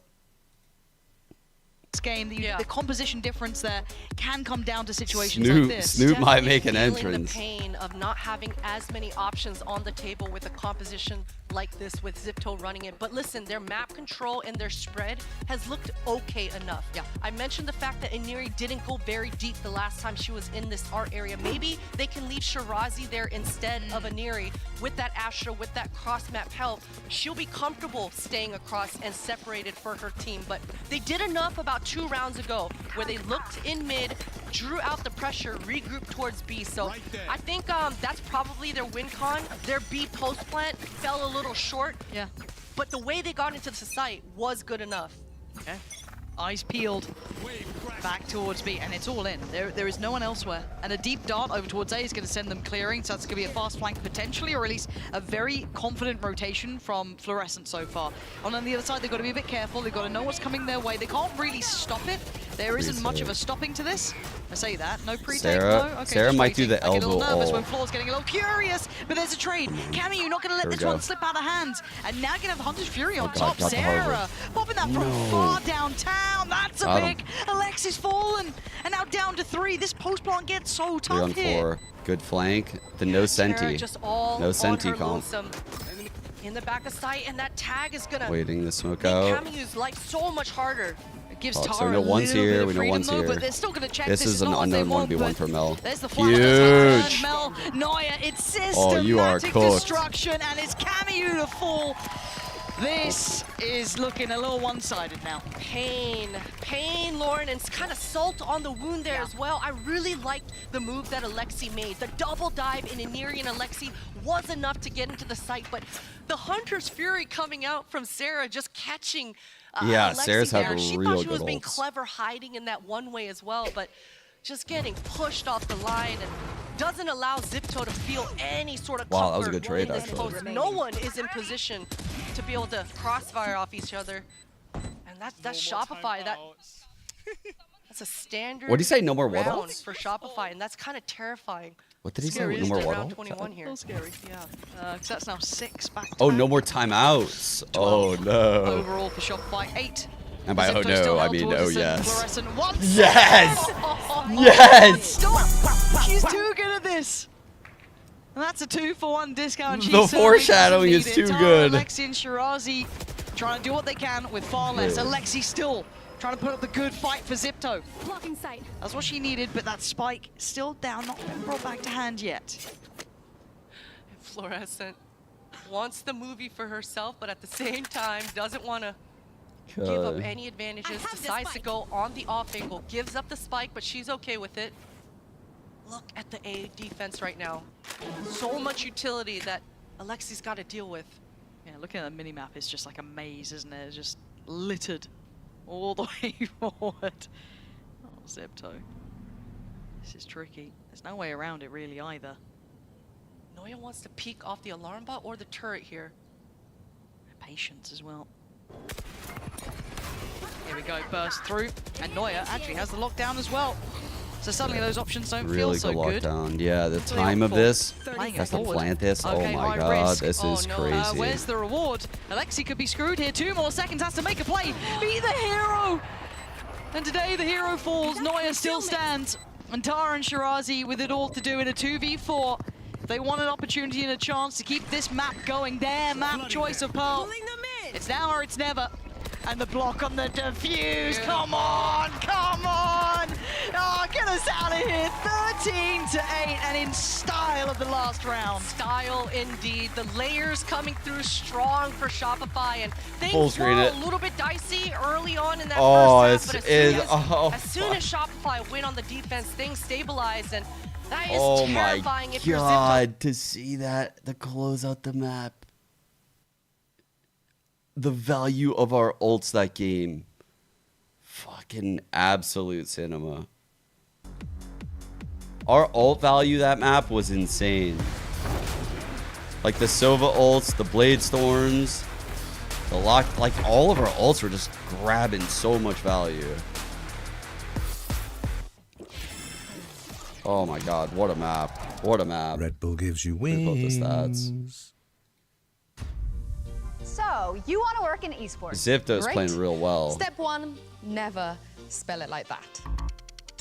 Better. Step 2, apply to the MasterCard Gamer Academy, a program created in partnership with G2 designed to... See, I actually, I was being like memey with the scoreline, but this is like literally why I kind of fell out of love with Harbors. Is just because it makes it so fucking difficult for the player. The player playing Harbor is playing the most difficult agent to frag with in the game, in my opinion. It is so hard to frag on Harbor. Like, yeah, his kit's real good. But, like, the fights you take on Harbor are so shit. Every fight feels like shit.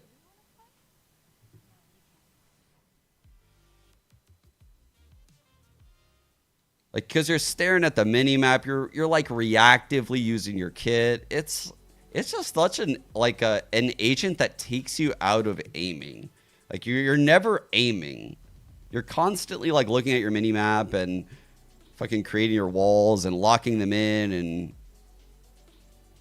coving. Yeah, Valen is insane. Mazzino, like the people that play Harbor a lot. Or Forsaken's Harbor is so different. It's actually so different. I think he's the best one. I actually think he's the best one. Sam is probably second best. Maybe. Tui's, Sam, Mazzino. There's a bunch of them, yeah. There's a handful, I guess. Not a bunch, but...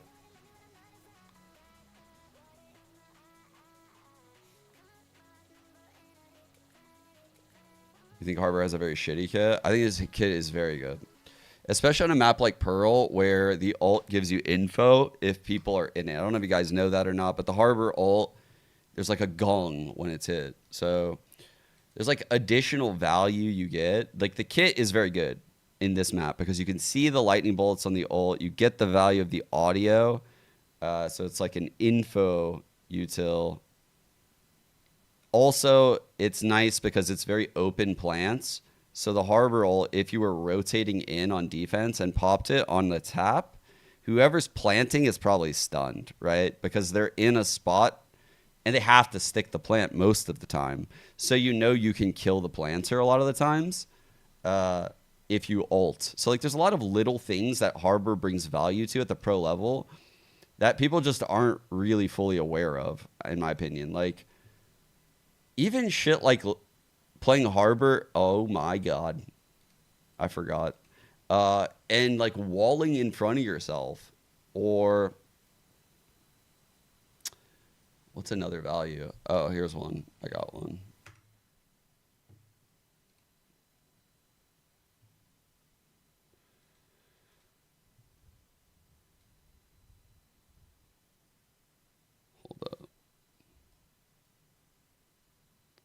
It's like these like weird ass fucking trips.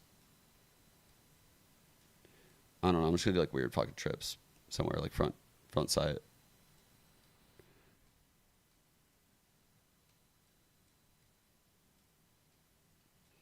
So like something Harbor can do in situations like this, and this is something Forsaken taught me with Breeze, is he can throw a cove like offset like this. And if you have nothing to break trips, this is actually a really good solution to enter like crazy areas with trips. Oh shit. our GOAT. Watching them, Our fearless was leader. this what you expected? Yeah. I would say yeah. I think their game plan is like they really stick together like very well, and they just like go in like as a really like as a tight unit, and that's exactly what I expected, to be honest. So I think to answer your question, yeah, definitely. Well, it looks like you're feeling good, and it looks like the girls are feeling good as well. So we'll see if Shopify can close this out. He's feeling good, they're feeling good, we're feeling good as well as Shopify take that map 1. I'm your host, so I'm back here with Kakuka and Coach Jovi. Once again, I mean, Effie says that's pretty much what he... So you would see it a lot, what I described here. Like, this is like the place you saw that piece of tech the most. Like in B main, when teams ran Harbor, the Harbor would sometimes throw the cove like offset in main like this. So that way the team can literally like kind of run through the cove. You would get hit by the trip, but you're in a cove. So if they shoot you, they just kind of shoot the cove. You can break the trip from within the cove. I have a lot of fucking clock.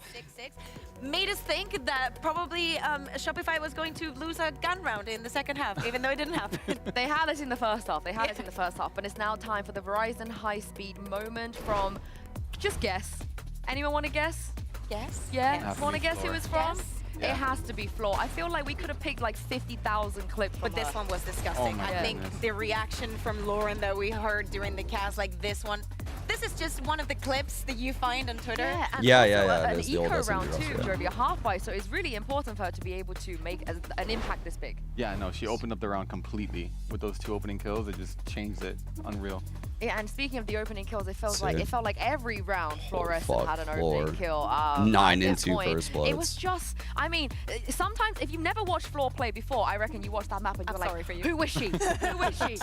Like, how is she doing all this? But for the people that have watched Floor play before, this is just a regular schmegular day. Going into those duels and ended up with an 82% of that first blood success, a 9 and 2. It is what everybody, what every duelist wants to become, wants to achieve, and the way that she can do it even with that kind of score at the end of the half is just a faux show again. Yeah, no, I mean, I think it was 5 of them were on attack, which is just unbelievable, and they were doing so well going away from the op.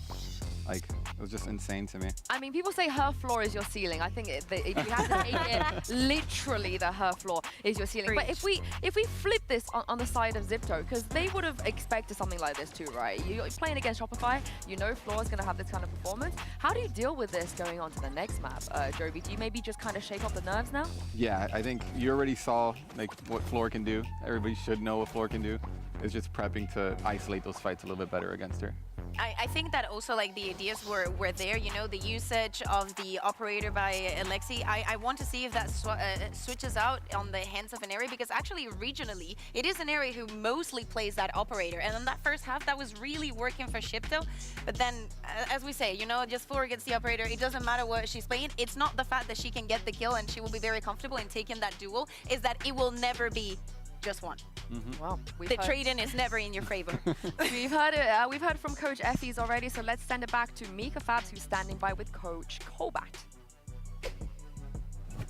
Standing here right now with Kobat of XIPTO. Now, Kobat, we've seen Alexi on the duelist role on Pearl about twice now, but this is generally uncommon for the team. So I'm wondering, in what instances does the double duelist need to come out for the team? Specifically for Pearl, we didn't feel the default comp or like the past comp was something that good, so we just wanted to experiment. We landed on this because it was like something we kind of comfortable with, and I don't think a lot of people know that Alexi is actually a duelist in the past. Yeah. She was that IGL duelist as well, like a few years ago, right? But now they know, and now we'll see if XIPTO can manage to make a comeback. I mean, XIPTO, they don't really have a choice. They have to make a comeback on this map. Otherwise, they won't just be dropping down to the lower bracket, but I think their 23 game win streak is going to come to an end, which is insane because this roster, like we said, they don't lose a lot, Kakuka, but they also do bounce back a lot. They've lost the first map a couple of times, and they've managed to win the series in the past. Yeah, exactly. And when we think about Sunset for XIPTO, is the map that they've played the most this year, that they have a lot of reps on. But actually, I wanted to ask you, just because... No. You managed to win against them on Sunset, so I want to know what you think are the keys, you know, because I assume that you're cheering for Shopify here. Yes. So what do you think are the keys Because to work against XIPTO? while I was AFK. Honestly, if you're disciplined, and you're able to. I opened up chat and I was like, "Fuck, man, maybe I should mod a little bit." So I looked, and I see. I think they need to send Neuer in like a little rat, like Starbound was doing, right? Yeah, I saw this. I was like, "You deserve prison for that." But both teams are good on Sunset. That's your first so what do we even have to go off? Motherfucker, I gotta ban this person. So it's like, what? It's complicated. Yeah. So we're talking about a Shopify Rebellion that has oh my god, I gotta get back as quick as possible. I have got to get back as quick as possible. Different compositions. This literally, this needs to be rewarded. Their side of this the needs to be rewarded. Or on the other. So that's literally. It is a map where we understand that they pick. They feel very comfortable, and of this course, is the kind of behavior I want to fucking really pat on the back. How you were able to win against XIPTO. What do you think, Joey, could be the biggest learning point or the improvements that XIPTO would have to do to take us to a map 3? I think they just got to be more aggressive. Even more? Just more aggressive and just take it. Honestly, just take it to SR and don't give them the opportunity to be able to, rotate a lot. Yeah, and again, for people that have never seen Fluorescent, what's her neon like? Talk me through Floor's neon. It's good.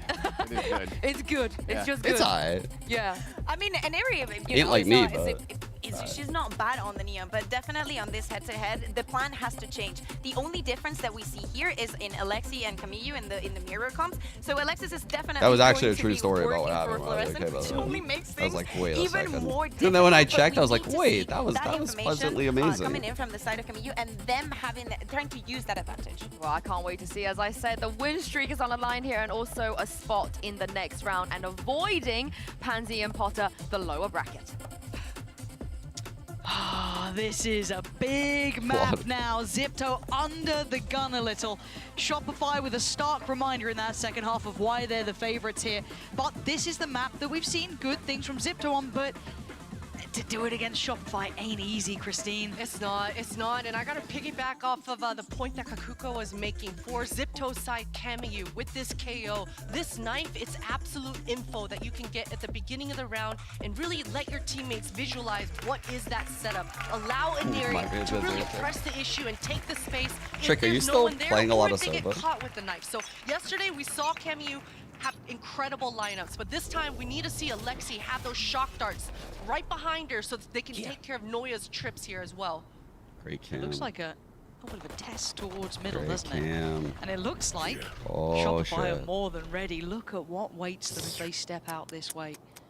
I'm salivating, chat. This is such a great read for Shopify. It absolutely is, but can they stick the landing? The Paranoia is perfect, and Fluorescent gets unleashed. Looking for a kill, can't get it. Shirazi draws first blood, but yes, our fearless leader. She left off. That's fine. Melange. How is Mel the one to do this? What do you mean? What do you mean by that? Mel's able to find herself, but look at XIPTO. It's such a funky position. They were able to actually get the site, but the spike is down. This is so weird. It's all gone topsy-turvy. Dude. And Mel just, I guess, calls up her number, but goes down. Hey, this is just deathmatch. What's happening? Devolved into deathmatch. Alexi over towards tiles now. Dart coming back up soon for Alexi. She's got to be a lot more patient. God, that's a juicy shock dart. Yeah, Alexi. No. This is huge. This is everything. Neuer on the other side, and Neuer's been nasty recently, but fuck is what they needed. XIPTO are solid on the pistols, but that got absolutely chaotic. And what an unlucky start if you're Fluorescent, right? It seemed like it was. God damn, she had a lot of fucking impact that round. Wiped out on the side of the face and it felt like where's Mel coming to look at this? It's just an absolute. It felt like the early days of Valorant when I would play the devs and I swear I got no proof. True. Wait, how are they doing the same thing we're doing? Wait. How are they doing? They stole our fucking flow bar for bar. Whole lot of SMGs, 2 Bulldogs. So that's kind of what they're bringing in here. And we've gone for, I want to say a little bit of a stack. It's quite a large stack, actually. It's 4 players on that side. And Alexis. Oh, I love you. 1v5. No, the devs. So the dev Sova has a 10-second cooldown on the dart. I don't know if you guys know that. Their shock darts cost 100. Their ults are 5 orbs. So if you run into them in ranked, well, it used to be that way, at least, back when I played them. But is it the Sentinels Classics? We know that one's a little buffed up. Probably not. Allegedly, of course. Allegedly, of course. Allegedly. I don't know this for sure. That's just what I heard from somewhere. I don't remember where. Post plant. The Dev 5 stack literally knocked me out of Radiant one season. I was so mad. I was so mad. I'm still salty about it. Away on the other side. She just took care of that trip and they were literally patrolling the fucking 450 RR cutoff literally the last day of the act. They were patrolling it. The Dev stack. They were the fucking gatekeepers of Radiant. They do. Let's see if they can do that. Oh! The gate kept me out. The gate kept me out of Radiant that act. That was crazy. Crazy behavior by the devs, actually. I don't think it is. So that is going to be... I mean, it is a loss, and it's not one you love. My ego never recovered, XIPTO, this is kind of though what we've seen in the previous maps as well. They've been good on the pistol and the conversion. And then that's when the swing comes in. So we have to see if that follows. Devs were nuts. Maybe be a little bit more threatening. They look quite creative so far. At least. I'd like to see a little bit of that follow here into the bonus. Yeah. Shopify did a great job not overspending on their eco as well. Yeah, let's get nice and healthy purchases coming into this round. Love to see that. And for XIPTO's side of things, this will be a true bonus. We've even got a little indecisive. I saw that Bucky every now and then. I saw that. I mean, look, shooting windows, or are we staying in this high low? You might as well, you know, use it while we can. Use it while we can. Let's see how they do here. Mostly nice towards Camu. Our wonderful observers aware of that too as well. Utilizing the knife at the start, but also because of that bulldog is in hand. Breaks timing. Beyond that though, this is where it really gets tricky. Showing a lot of presence, making a lot of noise here towards B main. Yeah, Camu right now has to decide, do they want to send Iniri in without that knife? Do they want to reset and just wait for that second knife? About 16 seconds left for it to come back on, but watch Noya backside. Just poking. Is she gonna take this fight or is she gonna back out? Commit yet. Backing out now. XIPTO, they really want to make Shopify show their hand here. I mean, they've got Fluorescent responding a little bit. I'm digging this trip right here. I mean, I'm really liking that particular trip. It's not the end of the world. I'm waiting to see if the Aldrone comes in. It does. So that's the only big response really so far is this Aldrone that's going to see, I think, one or two. I don't know if it fully got around the corner, but I do see Come on, who's coming into this thing? Look through that smoke, I know one of you are. Again. Doesn't want to overextend, and maybe rightly so. They are committed to the side. Naya makes a bit of a meal of that one, but Floor in the back line still going to make up for it. Sarah now makes Present Stone. Nice little push and pull between each other. And now Floor doesn't have to overextend here. Could leave Sarah to maybe take that next layer of attention. Needs a bit of help on the side. No, she doesn't. Sarah is certainly fragging here already. A quick little dive in. Floor wants those numbers. Beautiful reaction. The utility is so strong coming through here for Shopify. Even though they did get pushed off, you saw Alexis in that spawn area. The cross. Neon's starting to grow on me, you know? All that stuff I was saying about that Neon, you know, honestly, she doesn't need anything. She's looking good. Things got a little bit funky, and that spacing was a little bit off. She's looking good. Nice effort, nice attempt, and I'd like to see XIPTO going solid into the second balanced half, agent. kind of deciding on being classic switch up. Util. You know, they used the KO and they used the Sova in order to get B main control. That's what made them pause. But if they're able to somehow hold on to Camu, it's in my favor now. Oh, it's fine. Control, then they can be a lot more explosive off the control that they get. Well, let's keep that in the back of our minds. We see them kind of be, as you said, a little bit more frugal with it, time it out, or just kind of commit one towards the other. Speaking of committing one or the other, we've got a little bit of a show of presence on one side. Now that I've seen more of it, I think I can change my opinion. A little bit closer towards it. There is a player watching here. So we do have Camu on the other side. 8 more seconds on that knife to come back up. Now, I'm pretty sure there would have been some presence noted over towards B main. B main on the other side too. So no subtleties to that. And actually, we are seeing Iniri drift back over towards the other side. So I don't want to say hesitation, but just taking their time, kind of taking in the map here. Even a little bit of exploration through towards tiles coming in from Shirazi, but nothing too far. They're really like prodding into this B side. It's going to be a really scary half for Noya if this is how they're playing. So giving all of her teammates the confidence to maintain their crossfires towards this B, but that's not good enough. Sarah just gets wiped out. That's huge. That's a difference maker. Taking away Sarah, who's that lovely little push and pull, and that back and forth towards the site, but Iniri wants a challenge, and look at the synergy between the two. So hard to isolate a fair fight. You don't get it. Yeah, Neon's fine, actually, I think. For Camu you outdoing Floor. And now the follow-up from Neuer going to be noted here. Surely going to be dealt with, but Alexis, a clean shot, but 13 seconds, they're running low on time. The paranoia perfect. Now Shopify shutting this down. Shirazi left in a 1v2, and time is the biggest opponent currently. Shirazi is running low on seconds, and that shot. Ah, we fucking nuts. We're so bad. We're so bad. Handled this round so well, just playing with their food. They didn't allow XIPTO to get any sort of the duels that they wanted. It was never on their terms, always on whenever Shopify wanted to throw a jiggle. Love the finessing, love the crossfires, and you love like what Potter's saying. The micro teamwork on that round was crazy. Like the micro teamwork. No worries, all good, all good. The stuff that's not in a Valo plant. Oh my god. But at this point, you're already seeing them going to be trying to min-max here as well. Floor does have ult if necessary, but going to go for the Outlaw. Look at the light shields. This could be farming time. Again, this could be very punishing. Farming time. Just Sheriff's there. Well, we're just honest, humble feels farmers like it's very over here in reminiscent of America. that first map now. That first pistol coming in and then the conversion. It ain't much, Shopify really getting that ball rolling. But it's an honest living. It's an honest living. That's not the start they would have wanted. And Eerie so don't going judge. to go down here. But they're going to know the Outlaw. Just honest farmers. There's not much to really force Floor away from this. Someone's got to get these ecos. You really want to avoid snowballing and taking duels all on your lonesome and taking on the world by yourself. So hopefully for XIPTO, they maintain their teamwork. It's definitely what allowed that first half on the first map to look so close. This is just an eco round, but that Hunter's Fury in the back pocket of Alexi, things could get interesting. Mel, she's got to hold down the fort here, not allow this spike to go down. I like this. Taking good space here, but with that stun, they can kind of take back towards the site as well. Mel, careful, this Omen blind is still out here. She slipped away towards CT. The paranoia doesn't affect her. She does blind need to keep this smoke safe. If they come flooding out, she needs to be able to do the work here. The pop flash was good, but Alexis tucked in the corner again. The crossfires in the setup. It was perfect, and it is indeed flawless.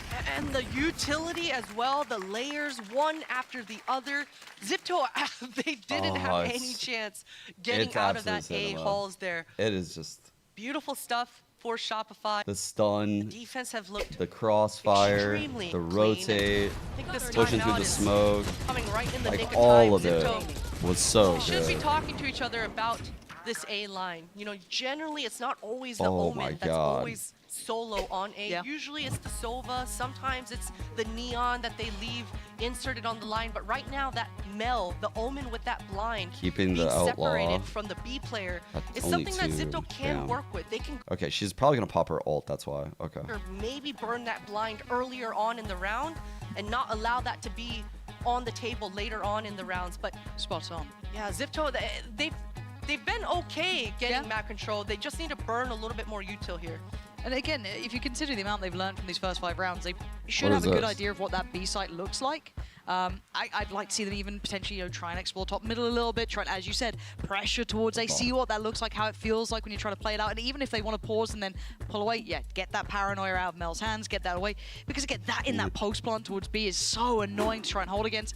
Couple of ults starting to hit as well. We do have Alexi with hers. And on the other side, still Floor sitting on that, hadn't needed to invest it, but now the switch up, it's a good counter read almost. Yeah, and talking about switch ups, every time I've noticed XIPTO takes a pause, they are extremely fast on the openings. All 5 members are very grouped towards here. Let's go, we can see the TP play. Okay, Breach will play like Flash probably out. You can expect Aniri to be very aggressive. Speaking of aggressive though, Mel's the one to go a little further forward, and Aniri's in danger. Mel gonna get a 1-for-1 trade out. A little bit of a loss here. The Floor. Oh, we're pushing this back with ult. We're pushing this back 100%. They've read the idea, got the intention. Florison tries to play it forward, but goes down. Camu the one to succeed. Sight now looking more vulnerable, but the cavalry hasn't arrived. It's Alexi to take away Alexis, but Alexi the last one alive up against Neuer. Now, the spike is down towards elbow. And Neuer is trying to do the around the world time, and she could just keep shifting up. She could shift the whole way. Yeah, XIPTO is the same team. SMG, scared and cautious, and rightly so. Until then, what the shot from Alexi. Bro, she didn't look as aware as she was. Alexi to turn because she picked up the spike there, but man, Neuer, she knew that Alexi was there the whole time. Well, of Hunter's course. Fury, the line probably allowed her to know exactly the positioning, but What a round. XIPTO busting out Bro, an entire that set was piece to a nut dominate shot. this A main, and it's not something they've been controlling or winning all half long. Finally able to make Shopify's life a little bit more difficult and really challenge them towards this side of the map. And it looks like the answer, at least what they try and cure. Wait, panic pop of the KO. It is, and Fluorescent just absolutely eviscerates Camus. And that's half the map now dominated, controlled. There's no one here to rescue Camus at this point. And it's a quick rotation back, but they're going to read this so well already. Look at top middle, 2 players over here. Quick little deep smoke, just in case Floor needed it, but she's fine. You're looking towards B. There's 3 players here early. They can play a little bit deep. They can play a little bit passive. Seeing the Hunter's Fury as well. Sarah this time. Looking for that What are you tripped They're just up? falling like flies. Whoa! The Rebellion just never looking worried. Tara tries to take a stand. And Mel brings it to her knees. Dude, it looks too simple for We're Shopify. actually the goats, dude. We're actually the goats right now. Holy shit, dude. We're fucking insane this round. And somebody shoot the trip, help out Inari on that entry into the site. Bro, that was an amazing round from start to finish. Like this whole sequence at the start with these trips. Oh my god. Ult up a little bit longer, but falling. I'm having so much fun. Me too. Me too. Me too, my god. Being very aware of what maybe XIPTO are looking to exploit going forward in those after that timeout. Very heads up work now. The ult sign to really compound Alexis as hers. Floor still got that there. Noya sat on that on the other side. TP for Tara. I mean, wouldn't be surprised to see it, but yeah, a lovely little switch up here from Shopify, just kind of adjusting We do love which Mel. site they're prioritizing those players on. But dismantling that quite early, not feeling they need to stick around too long towards it. A lot of presence shown towards middle here. And it's Floor who's getting curious. That's a shot. Yeah, this is where it gets scary. XIPTO kind of cornered in mid, but they can find a way forward, but again, only Sheriff's here. Gotta feel for XIPTO in this round. They were Good doing job such hopping a in that better smoke, by job the on way. that spacing. Controlling the smoke is very Not important. allowing any sort of Because we have no 4 trip on finds top one mid. anyway. We have no camp. We just have the Cypher rotating. So the smoke's starting to fade. They're going to time it. They're going to clear it together. They did. Alright. Good rotate. It's nice. Well played. You see Sarah now suppressed as well. This is an opportunity, but those opportunities seem to be dwindling. Tara still standing, but barely breathing on 20 HP, and Fluorescent wants this one done. Turns on a dime, but gets a head rip. Can you clutch again? Last time. She was literally looking everywhere for her, by the way. That worked out so well. Tap on the spike, but no one fancies going for that. So where do you go for the plant here? That was a big overheat. Feels like that creeping death ever closer. It's all too easy. It's all too simple. Shopify unfazed. Unfazed and trying to give XIPTO a couple of ways back into the round, but thankfully for Shopify, Alexis and Mel. Let's get the overheat out right there, though. I'm glad it's out there. This is where I need XIPTO to really dig in, though. I mean, that 6th round feels like a godsend that they got. You know, that clutch again, that Alexi 1v1. I'm so glad production are catching Mel being weird. I'm so glad. She tries to play it so cool on like socials and stuff, you know what I mean, and all the content they make, and then that's actually what you get. That's crazy from Pansy. That's crazy. I need XIPTO to wake up now. Come on, give us a game here. We want to see Shopify pushed a little harder. Oh, now, though, so this setup does funny for Pansy. Get tested. Let's have a look here. Got that stun ready with Alexis. The one way from Mel just got put into play, and already Floor's exploring this space. And XIPTO did a decent job baiting out the initial opening here. Would have loved to see them press the issue after that knife caught onto Mel, but they decide to go snipping and prodding elsewhere. Beautiful drone coming out here for Sarah. The timing, the layering, it's all looking good. But now XIPTO looking to speed up the pace through towards market. Sarah this time in a better spot here. Oh, big shot from Camus. A quick little drive-by towards Noya. And a player advantage. It feels like we haven't seen those too often for XIPTO. Smoke loss for Flood. We need one more piece of breach util still right for here. Alexis. There it is. Comes out to play, and Fluorescent gets... Oh! That first on Alexi was wild. But Neri wants her name in the feed instead. Takes away 2 and locks in on this site. Now just Mel left alive in a 1v4. So much work and so little time, XIPTO. That's what we needed. That's what we were waiting for. And the scoreline does not run away now. And I love the call coming out for XIPTO as well, right? We saw just 1 round to go. Just on the pistols, that explosion once they got into market was good enough. This time with the weapons on their side, they're actually able to find the kills and get into the site. I don't know if they're going to get that lucky again with Noya kind of getting caught off guard, but hey, 1 round at a time. And okay, let's not, especially with how one-sided it's not do anything that makes you fan favorites or anything. Calm down. Decent stabilizing for XIPTO. It could be everything. It's just a little bit of confidence, a little bit of understanding. I gotta get Chad thinking that they're robots. They can't have personality. What the hell? Here. Looking at the odds as well. Yeah, there were you 2 all away. the listenings. Maybe gone for a Nere's if they wanted to, but no, they wanted that Hunter's Fury. Prioritizing that hit. Clearing the util. I love the amount of player pop-offs DC's given. DC's doing a great job. Traps there. Doing a great job of like building player Still in a hype. bit of a default. And Terra's still got the Omen ultimate available. So XIPTO have a very good spread here with the GC personalities are great, but I think production's doing a great job of showcasing it. Just try to overpower so like, that B both site. things are true. Camu's knife should be coming back. They're like on the going board out here. of their way to do this. And I appreciate it. I like it on the broadcast. I wish VC2 would do it. This is the site hit. It feels What the like at fuck? least. Looking at that late lurking towards tiles, that's something for later on. But I didn't even have my hand on my mouse. Darts are unreal. Takes away Alexi. But they still want to go towards the site. 35 seconds, they're running low on time. They're going to see the flash, they're going to see at least Floor towards CT. And they're going to see Floor fall. An Eerie, fantastic, but Sarah fights forward, takes away Camu, but traded out. Tara handles that. A little bit of safety on the site now. Potentially the plant. Going to see that coming in. Now, a 3v3. Shirazi holding towards market. Fantastic presence. Good late play in towards that. Big info, but eats the paranoia. Dips into the cage. Noya finds an Eerie. And now down to the 2v2. Mel looking to isolate the fight. Tara comes back around and Noya brought down XIPTO and knocked down. And she pushes market there. Shirazi finding the timing of the sentry, just slipping into that market and just completely annihilating Alexis. And without that breach util, without that sort of forward util to allow you to flood, that looked sloppy for Shopify. Incredible On God. timing for Shirazi there. Whatever. This is starting to look much better.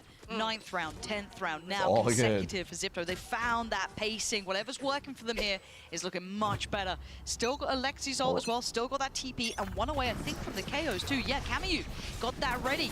And look at the pace. Look at this. And the answer How back, it feels to be on the internet without ad block. Potentially the hero here. But Noya, this is the first time she's set up on A. Big go Shirazi. Dude. Find the danger player. That rifle is gone. Trade. Mel desperately wants this punish. Chasing so ambitiously. How but do they already keep getting Shirazi away? slips away. Stunning from Shirazi. Does the best she could considering. Takes that first in middle and the fallback as well. Alexis, Noya, and Sarah. And they pose a threat here. Looking at how XIPTO are playing this, looking to take that space on CT. I like that. Find some security in this post plant. Noya's being so patient.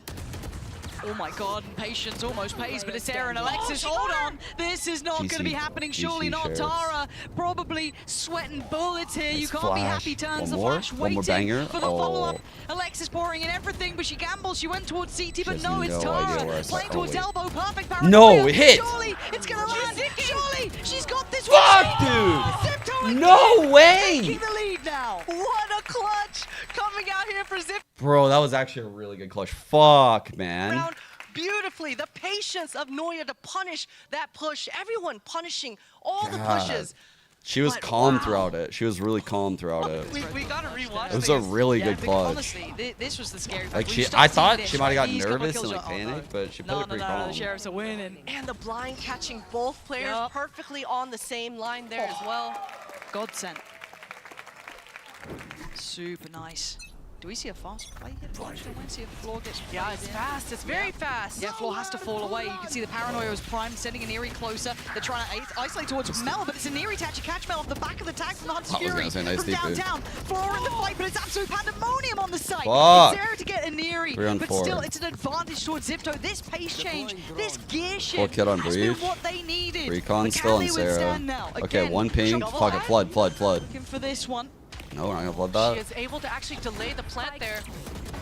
Oh, Cammy, fantastic. Plays it towards CT, but it's an exchange of space. Now have to come back in from short. Sarah and Alexis trying to be bold through this one, but they basically just got the guns in hand. And Tara, a nice little angle, does get swept up until Shirazi is gonna tip the scales. 7-5.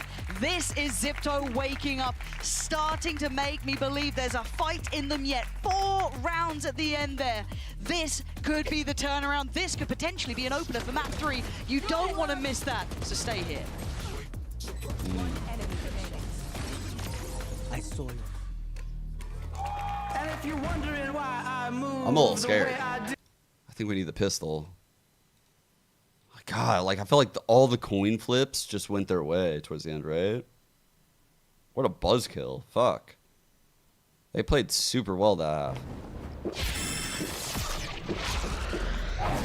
Red Bull gives you wings. My thoughts on Neon. Can we wait till the end of the map? This is who I am. A picture perfect scam. Fuck, dude. I hate this. Why is it 7-5? Do it for the gram. Daily I strike a pose, it's on purpose. I can be dangerous, bold or girly. Nobody really looks too close beneath the surface. All for show. Come on, make it worth my while. Pull up on that smile, suck it in a little more. I can see you work that core, trick you into wasting time, slimming down that waistline. I like, baby, make it pop, sugar coat it till you dry. And yet I do it all again. I let the curtains fall, got my head in the clouds. I feel to my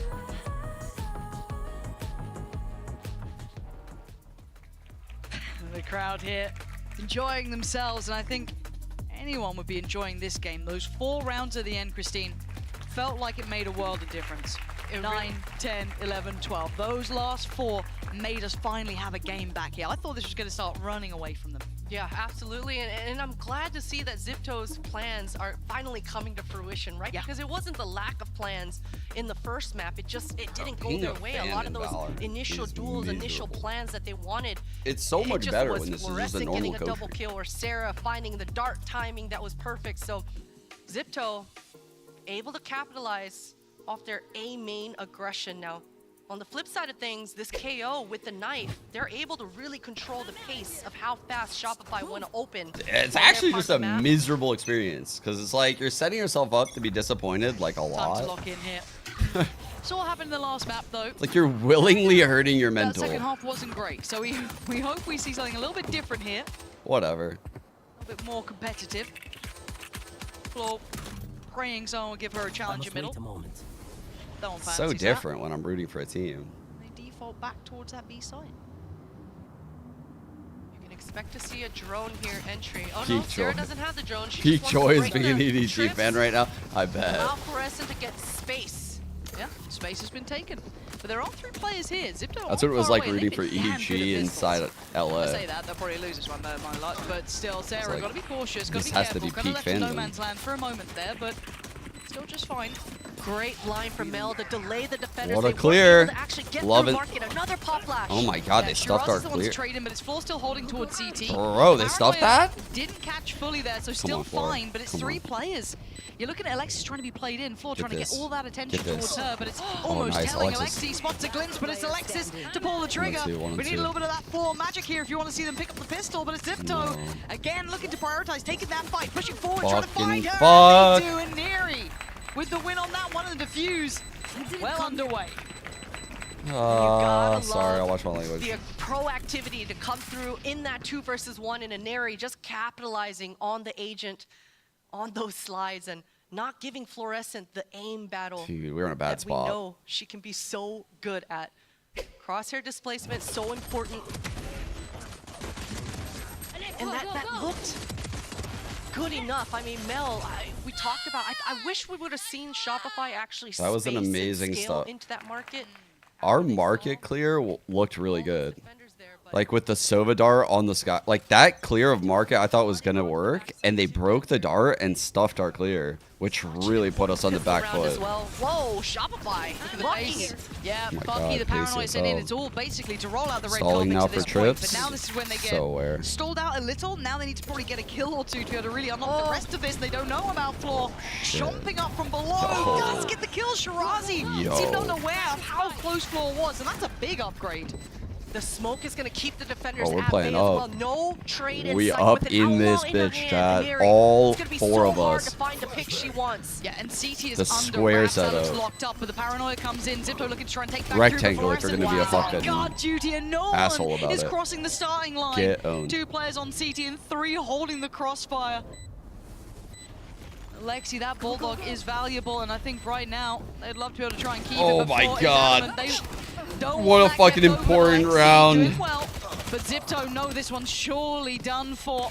A little set piece from Shopify, and it works. We needed this so bad. Oh my God, we needed this round so bad. Once again, hey, let's be careful about that Bucky. Yeah. What Give a each other fucking some round. range, but yeah, I think Fluorescent, she was able to get into that market a little too easily. Disgusting agent. Yeah, you know, I guess the nerf is coming right in the nick of time. Yes. Potentially. The dev team right now. No. The devs watching their own product.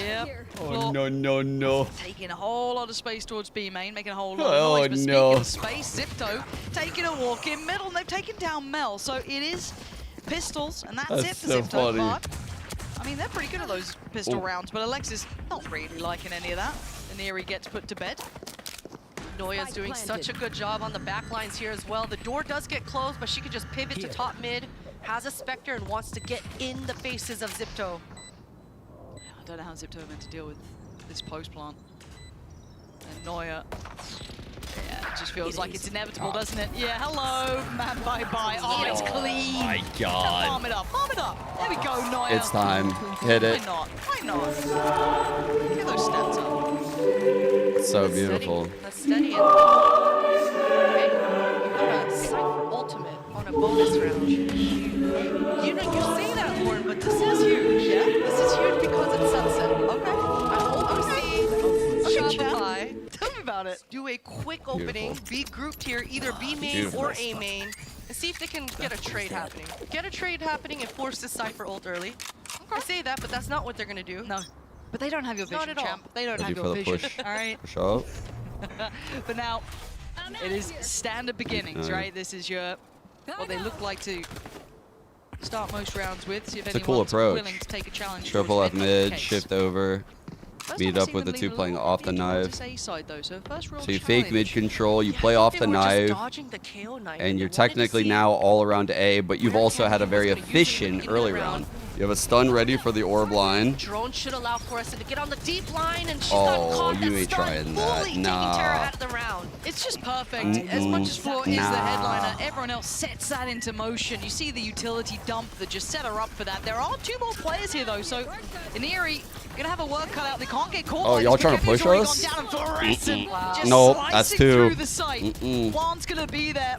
That's 2. Ult already in pocket. Same for Alexis. Those are some big ultimates to have online. Unlike the Cyphers, but you know, Lauren, they did exactly what I said they would do on bonus. They did exactly what I called on bonus. That was an amazing round. Beautiful opening, and I do think that that's what they were doing. They were trying to dodge the KO knife coming out from Yeah, Camu in the beginning they of the dodged round, knife, see what where Power it said lands, he- and then stay grouped and just have that explosion factor. But come it's through for themselves. important to And not they have min-maxed 5 here, this right? entire round. Yeah, they There was min-maxed Noya it. with the only ultimate on the board Even coming from into bonus, here, but like putting Fluorescence 3 is up here, now, smoking and top mid, Alexis. breaking They're able to door, distribute but then the being able to kills cross evenly, over and Alexis then meet even got up the in a plant crossfire in there case at there the is a end, push. so- Drone, you leave it is the impressive breach to see. planted here. The That's breach is almost like safe no because you combat cleared all of strategy. mid. It's crazy. Like, It's a that was an crazy champ. amazing setup to that But round. you're right. So it did work out Fucking incredibly well. Now we're going to incredible. see those stringer rounds. This is where I get a little bit worried. I kind of want to see. I don't want to see an early timeout from XIPTO, but I would like to see them check in sooner rather than later. Very easy to let a game get, you know, taken away. See those ults coming in there. Weatherspoon gets it up. Fresh 24 for the Sixers as Clarence tries to jam his way. A can against Mutombo, and Dikembe says no. Nah, bro. Clarence and Mutombo's Nope. Get out of here. Stun coming out here for Alexis. Shopify want to completely dominate this B main and let XIPTO know that this area of the map is theirs. Dude, the finger wag has to be the most goated thing ever, by the way. Full sending as well. I'm surprised they went for that ult. When I learned about the finger... Oh, Shirazi, what is that? What is that shot as well? Oh, okay. That was fucking snappy. There is still a rifle there. There's actually two. A little bit of an overheat, though. Shirazi's going to get one. Alexis got a rifle as well. You burnt a massive ult for that space that felt like it was kind of given a fair few times. But hey, maybe there's some method to the madness. We'll see later on. But going back to the spam game here, Mel's got blind, and they're going to smoke themselves we're bun setting. They know what they got to do. They got to take the fight here. We're bun There's setting. nothing else you can do. You have to try and fight forward, and it is just a meat blender on the other side. Sunset. Sunset B site. They changed it. They tried. So hard and really didn't get all that far. Sarah shuts it down. Absolutely shuts it down. And you got to love the way that the last three members of Shopify push into spawn. Welcome to VCT Americas. Welcome. Welcome to fucking VCT Americas. We were forged in the area behind our smoke where we're going to spray. That's where we were forged. We were created behind that smoke. It doesn't matter the map. And if you're losing both, your defense becomes so difficult. They've got to put all their eggs in one of these baskets and really try to win one or the other. Oh my god, that was a filthy post. Fucking disgusting. Actually disgusting. We are playing cringe Valorant Show presence in the best way possible. Okay, fake top mid. You can't run and you can't hide. You gotta stand and fight, and Aneri does. That's a lot for one player. I don't know. I think they need a little bit more. They seem very aware of the possibility of it, and now player advantage. Dishonest back to the drawing board. Yeah, just fully clotheslined, and I don't know if Alexis's fault line was off the mark there or what exactly happened, but Fluorescent. Yeah, I don't like this call. I don't like this call. Definitely. That's like really like expecting a lot out of Flora. It's hard. She had one person with her. Shopify doing what they do best here. They've inserted Mel towards this A. They still have that control, so they feel good about mid-rounding. But Aneri, this off angle, this timing. Ooh. Okay, that's... Look at Mel. Yeah, this timing, this activation. Shit. Oh my She's god. Gonna bring them spike back towards A. Yep. No Sentinel utility here on the site either. Oh my god, this is huge. And you got the lurk inserted in the middle now, kind of that pendulum swing, right? Mel was it on the initial, and now you got the follow-up from Neuer. You got to see when she decides to pull that trigger, but Mel playing a little bit further forward does have the paranoia here.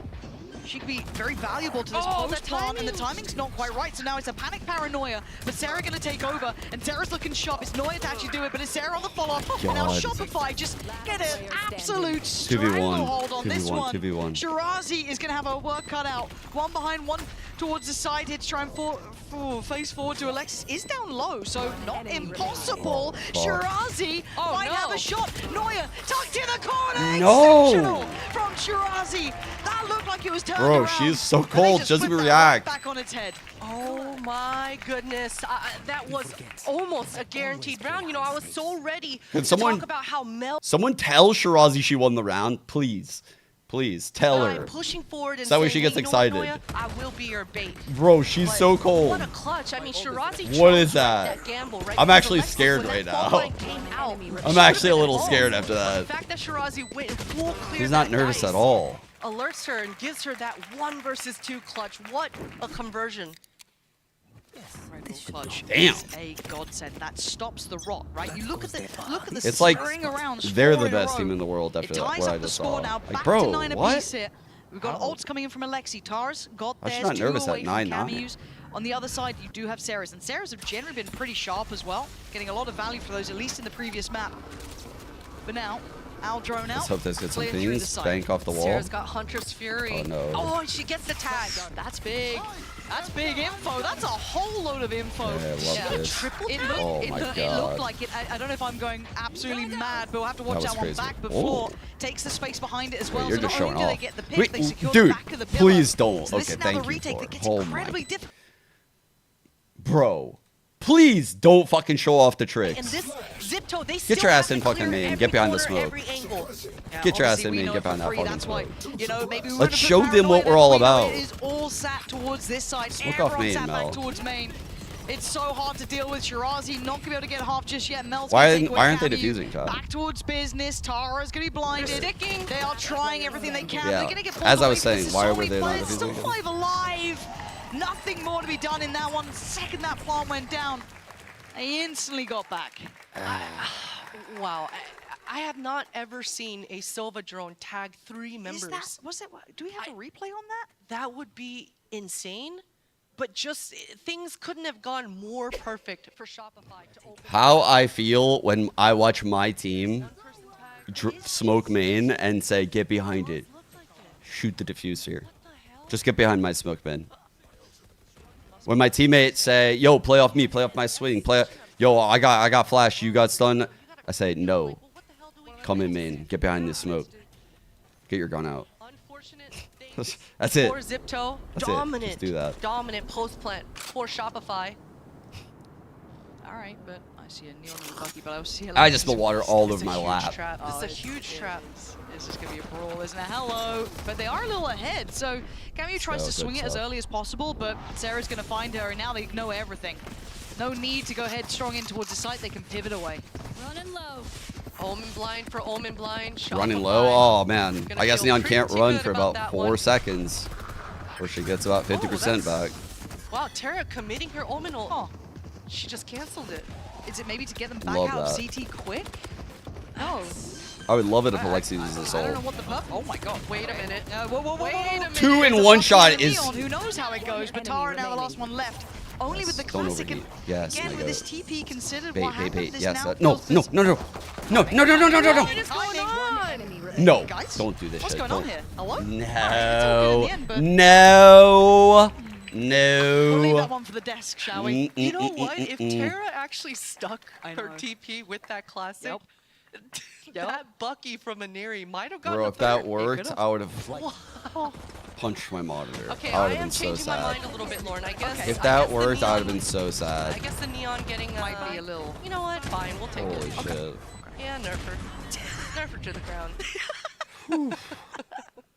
Damn, so close. Yeah, I'd Thank love you, to see what the Floor. logic Thank was you, behind Floor. that. I don't know. Again, maybe something to check back in on and see what happened with the Appreciate it. Omen, with Tara there, who just kind of like, you know, pulled the plug last second, but it's what it is. This is We a go back fake? through, buyback in play. That was just Wait, a I hit the kind Sova. of forced up round, best they could. No, with no, the no, Bucky and nice. a couple of They sheriffs. land So on this top is the real hitter. Big ults here, Christine, as well. Yes, this is the swing round of the swing rounds for ZIPTO. This should set themselves up to be able to posture for some sort of comeback, and Alexi probably won't use her Hunter's Fury here. That Omen ult, the sound cue Mel! That was ambitious, but Fluorescent wants to try and trade it. They know. Oh! Banger from Alexi! Check her That's a PC. shot. And she might have just saved them this round. Down to Alexis and Sarah. Massive advantage here for ZIPTO. Holy shit, dude. Alexis. Oh, it looked like she meant to flash, no? She's Going still three, got the this is ultimate in her back winnable. pocket as This well. is winnable. Oh, yeah, but the cross gets caught there. Sarah had to try and come over with that Ooh, spot. well played. my Between the God, neural theft Alexis? pings. Oh, Christ! Wait, dude, that reposition between the neural theft pings was 200 IQ as Be fuck. better for Shopify. They just completely broke their money. You can see Spectre coming out on the board. I don't know what kind of gun Shirazi's going to be able to afford. I'm out of here. But still, Alexis has the breach What ultimate a in the back kill. pocket, and this is an easy shake-off if you're Shopify. That timing between Mel and Fluorescent didn't work out exactly how they drew up. That's okay. You just Spin move on. on into the next round. But Alexis getting those 3 kills at the end there is going to be so devastating for ZIPTO's economy. Yeah, the impact alone is making me question what they can bring in. I know it's going to be, I think Shirazi's, they can scrape something together, but it's going to be low. We do have a timeout actually from Shopify Okay, here. so our money looks like it can withstand a round loss, which is okay. I like this timeout because he's like probably giving them a lot for the next 3-4 rounds. He's probably giving them like a lot of ideas to work with. Like, hey, we haven't done like a top mid hit with someone with floor. We could do like a breach ult play onto B where Omen like ults A with the spike. You know, like they have a lot of options with these ults right now. So he's probably giving them like a slew of options. And yeah, Mel Cook. We talked about last round was one of them for Shopify, so they've got to clean it up. They've been doing a fantastic job making this comeback happen. And for XIPTO, that's the first round this entire second half. This is a pretty big round. Even though we have another buy in the tank, still on the board. we're gonna. Oh wait, we used the Omen ult. Fuck, my bad. Should allow them to have a That's very right. strong That was the opening kill. in their back pocket. You are right. What's the plan now? Okay, there's a trap play on B. Omen blind, KO flash. Completely vacant on this side of the map. Well, actually, with just a little KO's bit just. util to keep it I safe. think KO would flash, but right now just holding in case a neon like slides. Picking and calling very well right now. All 5 members are regrouping and they want to do a little bit more sniffing to find out exactly which anchor is on this A site. But as soon as they identify, Tap the cam, please tap the cam. Tap the cam. Should be a Yes. for them. Alexis should be able to hold on to this breach ultimate as well. That's a good cipher. Don't you guys think so? Feeling no resistance. That's a good You boy. gotta be thinking, yeah, this was the right. That's a right good time for it. cipher. Tap the cam.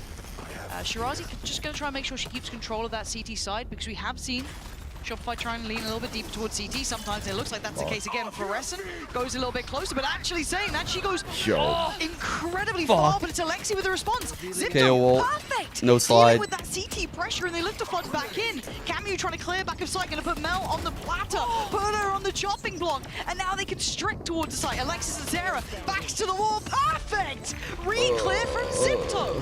What a trip! What a trip coming out for Shirazi as soon as that trip hit.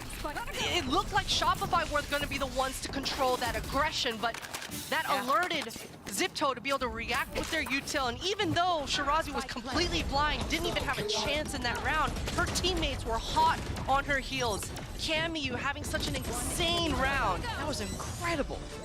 That was true. Man.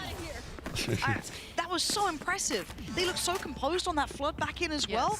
Wow, incredible. Now, can they get another? Can they actually take the lead here? That's the question, because there is the chance of that third map still in hand without OT. If they can get this next one in the pocket. Still a purchase to play with here for Shopify.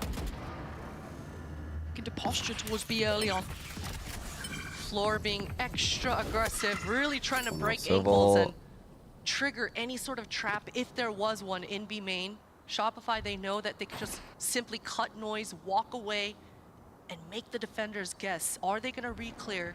What kind of information do they need? And no, we can't go back to the cringe strat. Towards here at A. We've got to fake like we're not going to do the cringe strat. That's the thing. We got to get B main, then we got to pretend like we're doing a lot of shit at A, and then we do the button set strat. Yeah, and I think if you're Shopify here, you're talking to each other. It's too obvious. See, look, they think oh, that's definitely gonna go back to the bun set strat. That's all they can do is the bun set strat. We can't do it right now. Always going back into B main, playing the spam lines. Now we should do it. See what I mean? Similar scenes. It actually would have worked out so well. Rinse and repeat. No ult to use this time for Shopify. Fluorescent tempted to go ahead, but it's Sarah who gets the ult here. Mel still has blind. She's going to be able to slow down this retake. Though. Hold on, Sarah going to preemptively pop the ult. You can feel the pressure starting to mount. It's Alexi to go down. Fluorescent now takes up the mantle. Holds down towards short. You got Neuer in unison. Holy shit, what a fucking ult. 4v2, Tara going to be the last one alive. And this is much cleaner, much tighter from Shopify Rebellion. She doesn't overheat. Crossfire's coming out strong, and Neuer was such a nuisance down there into short A. And I love how Fluorescent is reacting. She's not just saying, hey, I have the best aim in the server. I told you. Just headshot everyone. I'm sharing a brain cell with our goat. And making sure these crossfires oh my god. in the post. I'm sharing a brain cell with our goat. Very impressive. The caster brain cell. Impressive. A close game though still. It's not over Holy yet. fuck. But I'm looking Close him at out, money, close him out, close him out. And that's where I'm a bit worried. Right, Iniri's only one away from the ult though. That could be a Or big is challenging priority this, or here. just But do they then fight for it? These are the questions you trying to have to ask break and a see if you knife. find the answer. Fluorescent is going to be noted on that knife. The knife switch up is kind of crazy, actually. Pretty feeling brave enough. Yeah, you can see they're set up for this I've punish been paying on the attention, ult, and the but knife's again, not been stay that away one. from each other. Yeah, Alexis is going to be pretty happy about that. She baited out that paranoia with her fault line. Fluorescent wants to go. She knows the defenders are lacking util. She's looking hungry. Oh my god, that was a Bucky. Fluorescent succeeds, taking away Iniri, who's desperate for that ult. That could have been huge to have to hand. Not to be this round. Look. Now we bun set. Now we bun set. Wait, now we bun set. For XIPTO side of things, at least that drone gives away the game. And Shirazi, look at all her util. It's set up here at B site. This is still good. This is still very possible. Ult comes in though for Floor. Clears close. Spams towards market, no connection. Checks the corner, nothing's there. Site is clear, at least towards this side of pillar. Gotta be careful of those trips. Yeah, quick enough from Floor though. What if, hypothetically, we planted and we all went B main? None of us played side, hypothetically. And then we tripped it, and then we smoked it off, and then we drove, and then we shocked, and then we aftershock, and then... Wait. Noise position already ready to try and checkmate on towards this. Camu's been caught. Suddenly, it's all in the hands of Alexi, who's coming alive. Finding two, maybe hope still there. Another tap on the spike and another attempt to draw them out. Sharp from Sarah into the final moments now. The final players. Alexi, desperate to do it. This is so cringe, bro. I'm not gonna lie. Okay, now that we've got the win and we're out of this, holy fuck, that is so cringe. Holy fuck, that is so cringe.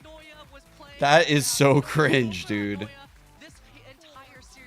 It's the way I knew that Mel was just gonna fucking do that. It's just the way, oh, I love Mel so much right now for calling that. Oh my god. That is amazing. That is amazing to call that play. Like, taking control of A and going back into bun set. It's the only way they're going to be able to get it.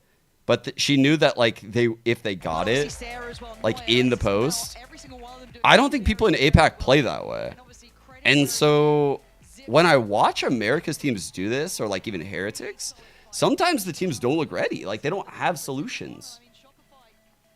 Held high after that one, taking a step forward. I know in Berlin they struggled for at this stage. This time it's a 2-0. It's so cringe. And they keep it clean. Keeping it so clean, and but it wins glad win. to see such a different approach coming out for XIPTO and making all of their matches competitive and even dominating in a lot of the cases. But double duelist is not something that we see very often. I'll show you what I mean. Making it work this tournament. I have to say, Melting my heart. Was such an impactful player. EMEA fans, they cook. Throughout this, but a little glance back at kind of how this went. I mean, XIPTO's pistols, scary. Scary. It kept them in a lot of these games, and you think how close it got down to at the end. It's on the highs and lows throughout this, but credit in my mind is the amount of ideas that Shopify had, how quick they were on their feet. XIPTO's an insane team. I actually agree. I think XIPTO, dude, this was not an easy win. This was not an easy win at all. Okay, so when I say like bun set or burl, whenever like anyone in the chat does that, like that type of stuff, all it is just, okay, the plan is we're gonna plant on like a wall like this, right? And we know you can only defuse from like 180 degrees here. Like, you've lost the option to even defuse over here. You're in a narrow tunnel. And so what we're gonna do is we're gonna smoke ourselves off. Hi, Brim. And then we're gonna put a, actually we're gonna be even crazier. We're gonna put a fucking trip here on attack. And we're gonna go play a post, all 5 of us right here. And like, you start thinking about like your options here to defuse this spike, and it's rough. It's very rough. It's super rough. And you can take this and you can actually bring this to like several maps, right? This is why people hated Pearl the first time around. People really hated Pearl because this would happen all the time in Americas with the harbor comps. For our post-game interview, Noya, congratulations to you and the rest of the team. Now, is Is there any flaw to Shopify Rebellion right now? You guys are so good. What is it? What's the secret sauce? She hates us and trying to change We just this. work really hard. We have no off days like ever. We always Banger just answer. play. And even on our off days, everybody's playing ranked like 8 hours. So. Oh my gosh, the grind. The grind is real. And I think it's also because like you guys have Noya been playing knows together for that so long. the GM is what are the watching. advantages of being Literally, with a roster for like more than a year and just coming into a tournament like this and it's like plug and play? She telling me what I want to hear right now. Stage, the comms can get really, really hectic. But for example, me and Sarah have been side partners for a really long time. So I'll say like one word and it's a keyword and she just knows exactly what to do. So, I mean, you get that after 2 years. The hive mind. Yeah. The hive mind at work, right? Speaking of very chaotic comms, there were If she says something many like, "Yeah, we rounds learned that, from watching the Esco stream," I'll be like, watching "Wait, it what?" seemed very, very chaotic, but you guys just seemed so calm. Was that exactly what was happening, or were you guys also like, maybe okay, she's fine. The comms definitely get like a little bit louder when there's a lot of things going on, but I think the experience from Brazil, the comms here compared to then are so much quieter, so much calmer. Like everyone's on the same page most of the time, and obviously it shows. It's the roster maturing. Let's right? go. Now, with both maps, I guess they were kind of similar, but on Pearl, like you those guys were energy able to comms. string several rounds together. On Sunset, I'm wondering, when did you know you had XIPTO's number, or was it just like 50-50 all the way? We definitely felt like it was in a lot in our control, and it was a lot of our mistakes that got punished. So if we just like didn't make those small mistakes, the score would probably have been a lot like cleaner. Like stay calm, just go back to 0 every single round. And your lurks are so amazing. And do you think it's also because you are playing with such an aggressive enemy that works so well, or like what were the calls like for that? The little SR flags. I don't even know. Like from my team's preview, it's nice that obviously they're quiet again with the comms, so I can hear where everybody is. And they're like, I definitely got punished on my looks a lot because they're clearing mid, and I'm like. Oh, he has a in the goated open interview. And, yeah. And She's literally had to think of an answer. She wasn't going to bullshit answer that. I'm wondering also because, No PR there. we did see a lot of, special replays from like Alexi with what she was saying, some from Sarah as well. Who is like usually the vibe merchant for the team, especially during a very difficult round? I think it's mostly all of us. Like when we're all together and vibing, that's when we play the best. And hype each other up, right? And that's why Shopify works so well. So congratulations to you so much. and the rest of the team, Noya. That's it for our interview, and we'll see the rest of Shopify in the next match. Thanks so much for having me.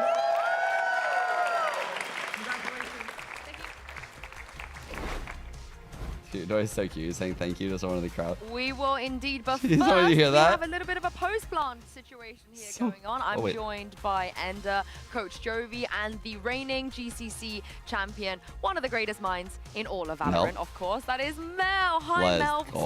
Welcome to the show. Was that fun? Yeah, it was fun. Sorry, I'm just laughing because I saw just Sarah and Floor missing the bell. It's okay, we'll work on that for next time. The timing? Yeah, but it's okay, we'll work on it, don't worry. I'm surprised you guys haven't got that down. You do that Our a go lot, always trying to make things better. Always trying to improve. Yeah. I guess so. Yeah, not used to it yet. But yeah, I mean, I've got Jovi and Ender here with me as well. Did you guys think that they, Shopify were going to pull through towards the end, when XIPTO were catching up? Did you believe it? Why would I ever doubt them? Influence you. Be honest. The honest answer, when they won the pistol round, ooh, wasn't looking good. We just can't win pistols. Yeah. I don't know what's going on. Actually, I do know what's going on. Listen, in the time before map 1, Loke was like alpha up, talking about a specific like strat that we're supposed to do. And I was like, I read that as alpha up just entirely. So the pistol, I'll take it. I threw. It was 3v3. I'm like, I'm just gonna run at the Sova. Like, what would someone crazy in rank to do? Like, just run at them. I got put down like a fucking dog. Oh, like a dog, like a freaking dog, like a freaking dog. Like a freaking dog. We'll edit that in post. Don't worry about that. Yeah. I mean, honestly, don't worry. You're a winner. You get away with it. Now, we had a poll earlier, a MasterCard fan poll, and we asked everybody at home to choose who they think will end the God damn it! Most people went with Floor.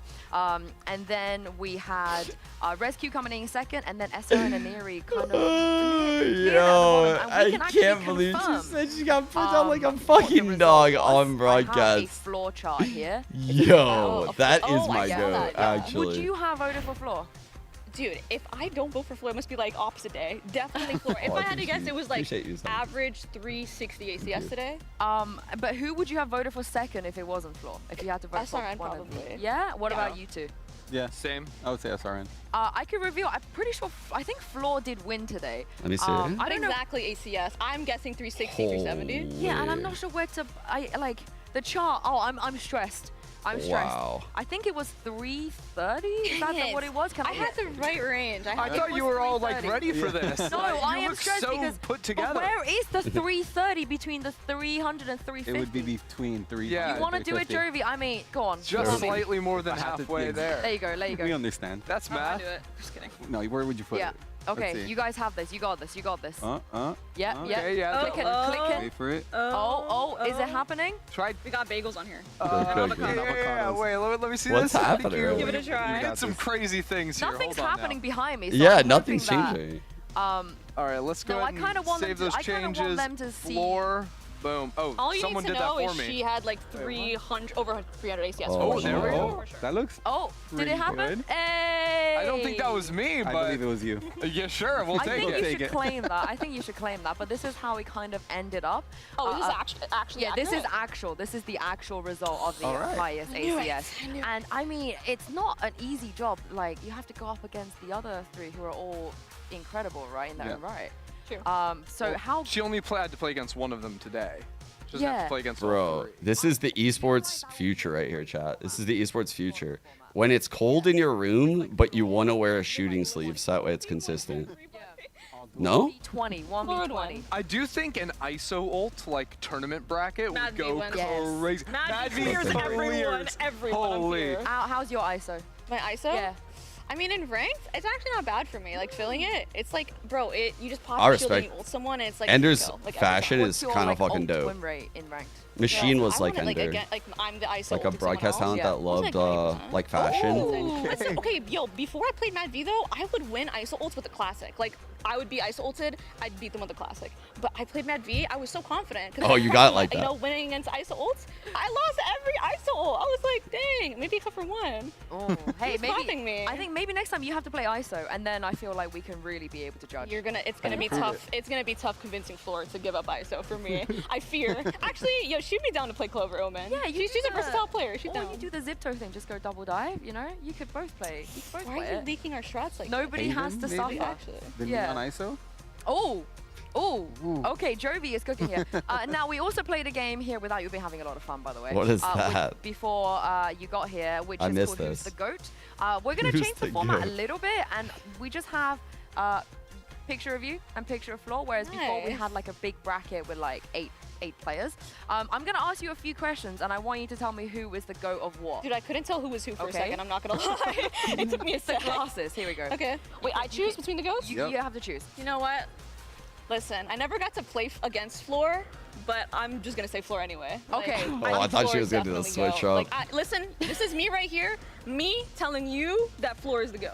I mean, 100%. Christy picked you earlier. It was. I think it was you versus This Mimi. is me That right was here the on choice. this one. Yeah. I'm And, telling you, yeah, How did that's it go? actually Was fucking it 2 to balling. 1? Ender was going NA? The only reason they was 2 to 1, and Kakuka was on the verge. She Let me was hear- like, let me I listen tried to this. convince No, her. go ahead. Defend your Criminal. position right in front of me. EMEA. We suffered a lot. Mel, You two just of our want teams this? got eliminated on the please, same day. don't cop out We saying have EMEA. suffered. You were saying a lot more back on the And segment. also- That's crazy. No, go ahead. I'm ready. Listen, I also these didn't want it to be EMEA a Shopify versus clowns. Shopify final, 'cause it was EMEA gonna be You and clowns. Floor or Mimi and Floor. So I was like, I can't be glazing that much, you know. I can't. I can. Otherwise, I will not be the allegations. I want to be the. This is allegations. our interview They now. need to win. They can have the go debate. Mel, take over We hosting. actually have a game for you. Get her outta besides here. just saying who's the GOAT. Another game. Yes. Yeah, and so it's the same concept, but I'm gonna give you some categories. Jovi helped me out with these as well, and you're going to tell me who's the GOAT Oh of that god, category. that's actually Okay, a you ready? crazy Okay, I'm ready. switch We're up gonna they start pulled with on you trash into. talking. Wait, actually, before you go, I want you two to guess who Mel's gonna say, and then see trash if you're talking. right. Trash The GOAT talking? of trash talk. Oh, trash! I don't even know. Yeah, it's Sorry, I don't bad. know if, like, Floor like they're never actually trash noises. talk. I'm just gonna. You can make the You can do noises. the noises, yeah. Awesome. I was we like, get a that certified neither banger? of them would, but Mel. Sorry. Just the loudest ding happens. Damn in the it, I studio. had the power before. Usually when I say certified band, they do the horn. Really? But I guess you have my- that much power here. my Oh my privileges God. were What else taken can away. You do here? All right, next one, Eco Hunter. This was Jovi's idea. Oh, that's yeah. Sorry, Yeah, you guys yeah. couldn't guess. I had to Bro. get it. No-brainer. This is who you guys would have gone for as well. Yeah, come on. Come on. Easy choice, easy choice. Next one, Sheriff Demon. Whatever. Floor. She gotta eat, you know? Really? Okay. Every time I see, like, I'll just see TikToks of Floor hitting the most insane sheriffs. Why am I saying TikToks? I play with her every day. Every day. Yeah, like... I'm literally there when the tomes are made. Like, when those TikToks are, like, made, I'm literally witnessing it firsthand. You're just in the background. So, They see I'm in the like background. paranoia. Yeah. It would be the most Bro, insane shot. she got the brain rot. I think lately she hasn't been getting as many sheriff shots because she's like a Bucky demon now. We saw that. I'll give it to me recently, but only because she hasn't been using the sheriff lately. Honestly, the TikTok editors, I'm gonna need you to start doing some male highlights. Peace out, I want next that on my pick. For You page. Oh, stop. Can we please Those are start really doing cute. that? Please, can we start doing that? What about an Odin demon? Oh, but at the same time, Floor has been using, not to leak, but Floor has been using the Odin and Scrims. Have you, you think Neon is bad? Have you guys seen Neon's sliding with an Odin? Oh, I actually have. You guys haven't seen Floor with that yet. This doesn't sound like a well-cooked meal. I'm scared. Scrim and she's just sliding across the screen with Odin. It's horrible. So I'm gonna do the that ranked Floor. players this. We're gonna be seeing this in ranked Is this a troll? I just ruined it. No, I don't want it. I don't want it. The goat of yapping. Oh, ding, ding, ding, ding, again. I mean, that's just like a given. Yeah. Like I mean, look, you're doing great right now. Yeah. Just shout Yeah. out. Thank you. It is my full-time job. What about the rest of your team? Like who I'd put on the yapping scale? Yeah. Are you the certified yapper? Probably Nicole after me, and then after Nicole, probably Lexi. Okay. And then Sarah, then Floor. But okay, if there's like tiers to this, there's levels to this. I'm not gonna lie, but the science. Yeah, they're like trolly in What about your their team? own ways. Who's the certified yapper? That's a good question, though. I wouldn't guess? even know how to rank them for I that. want to say it's either Thea or it's Donut. No. Am I wrong on both counts? Both. Oh. It's It was. Sonder. Oh my god. Sonder, that was my that next checks out. guess. Checks The out. yapping queen. Wow, Where does Sonder's the Effie's queen. rank? Effie's probably near the Sarah tier, I would say. Near the Sarah tier. So he does Floor yap. does yap too. Don't get me wrong. He does yap. But- He does yap. And last one for this game, winning arguments. Who's the goat of being I'm not able to gonna win lie. arguments? I win a lot of arguments. Let's just say. Are you in I win a lot of arguments is crazy. Argument winner, I win a lot of champion. arguments is Works wild. 30 under 30. The list goes. Oh yeah. my I am, but notice how like everything else comes second to winning arguments. Yeah, that's true. I like coming in with proof. This is why. evidence-based thinking, This is our logic, goat. stuff like This that. is our How do you fucking handle it, though, goat. when Floor's just Okay. like, but I'm Floor. Oh, I mean, here's the thing. I'm usually on her side. Okay, fair play. You're smart with Playing it. You're plot smart. twist. Right. You're smart. What about you guys? Game changers, Cham, you know? I'm not that. Not me. 30 under 30. Anything? I mean, Look, surely you we win the made arguments main every event. single- Yeah. Well, you lost against them.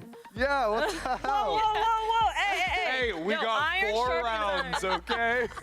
We won once at least. Honestly, like, hands up if you ever lost a Shopify. Yeah. I mean, in my dreams. I've done Shopify In my before, too. mind. Me too. In my Wait, mind. actually. I Yeah, am actually. here. Here. Yeah. Oh, all of us. Wait a minute. Yeah, all of us Wait a have something minute. in common. There we go. That And was a rough speaking one. of, let's take a look at the bracket because we are getting quite deep in this tournament now. And 2 of the teams have moved on to the upper bracket final. And it's our once a year GCC upper bracket final G2. Well, Alexis and Mel versus Petra and Mimi. Me. This is the weird thing, right? Because you face them in this position. But then you Not don't face tomorrow, them again. day after. It's like you don't meet again in the final or anything like that. It's just Don't at say this that. part of the tournament. It feels like. How do you think it's gonna go this time? I think it's going to be an insane match. I think G2 goes in, okay, I know people are going to say their games look shaky, but I don't think they do. I think that as something that in a tournament, if you have shaky games early on, it kind of just builds up like the tolerance for like adversity. And so it actually brings the team together if the games are like close. You know what I'm saying? Like if you go through a bracket and you're breezing through 13-4, 13-6, 13-6, whatever, it's like you're not going to build that medal that you need to like win a championship. So me personally, I think it's going to be a close game. I think they're going to bring everything. Obviously we're going to try our best and we're just all going to have fun. You guys agree? How do you feel about this matchup? I mean, it's true, right? Like I've had like a lower bracket run. Losing early it gives you some kind of like fire going up, going forward. So. And how does this compare? And I mean, you were there last year too. How does this compare to the G2 versus Shopify last Wait, is it the year? same Like, day? Is that right? No, Shopify are clapping. Oh, what are we talking about? Thank you, Ender. We're like, oh, it's going to be so close. It's going to be so nice between the two. Come on. Wait, no. Wait, I see you for the jinx that you are. I see. But I'm not the. No, I know. I'm not a turncoat. You're getting called out. No. Look, I can't trust anybody around you. Trust me, I got you. I mean, it was a banger last year too, right? So are we feeling like it's going to be even more competitive? No, you're wrong. You're wrong. What are the vibes like? Do you think it's going to be similar? Yeah, I think so. I think this year, I mean, I can't remember self-proclaimed or people to say it, but like and this game is going to be like boom, like boom. The best in EMEA. Loser like this, last year, I don't think they ever opened with the we're a super team in EMEA. Like this year, like they're building this roster to win. So I definitely see them like as a threat, and we're gonna go into it like fully prepared and like giving them the respect that they deserve, considering that we're both in the upper final. So I think it'll be like a challenging game. It could go either way. Yeah. Can we have the bracket up one more time? Because I'm not gonna have the three of you here with me tomorrow, so I just wanted to. Christy, I wanted to ask you for your predictions in that lower bracket. Luckily, you're not playing, Mel, so you're gonna be fine. I nearly flamed Jovi there too. I'm sorry. I'm a terrible person. You just can't help yourself today. I will not do this. You've been a XIPTO great guest. You do crew not is deserve insane. that. Christy, you, however, deserve. You know, I'm praying for your downfall. That feels like a queen for it. Let's do a bit of prediction here. We'll start with MIBR versus Zeta. First of all, do we believe in the Zeta miracle lower bracket run? Do we believe? I mean, hopefully, because, you know, they did take us out, right? But I think I might be our. Oh, okay. What about Mel, Ender? Who you predicting for that match? After you. After me, I gotta go Mabir. It's Mabir. I don't know. Like I think like Zeta have looked pretty good in the last few games, but like to me pre-tournament, like Mabir, like Mabir. Why is he doing this? Top 4 is like the worst they can do in my mind. So I like they just have to win. Mel? Mabir too? Oh, okay, you've cursed them. 3. Oh, wait, no, I love them. Wait, where's the camera? No, I swear I'm not cursing anybody. I don't want to put a curse on them. I'll say Zeta. Okay, you want to curse Zeta? You want to say that to Suzu's face? You want to look in the eyes of Serena and say this? Dude, I'm hiding. I don't care. I don't care. I'm not answering any more questions. No, paparazzi, no thank you. No photos, no photos. Your Honor. And one more. Just, it was XIPTO versus Crew, Visa Crew Blaze. Very quick. Instigating so hard right but now. Also, like, what if Dodds just Dodds all over them? I don't know. Dodds has been waking up and dodding all over them. So and to me, Dodds has been like a standout player this tournament. Yeah. I think they've like taken everyone by surprise, and I think that like it could absolutely be like a dominant performance. But you're going Crew. I gotta go Zeta. Or not Zeta. What? Let's go. That's what I meant. XIPTO? Yeah. Okay, well, we'll see. We'll find out tomorrow whether this has been a cursing couch or the blessing couch. We will see.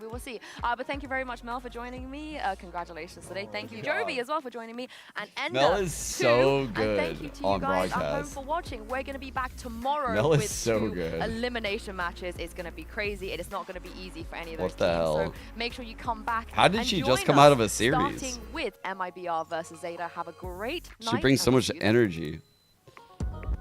Really, like, makes the death so much better. G2 Gozen are currently on a The fucking 16-game Mabir line win is streak. so funny. 16-game win streak. Oh, gotta change that. Okay. All right, I'm gonna send you guys to Xander. Thank everyone for tuning in. The Sliggy Shelter today. I appreciate you all. I'll be back again tomorrow morning. And yeah. Adios. Peace out. Tell Xander I say hi. Thank you guys. It was really fun.